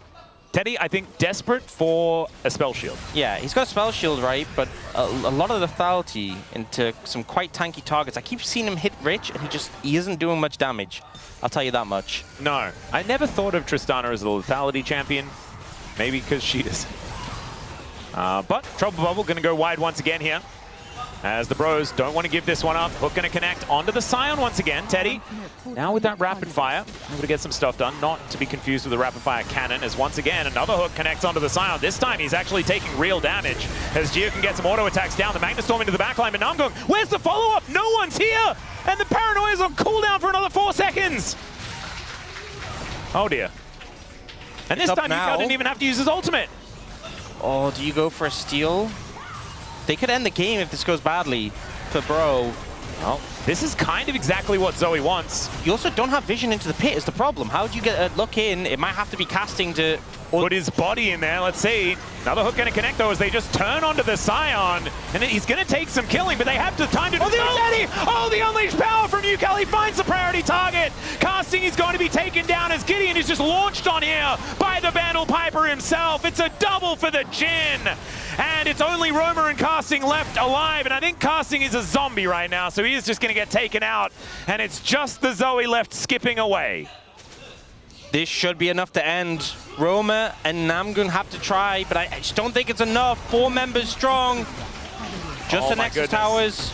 And we've been in this position before, but this one is looking so much more dire here for the bros. Namgung not going to be able to do anything about this. And that Nexus turret goes down for the 2nd time, and the Rel is just pulled into the blender. Roma still does have his shield, but Jiu is just so dangerous on this Jin. He'll just blow up the Nexus and use his reload timing to take down the Zoe as well. Last shot comes in, and DRX, it took them the full 5 games, but they got the win in the end.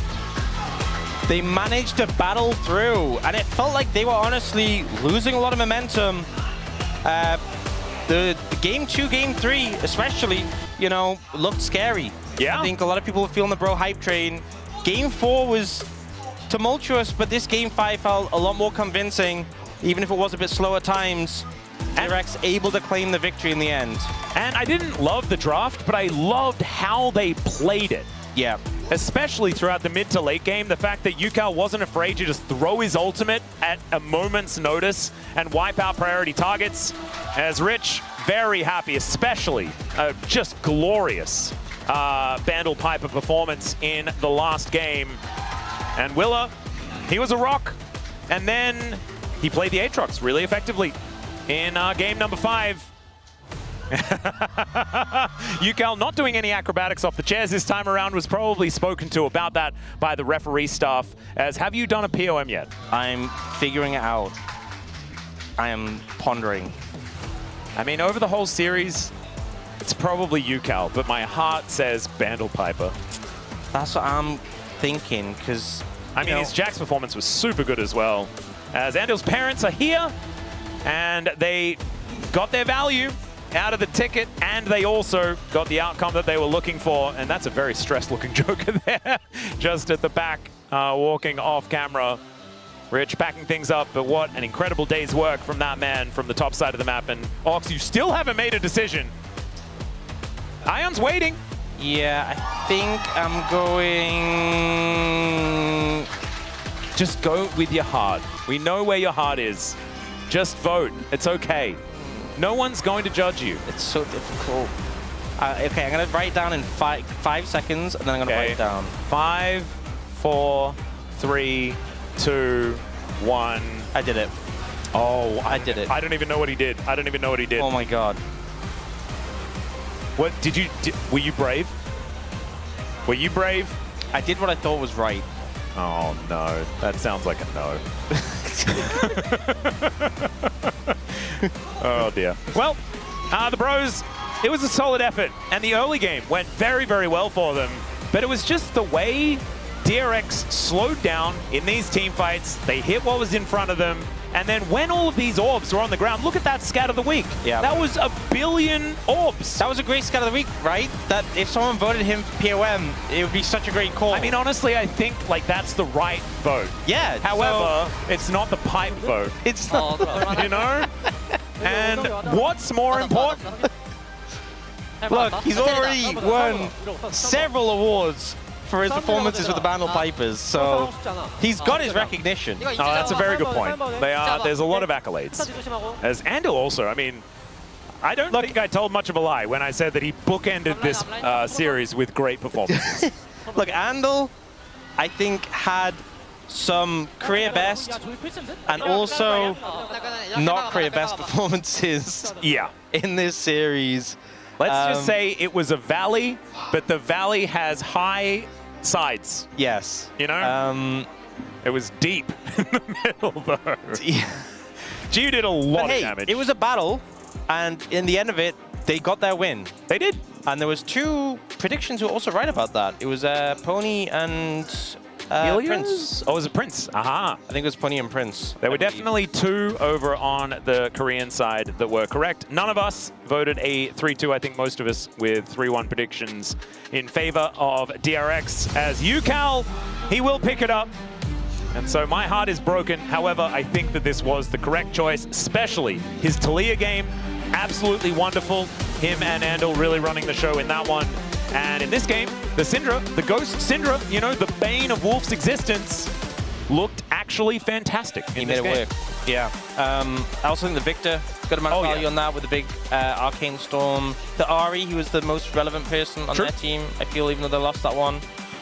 Yeah, I think he had a good... I mean, there was a lot of good moments. In a long best of 5 like this, everyone on the team is going to have good moments, ultimately. But yeah, this was a perfect day. Will we get the perfect week? That's a question. We'll see. We'll find out tomorrow whether it's possible. Yeah. DN Supers versus BNK. That is, that's a tall order for the DN Supers, but maybe they'll be able to get it across the line. And that composition, like that team, has potential.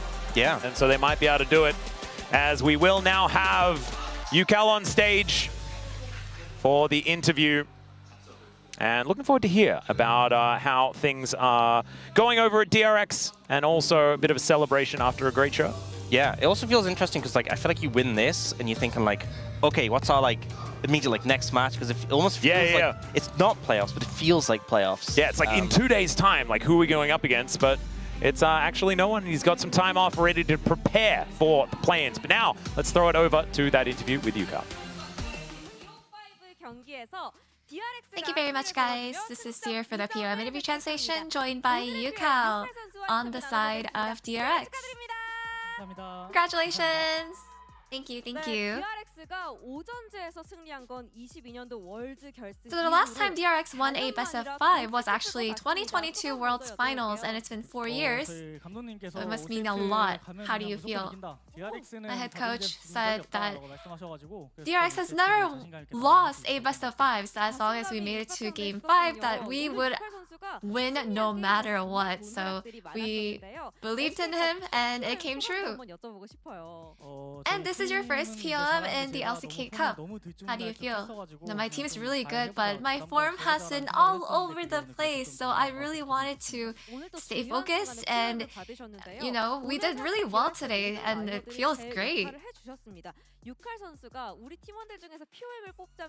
So if you were to pick the POM for today, who would it be? You know, our top, Rich. He did so well. He stayed focused, and I think I would give a POM to him. And losing today meant getting 5th place in your group. And when the game score was 2-2, well, how was this team spirit? You know, just based on the atmosphere, we felt like going into game 5, we just felt like we were just going to win. We were just full of confidence. And the last, you know, game 4, right before going into game 5, we had won that game. So we actually wanted to carry the momentum forward. And in game 5, you had the Syndra pick. It must have felt like your shoulders were heavy. So how did it feel? You know, I felt like the enemy had created a comp where the Nocturne, you know, their comp was just trying to pick me off. But honestly, I didn't feel that much pressure. You know, I had to keep myself calm. And game 5 was actually a very long game that went over 40 minutes. So what was the game deciding moment? I felt like we couldn't actually be so sure of the victory even until the very end, the last team fight. So we just really tried to keep our concentration at max.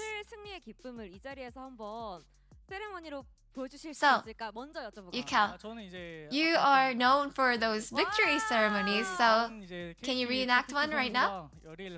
You know? Just giving out a shout out to KT's Perfect. You know, I hope that he does well in his next match and shows a great ceremony. You know, Joker's coach voice is always drawing a lot of attention, and since he used to be a support, it must be pretty helpful for the team, especially the jungle and support. So how much impact does Joker have?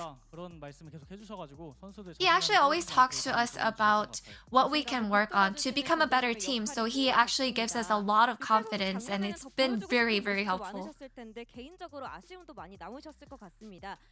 And personally, for last year, you must have wanted to show a lot more of yourself. So what goals do you have this season? I hope that we have a happy season with my team and the coaching staff. And DRX brought 2 points to Elder Group. So any message over to the fellow Elder Group teams awaiting Super Week? I think we did our part, you guys, fighting for the rest of you guys. And January 30th is actually your birthday. Happy birthday, Yukel! Any message over to your fans? Thank you so much for coming today. Did we make it to the play-ins? I guess, you know, as long as we make it to the play-ins, I hope that we can bring you an even better match that time. And that's the end of the interview with Yukel, and back to the space. Thank you.